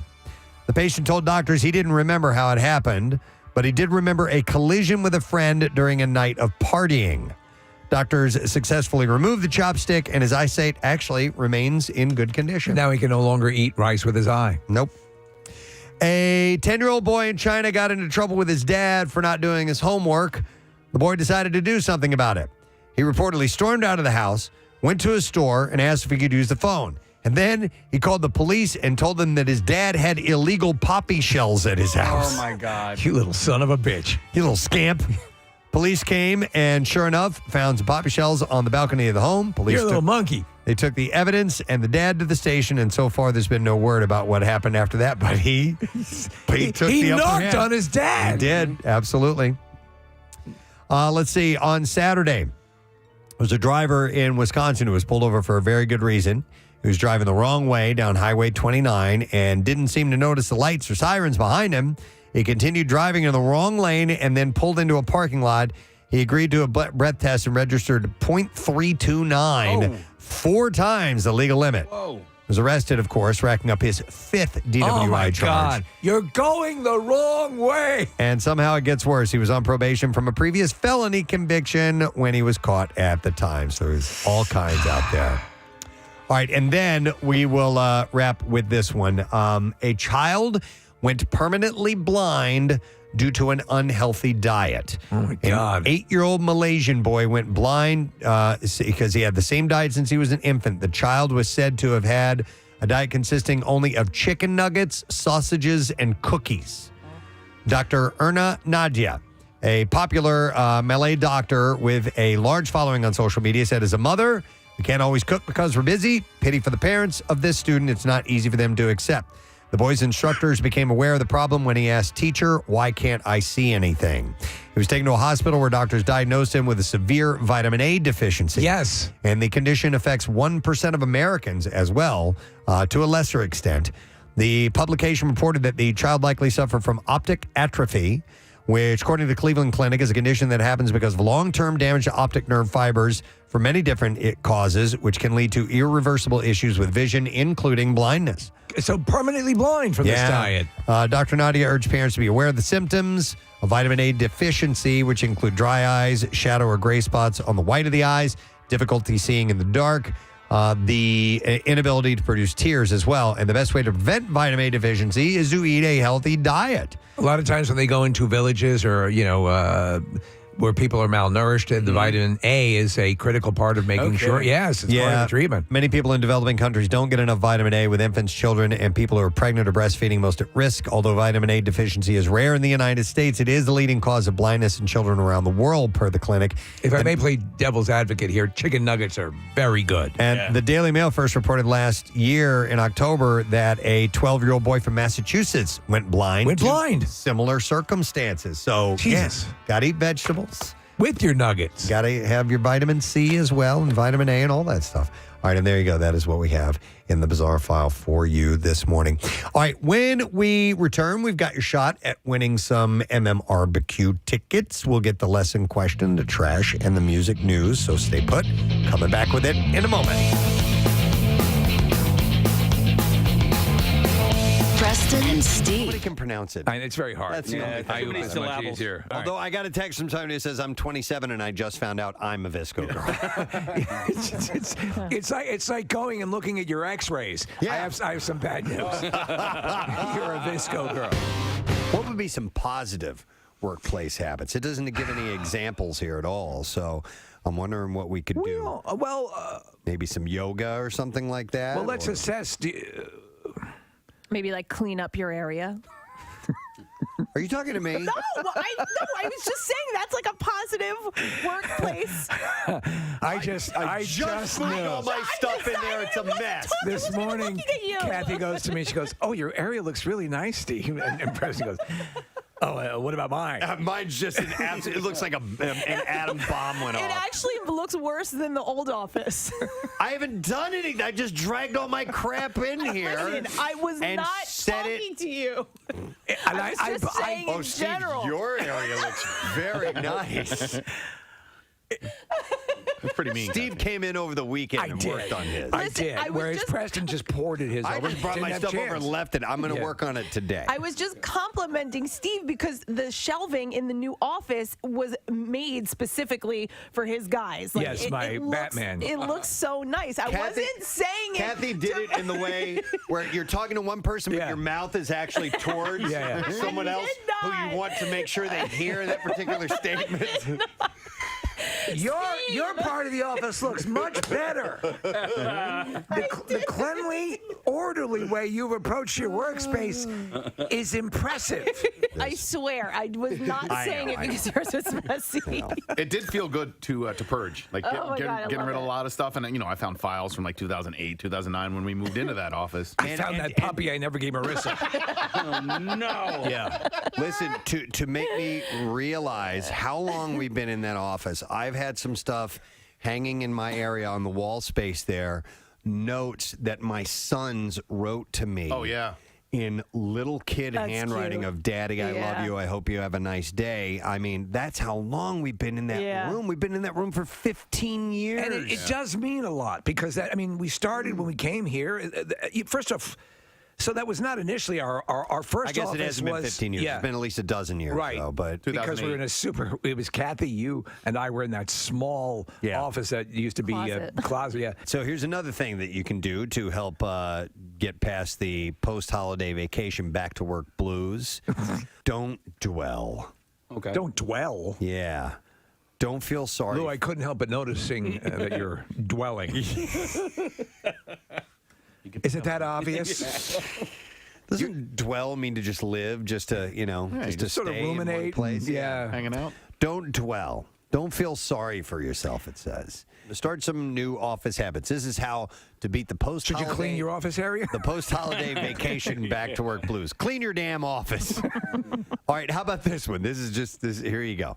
This is all it says you need to do. Reflect. Well, wait, that's too close to dwelling. Seriously. Where's the delineation That's between right. reflecting and dwelling? You're not supposed to dwell. However, you should reflect. God damn it, Earl, I was reflecting. Looked like you were dwelling. Well, I wasn't. You nosy ass.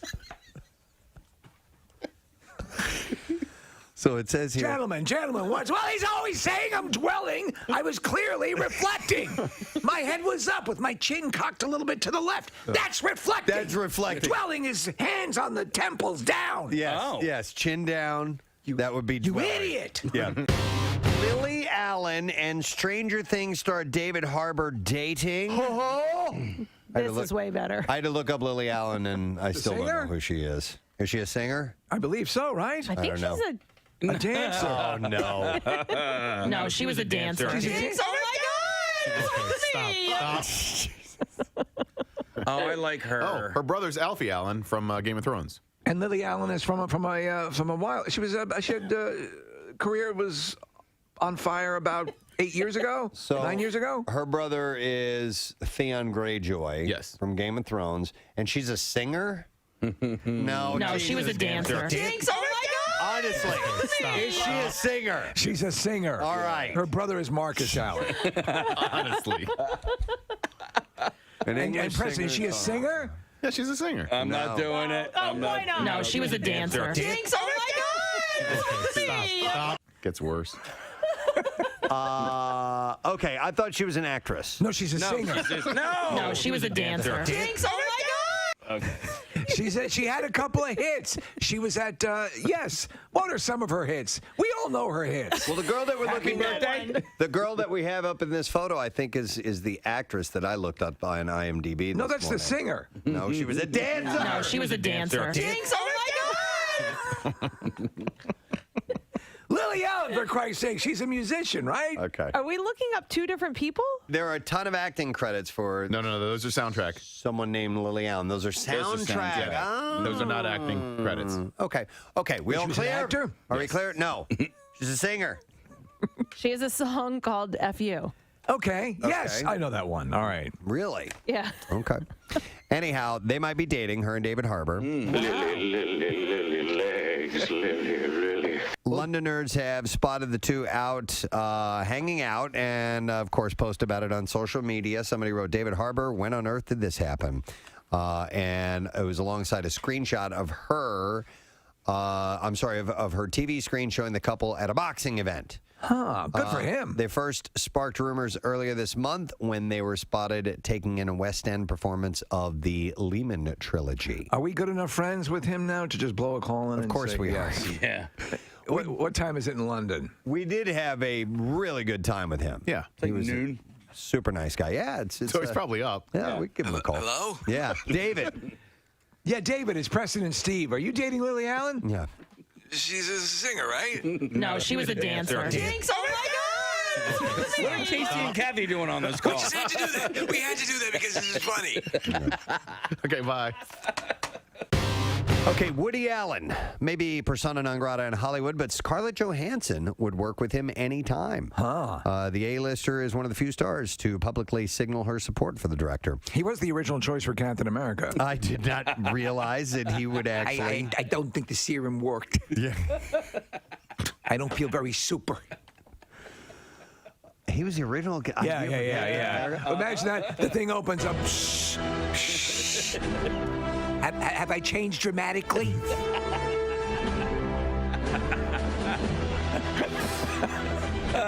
He comes out worse. Yeah. They go the opposite direction. He got older. He's aged. His eyesight has gone bad. He's wearing glasses. Now his hair's falling out. Ready to take on the Nazis. Yeah. I'm not a big fan, personally, of their conduct. Several stars. They reach over. He just looks over. Stark's father reaches over and had the lever all the way to the wrong side. I'm sorry. I had it on skinnier. I should have pushed it to muscular. Several stars, including Frida Pinto, Greta Gerwig, Colin Firth, and Mira Sorvino, expressed regret at working with him previously and pledged to never work with him again. But When the Hollywood Reporter asked Johansson, who worked with him on Match Point, Vicky Cristina Barcelona, and Scoop, she had nothing but good things to say about the 83-year-old, whose daughter, of course, accused him of sexual assault. He's denied all this stuff, but she said, "How do I feel about Woody Allen? I love Woody," she told the Hollywood Reporter. "I believe him, and I would work with him anytime." She said, "I see Woody whenever I can, and I have had a lot of conversations with him about it. I have been very direct with him, and he's been very direct with me. He maintains his innocence, and I believe him." Well, that's her prerogative to take it that way, and that's okay. She said, but she also understands why others don't. She said it's hard because it's a time where people are very fired up, and understandably, things needed to be stirred up, and so people have a lot of passion, a lot of strong feelings, and are angry, and rightfully so. It's an intense time. What a missed opportunity that they could have worked in the Avengers films together. Would have been so great. I ran into somebody who works in our office, and I'd asked her what she did the night before. Maybe it was over the weekend. She's like, "Yeah, well, I went to an I Do barbecue, and blah, blah, blah. This is kind of skated over there." I'm like, hang on a second. What's an I Do barbecue? You guys ever heard of that before? No, but I have like an engagement party. Yeah. Yeah. Oh, I'm gonna vomit. But only for people in the wedding party. Right. Okay. So It's kind of where they do they ask them to be in the wedding party? Like that's part of the event. I'm not really sure. So I've been to like where they invite the bridal party over, and that's you're at a party, and they ask you to be in the bridal party. So is that what that is? You're going to a party, and you don't actually know yet until you get to the party, right. And then they say, "By the way, you're all going to be in." Or they ask you. Yeah. Okay. So do attendees they don't know until some point in the evening when. I mean, I think for my brothers, I knew I was going to be in my brother's wedding, but Right. yes, and then they gave us a bottle of wine, and on the wine, she had put in like a cute little saying asking us to be, it was a custom made wine label, and then it was a cute saying asking us to be in the wedding. I would attend the I'd prefer not barbecue. I actually never liked the idea of an engagement party, and so you can put a cute little name on it, right, and make things rhyme, and I'm not going to like it or dislike it any more or any less. Well, that's what they do, though. Yeah, that's what whoever they are. There must be some counselor, commissioner, somebody who puts together like. With the gender reveal stuff now, that went from 0 to 60. Now, I'm wondering where this started, because there's an article on the knot.com, right, which is a wedding magazine and a wedding website. And so do you think that they wrote the article thinking that this might be a thing, or did they write the article because it already was a thing? I think probably they can help boost it by reporting on it. Right. All the not readers. But I don't know. Usually, something has to have a little bit of traction before you report on it, right? So yeah, I would think so. But so you have an engagement party, okay? Okay. You have, I guess now, an I Do barbecue. You have to have a rehearsal dinner. The rehearsal dinner is to me, isn't that that's the wedding party gathering, That's right? what I always thought it was. Well, but not anymore, because now if you have out-of-town guests, if you're going by their rules, you have to invite the out-of-town guests to the rehearsal dinner. Right. So, but out-of-town guests who are in the wedding party aren't expected to attend the I Do barbecue, I think the I Do barbecue is taking over the engagement party. I don't think you're having an I Do barbecue and you're having an engagement party. I think it's sort of one or the other. Really? Yeah. So, but you would only invite. An I Do barbecue is an engagement party. Yeah, but you're only inviting the people that will be in your wedding party. Yeah. Oh, no, I don't know if that's the case. I'm just saying that is also, I've been to parties where they only invite the bridal party. Because let's say you have a big engagement party or your I Do barbecue, but you're only inviting some of the people that are there. Invite people can be in the direct wedding party. But let's say you have like 50 people there, but you're only inviting like 7 of them to be in your wedding. 93.3 WMMR. Everything that rocks, 10:25. On Tuesday morning, we'll be giving away our complimentary tattoo, courtesy of Floating World Tattoo and Piercing, in a little while. Pardon me, I'm very phlegmy today. You still got a few more minutes to text word tattoo to 39333. There's a $350 gift card. Floating World Tattoo and Piercing. It's up for grabs. You can see them at 1729 South Street in Philadelphia at Floating World Tattoos on social media. Just glancing out the window, it's kind of a crappy looking day. I mean, it's getting more and more cloudy, and the trees are moving around, so it's going to be a little blustery, even though We have kind of average temperatures today, high of about 43. So it's going to feel cold tomorrow. It's 52 and windy as well. Using the branches without leaves flailing about, theory. They're moving around. Yep. Kicking up a storm out there. Out there, whipping down the boardwalk. So just a heads up on that. All right, let's see if you've been paying attention to the show this morning. We are going to give away a prize. We have MMRBQ tickets. If you can tell me this, wow. How many rotisserie chickens does Rick Ross have rotating at all times? It's amazing. It's his birthday today. It sure is. Producer. 215-263-WMMR. How many rotisserie chickens does Rick Ross have rotating at all times? 215-263-WMMR. Call if you know the answer. The trash business is a gold mine. 93.3 WMMR with Preston and Steve's Hollywood Trash. We'll get some stories and we'll get a winner. Steve, what's going on this morning? Of course, TMZ reporting that brothers Trace Cyrus and Brayson Cyrus are warring over whether father Billy Ray Cyrus needs rehab. Trace says, things are bad in a family when the normal one is the sister whose speaking voice sounds like wet diarrhea. Wow. Oh, my God. Lizzo revealing she has hit her target weight for 2025. Ironically, her target weight was also 2025. Hey! The AVN Porn Awards were presented in Las Vegas on Saturday night. Apparently, Vegas had not seen that kind of unbridled, debaucherous sex since Friday night. And that's your Hollywood Trash. All righty, let's see if you know the answer to this question. Rick Ross, hip-hop performer, has how many rotisserie chickens rotating at all times? I will go to Vincent for an answer. Hey, Vincent, good morning. Hey, good morning. All right, Vincent. Oh, my God. I didn't know we had that. One more time, please, if you wouldn't mind. Vincent. All right, Vincent, how many rotisserie chickens rotating at all times? 2 Showtime rotisserie chickens. You got it! Hang on a second, bud. We're going to give you a pair of tickets for the MMRBQ Saturday, May 10th at Freedom Mortgage Pavilion, and lawn ticket start just $25.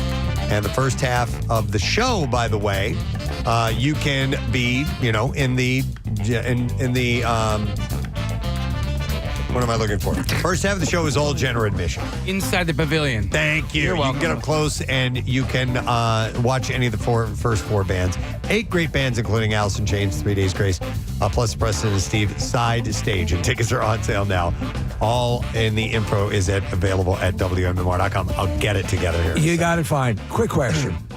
Did you ever have a rotisserie grill? Yeah. And did you like it? Loved it, yeah. It was Carter's.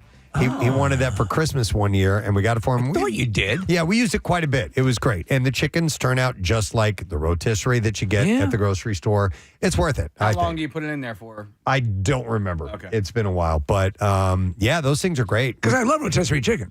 We tried cooking fish and stuff like that. They have a basket in there for it. But the fish, as it cooks, it shrinks, and then it slips around in the basket and would kind of like fall apart. So that was a no-go. That's bull crap. Yeah, it was terrible. But the chickens... Spot on, Pipples. All right, music news. Now, Preston and Steve's Music News on 93.3 WMMR. All right, we'll start with this. They sold out an arena tour in the U.S. last year, and now Incubus headed back out for another trip around North America in 2025. The Morning View and the Hits tour with special guest Manchester Orchestra will once again see the band perform its album Morning View in its entirety, and then other hits from the band. It's a 13-city tour. Starts on June 25th. They will be at the Hard Rock. Nice. At the Edis Theater. That will be on the 27th of June. That band puts on a hell of a concert. They do. So tickets, pre-sale start today. General sales starts Friday at 10 a.m. So Incubus at the Hard Rock in AC on the 27th of June. Mark Hoppus, Tom DeLonge, and Travis Barker are doing their part for the victims of the Los Angeles wildfires. Blink-182 has announced a one-night-only benefit show at the Hollywood Palladium with 100% of the proceeds from ticket sales going to the Pasadena Humane Society, California Fire Department, LAFD Foundation, and ARC Firefighter Fund. Tickets are on sale now. They're using Ticketmaster's face value exchange tool to protect their prices set by Blink-182. I've not heard of that before. Neither have I. Ticketmaster's face value exchange tool. I wonder how that works. Oh, hold on. Marissa's got a comment. I just dove into this yesterday because I saw it. So you can only do digital transfers and you can only sell for the same price you bought it for. I like that. So you can't boost the price. I think this is amazing. Right. All right, and then one last story. At the NAMM convention in Anaheim, California over the weekend, Anthrax bassist Frank Bello talked about his new signature Spectre bass and said it's going to be seen by a lot of people. He said, we have a new Anthrax record. And it's been about 8 years, so he just kind of announced the new record. That's very cavalier. That's the kind of thing Diphtheria would do. And he went on to say, I know, right? This bass will be shown anywhere we go. We're going to start touring. And he said the new album is supposed to come out September, October, so big touring plans. What's your level of Anthrax? I don't know much. Yeah. But I know I love you. Yeah. No, I know a couple of songs, but I never really dove into Anthrax. By the time that type of metal started coming along, I was kind of phasing out of the heavier music. That would for the be time, me too. For the time being. I appreciate it. I know they have a lot. They're good to their fans, and the Anthrax bell never rung for me. Yeah. Yeah, Charlie Benanti, great drummer, great musicians all the way around. But once you started getting into, like Megadeth, Metallica, Anthrax bands like that, I kind of started phasing out a little bit. I do know some of the material from some of those bands. It just wasn't speaking to me at the time. So, all right, and there you go. That's what I have in music news. We're going to break one last time. When we return, Letter Day Word of the Week prize and our Tattoos Day winner. We'll come back with that and find out what's coming up tomorrow, too. Stay put. We'll be right back. Preston and Steve. Insulting to the other people that show up. Not really. That's like saying you have to put every single friend in your bridal party. I think you know who's. But if you're at a party and you're not part of the list there. Yeah. And you're just like, I'll just be waiting over here. Yeah. No. Enjoy your being celebrated by the bride and groom, and I'll just stand over here and have my fruit. Yeah. No, I don't think so. So you have all these parties. What are the ones involved with having a baby? There's a shower. The right? Barbara Briss. The Barbara Briss. But listen, like the I Do barbecue and the gender reveal, I think are kind of organized so that you don't have to bring a gift. You're not bringing a gift to. Do you know what I'm saying? A gender reveal? Yeah, like it's more set up like the barbecue. Like come over for a barbecue. You don't quite know what it is, but whereas an engagement party is. If you show up without a gift, or at least for me, if I showed up without a gift, I would feel awkward. All right, hang on. I just saw a text that came over. It said Connor Betts, he's an assistant producer here, went to an I Do barbecue. I'd like to know if he brought a gift with him to the I Do barbecue. Because, Kathy, I think I think you have to bring a gift to an I Do barbecue. I don't know. Here, Connor's. All right, we need an walking him explanation, right now. clarification, in case I, by some stretch of the imagination, get invited to an I Do barbecue. I want to know what to do. Connor? I did not bring a gift. Okay. Were you aware that it was an I Do barbecue before you attended? Yes. Okay, so that and it's the premise of the I Do barbecue when it was presented to you that you were coming because you were going to be asked to be a part of this wedding party? Yes, and I was not a part of the wedding. All right, did your girlfriend bring a gift? No. Okay. So when you went... Do you know what I'm saying? Like the gender reveal is to come. We're all finding out together what the baby is going to be. You're not going to bring a gift to that. The the baby shower. Yes, that's the point of a baby shower. Your friends, your family, they're bringing gifts so that you can be prepared for when the baby comes. Connor prefers to be called Moose.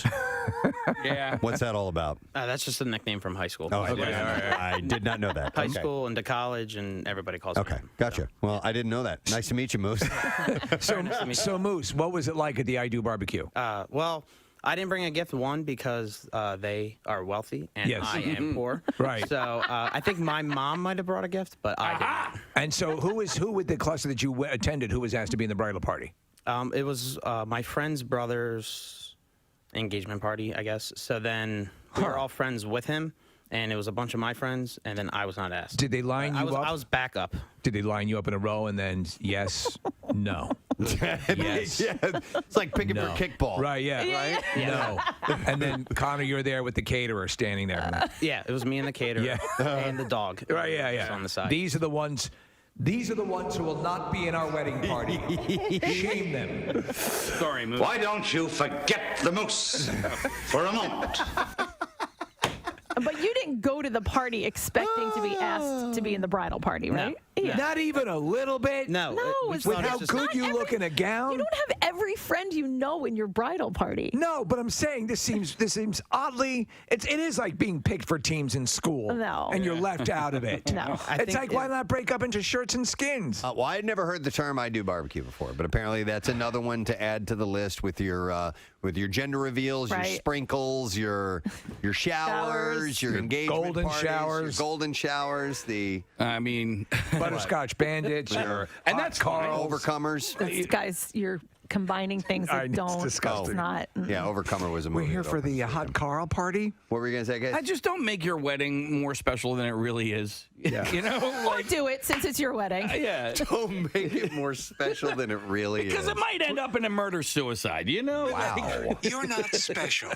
This day isn't special. It might end up in that should They go on had a an I do Hallmark card. barbecue. They had and an I- now he's dead. Congratulations. It might end up in a murder-suicide. I'm Keith Morrison. It started with an I do barbecue and ended with where'd you bury the body? Pierre is in the studio, about ready to take over for the day. It's a miracle. It is a miracle. It is a isn't it? miracle. Every day's a miracle. Every day's a miracle. Rodney brought me coffee this morning. That's awesome. Rodney's the man. If Rodney isn't the greatest already, he, on his way in, found some wonderful coffee for me and brought it in. I have a Superman statue that I'm going to give Rodney. There's one statue that has not ported over to my office. So I said, if anybody around here deserves the Superman statue, it's Rodney. I would agree. Yeah. You need more figurines and statues, though. I have space now, and they will be coming. They're ordered and on their way. In fact, one should be arriving at the house today. Yeah. Claire, God bless her. She really is a saint. She is a saint. Yeah. But I'm sure she said, no more in this house. Send them to the office. Absolutely. Work it is. Are there pictures of the assortment? Yeah, in the house, but there's still room in the house. No, I mean up online, though. Oh, I yeah. mean, so that people can see how many Batman, Superman, other figurines you have. Just go to our Instagram page. Yeah. We posted yesterday. There's more on the way. Yeah, so this is just beginning, but mostly featuring Batman and Iron Man. Right. Okay. Right now, I have to decorate properly. Now, I understand. Yeah. I understand. It's a miracle. There you go. There's a picture of it in the studio right now. Oh, this is the new office. Yeah, too, right? yeah. Yep. We just moved in the other So day. there's huge spaces where people would put books and tapes and various recording instruments, but Steve has used they're 5 feet high statues. Yeah. And They're not 5 feet high. All right, they're 4.5 feet high. 4.5 feet. Yeah. And the Iron Man gets a giant Iron Man head. That's a 1-to-1 scale Iron Man head. Wow. I'm so glad I listen. It looks good. You've organized it so nicely. I am proud of you. But I'm glad there's a buffer between me and you. Oh yeah, that buffer is Nick. It's Nick. Yeah. I've started to straighten up my area. You have. It's and looking my collections are coming better. too. So I have display area finally. So I'm Nice. going to put some of my Swords. stuff up. Nice. I don't know if I'm going to do the swords. Really? Yeah. No, we'll we see. threw the swords out. No, I have a couple of swords. There's one like the Philadelphia Pipe and Drums brought us this really cool. It's engraved awesome. and everything. So that's for the show. I need to find somewhere for that. But I have other collections that I'm going to bring and display. Are we Look going up to do that top, thing that we were talking about? That one idea where we were floating We got to around? do that. Yeah, we'll hopefully get to that soon. Okay. That's an idea, and we'll get to it. Yeah. We're not going to reveal what No, it I is. understand. We're going to put a chopping board in the middle of the room and hang our pots and pans from the ceiling. Yeah. No, that's Kathy's sections, along with the doilies and the Martha Stewart tribute area. You know what? I've always wanted that. I've never had a setup where I can hang my pots and pans from like a ceiling setup. I like that look. My wife doesn't like it, so we didn't get it. Here's why I do like it. It looks great. But you can't use the pots because once there's a stain and you hang it up, now it looks ridiculous. Shut up. I'm just saying that's when Once it doesn't there's look a good. stain, That's why that shows that that's a working kitchen. Which is There fine. would but then never you- be a stain if it was me because they'd never be used. Me neither. It would That's look why I always lovely. wanted it. It would work in your house. Yeah. See, that's why we should live together. That's why we are married but stay apart. Right. Forever. I mean, you can't have sex all the time. Well, exactly. No, it's the perfect marriage. We don't live together and we don't have to have sex. Yeah, you just love each other and then leave it at that. We just love each other, and that's all there Kathy, is to it. had she not met Dennis, she would have been married to a prisoner. Yeah. Yeah, you're right. It'd be the perfect thing. What are you in for murder? Love it. Right each other. Yeah, I didn't give away whatever it was I had yesterday. You didn't? So whatever that is. It was a turkey. It was a turkey. We'll give it away today. It was and pounds of steak. And so, pounds of steak. Yeah, not just a pound. Several pounds of steak. I would like 7 pounds of steak. 7 pounds of steak. You got it, Buster. Step right up to Pierre's Butcher Shop. I got all the blood you need. You should get for Halloween one year. You should go as a butcher, like with blood splattered, apron and everything. That'd be perfect. A vegetarian butcher with all the zucchinis hanging from. Yes, and mangled tofu hanging from my locks. Mangled tofu hanging from your locks? Mangled tofu would be like dreadlocks, but tofu locks. Yeah. I like it. All right. Actually, I we're cooking don't, with but gas anyway. now, mustard. Oh, my God. Please welcome the one and only Mr. John Travolta to our studio. Good morning, John. Good morning. How are you? I'm doing wonderful. Nice to see you. You sound good. Thank you. I feel good. I feel very good. You know what? As I was introducing you, and I said, welcome to Philadelphia. You shot a film here in Philadelphia. I did. I shot Blowout. Yeah. Which is a Brian De Palma great movie. Yeah, thank you. I agree. So this movie, we want to talk about The Fanatic, which is I started watching it, I wanted to go into it cold, and it's a big departure for the kind of roles that you play. Mm-hmm. It's a horror suspense, but it also takes a peek inside the world of TMZ and fandom run Fanatical. And your character is very. Meant those commercials to come back. Yeah. So cheesy. Oh, yeah. It was the best.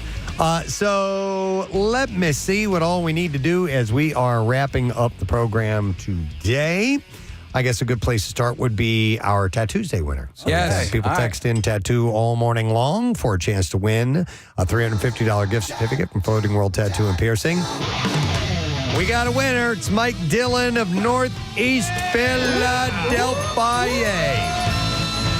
And Mike, you're going to get to head to 1729 South Street in Philadelphia and meet up with the amazing people at Floating World Tattoo and Piercing and get yourself a Preston and Steve Show themed tattoo. If you would like to get an idea of what their artwork is like, you can go to Floating World Tattoos on Instagram. You can go to floatingworldtattoos.com as well, or stop by the shop and say hello to those guys. Today was a fun program. We talked to some cool people. Ryan Arery from Screen Crush. Yeah. He and everybody else involved will be performing on Sunday at the City Winery. And Ryan and company, they know their stuff about almost anything you can think of. Cool, geeky, nerdy, pop culture things. That's what they do. Great. So it was nice to have them on. And check out their YouTube channel. That's what they are, Screen Crush. Or you can go to screencrush.com as well. And then we have the amazing Joe Satriani on the program. New album coming out. It's called G3 Reunion Live. Steve Vai, Eric Johnson, and Joe Satriani. Separate tracks from their various concerts available starting on the 31st. And then Joe's going to join Sammy Hagar for the Best of All Worlds 2025 Tour Vegas residency. And that's April 30th, May 17th at MGM. Can we hear it one more time, the clip? Of me? Yeah. Oh, man. Please. Oh, yeah. This is in broadcasting school. The only rock in St. Louis, KGN 89.1. I made up that radio station. Oh, it wasn't a real radio I was station. wondering about that. Yeah. Up on deck right now, we've got some hot new stuff from a guy named Joe Satriani. This cat really knows how to play guitar. Watch out for him. He's getting some really fantastic commercial success from his all-instrumental album, which you don't see much of. And I see some very big things from him in the future. So what do you say we roll it? This is The Crush of Love on KGN. There you go. You hit the post. I even hear a little Midwest twang. Sure. I hear a touch of an accent that I never heard. I've heard that clip a million times, but I heard a little. Just a little bit. No, the most subtle. Yeah. And I like regionalisms. I like people's regionalisms, but I liked his reaction to it. Oh, it was great. Yeah. I loved it. He was impressed. Yeah. He didn't play the second time I have it over here, the second clip when you introduced him. Hey, everybody, it's good to have you. He thanked me for that for years. But, the conversation I also enjoyed was I don't know what the guy does with that he's coming to the City Winery. He knows all the stuff about Ryan science Arery? fiction things. Yes, Screen Crush. And the part of the conversation that I actually found a little annoying was that you guys couldn't get a word in edgewise with Kathy constantly butting in with all of these. I mean, she just wanted to know this detail of Spider-Man, this detail of Superman, this detail of Batman. That's your thing. She wanted to know the hubcaps on the Batmobile. Yeah. And, I mean, those guys know it. And, I mean, Kathy, could you, I had a small phase. It depends on Jace's age. We're past it now. Yes. He's 13. She's been freed. She's liberated. Now she's into video games and PC gaming. Now she looks at her wall and drinks liquor. Drinks margaritas watching her beautiful wall. Looking at my wall. Although She's like Michael Myers from Halloween, looking at the wall, looking through the wall. I did share, Steve. I loved that you asked him about Star Trek Next Generation. What's it? Strange New Worlds. Strange New Worlds, season 3. I think both you and I agree. It's one of the horrible collapses. Well, I loved how you said it caved in on itself, and he didn't agree with you. And I thought, I want to just take that guy aside and go, what is the matter with you? It's the mythology of these Star Trek, Star Wars, Marvel characters, Superman characters. Even if you have a slightly different arc to the story, you've got to keep the mythology going. But you don't have the mother effing cast of the original Enterprise doing Broadway numbers on the bridge. You don't have it. No. Dear God, what are you doing over there? He's trying to break the studio. Yeah. He's Broken upset. enough, please. I feel your pain, Pierre. Yeah. Thank you. Oh, okay. Peace and love. Peace and love. Peace and love. Mother effer. That should Boom, be, boom, a gachaka. That should be your T-shirt. Or you smiling. Peace and love, mother effer. Oh, that's a great There you go. idea. Yes. Flipping double bird. Yeah, peace in one hand and peace and love. Oh, that'd be perfect. Yeah. Peace in one hand and love in the other. You know. I love it. Take a piece of that love. All right. Why don't we get some letter love from you? You cool with that? All right. Yeah. Preston and Steve on 93.3 WMMR. Now, the Daily Letter. All right. The Preston and Steve show is brought to you today by the letter. A is in ass. All right. A is in ass. And we're going to give away a 4-pack of tickets to the Tasties Soiree. It is this Sunday. And the ceremony is sold out, but the tickets are still available for the more important part, maybe the party, featuring food and drinks from over 30 of Philly's best restaurants and spirit companies, plus immersive room experiences from Patron Tequila and Illegal Mezcal and Tito's Vodka Puppy Lounge. So the Tasty Soiree starts at 7. It's this Sunday, February 2nd, and you can visit Marissa's podcast website, deliciouscitypodcast.com, to get your tickets. This is Marissa and her co-host, Baby. This is top tier stuff, though. If you have any sort of, if you're a little bit of a foodie, you've got to be at this event. Yep. So we'll give away those tickets on Friday. Yes, Kathy. No, I was just going to say, I was served for the second time mezcal by accident. And I took a sip and I said to the server, I was like, this has mezcal in it. And he was like, no, it doesn't. And I was like, yes, it does. Yeah. And so he took it back and I saw the bartender put a straw in it and tasted it to see if I was right. And then I saw his face and he's like, she's right. It does. It's got that smoky flavor. It's different. Yeah. I like it. What is up today, Pierre? When does the bottle bird go away? The bottle bird. When does he launch? Birdbot. Yeah. Well, we're hoping on Friday. We have it on good authority that he should be created and fine-tuned Thursday night, and then Friday morning we're sending Birdbot 2.0 out on the streets from Broad Street to Bourbon Street. Now, that's the original one? Yes. Yes. I didn't think it was that intact. Yeah, it is. No. I thought Yeah. I didn't think you saved it either. It was made very durable. Greg Monahan, our head engineer. Currently working on 2.0, and as we speak, literally working on it as we speak. But this one, it was shipped back to us separated and bubble wrapped, and then reconfigured back here. But that's the Birdbot. Every signature, every sticker, everything, the original one. Will it be this? Is he making an entirely new one? Same size, but new one. New tech. All right. Yeah, think of like Iron Man Mark II. You know what I mean? It's going to be see. Mark I was good. Well, this is like Enterprise A. This is Mark Summers. Yeah, but we'll this is going to be the new one is going to have some nuclear components, but all right. It'll be amazing. Excellent. On the program today, I will have Cinderella. Tom Kiefer's birthday was over the weekend. I've been wanting to do a block for a while, so this is perfect. Jay Giles Band, a block of Weezer, and another pair of tickets for the Hooters 45th anniversary tour, which we announced yesterday, coming to the Met on Saturday, May 17th, a week after the MMRBQ goes on sale this Friday. Well, that is Fabu. Thank you, sir. You I want do. to thank our sponsors, Preston and You Steve do. Show. Brought to you by Dunkin' Donuts and the Preston and Steve Show runs on Dunkin'. Also brought to you by Acme Markets, fresh foods, local flavors, and by Bet Parks Online Casino and Sportsbook. You bet Parks. Tomorrow on the program, we're doing some Wednesday things like checking in on Fox Good Day. We also have a secret text word prize we will have a bit that we did last year in conjunction with Valentine's Day approaching. It is called Steven and a Singer. So Steven Singer is going to be here. But we will have an actual singer. Our good friend Kyle Mack will be in, and he is going to do a special vocal performance that might get you some prizes in conjunction with it all. It was fun the first time we did it, so I figured might as well do it again. Steven and a Singer. So that's tomorrow morning. That's it. We're done. Rage on. Have a great day. We'll see you tomorrow, friend. Bye-bye. Preston and Steve.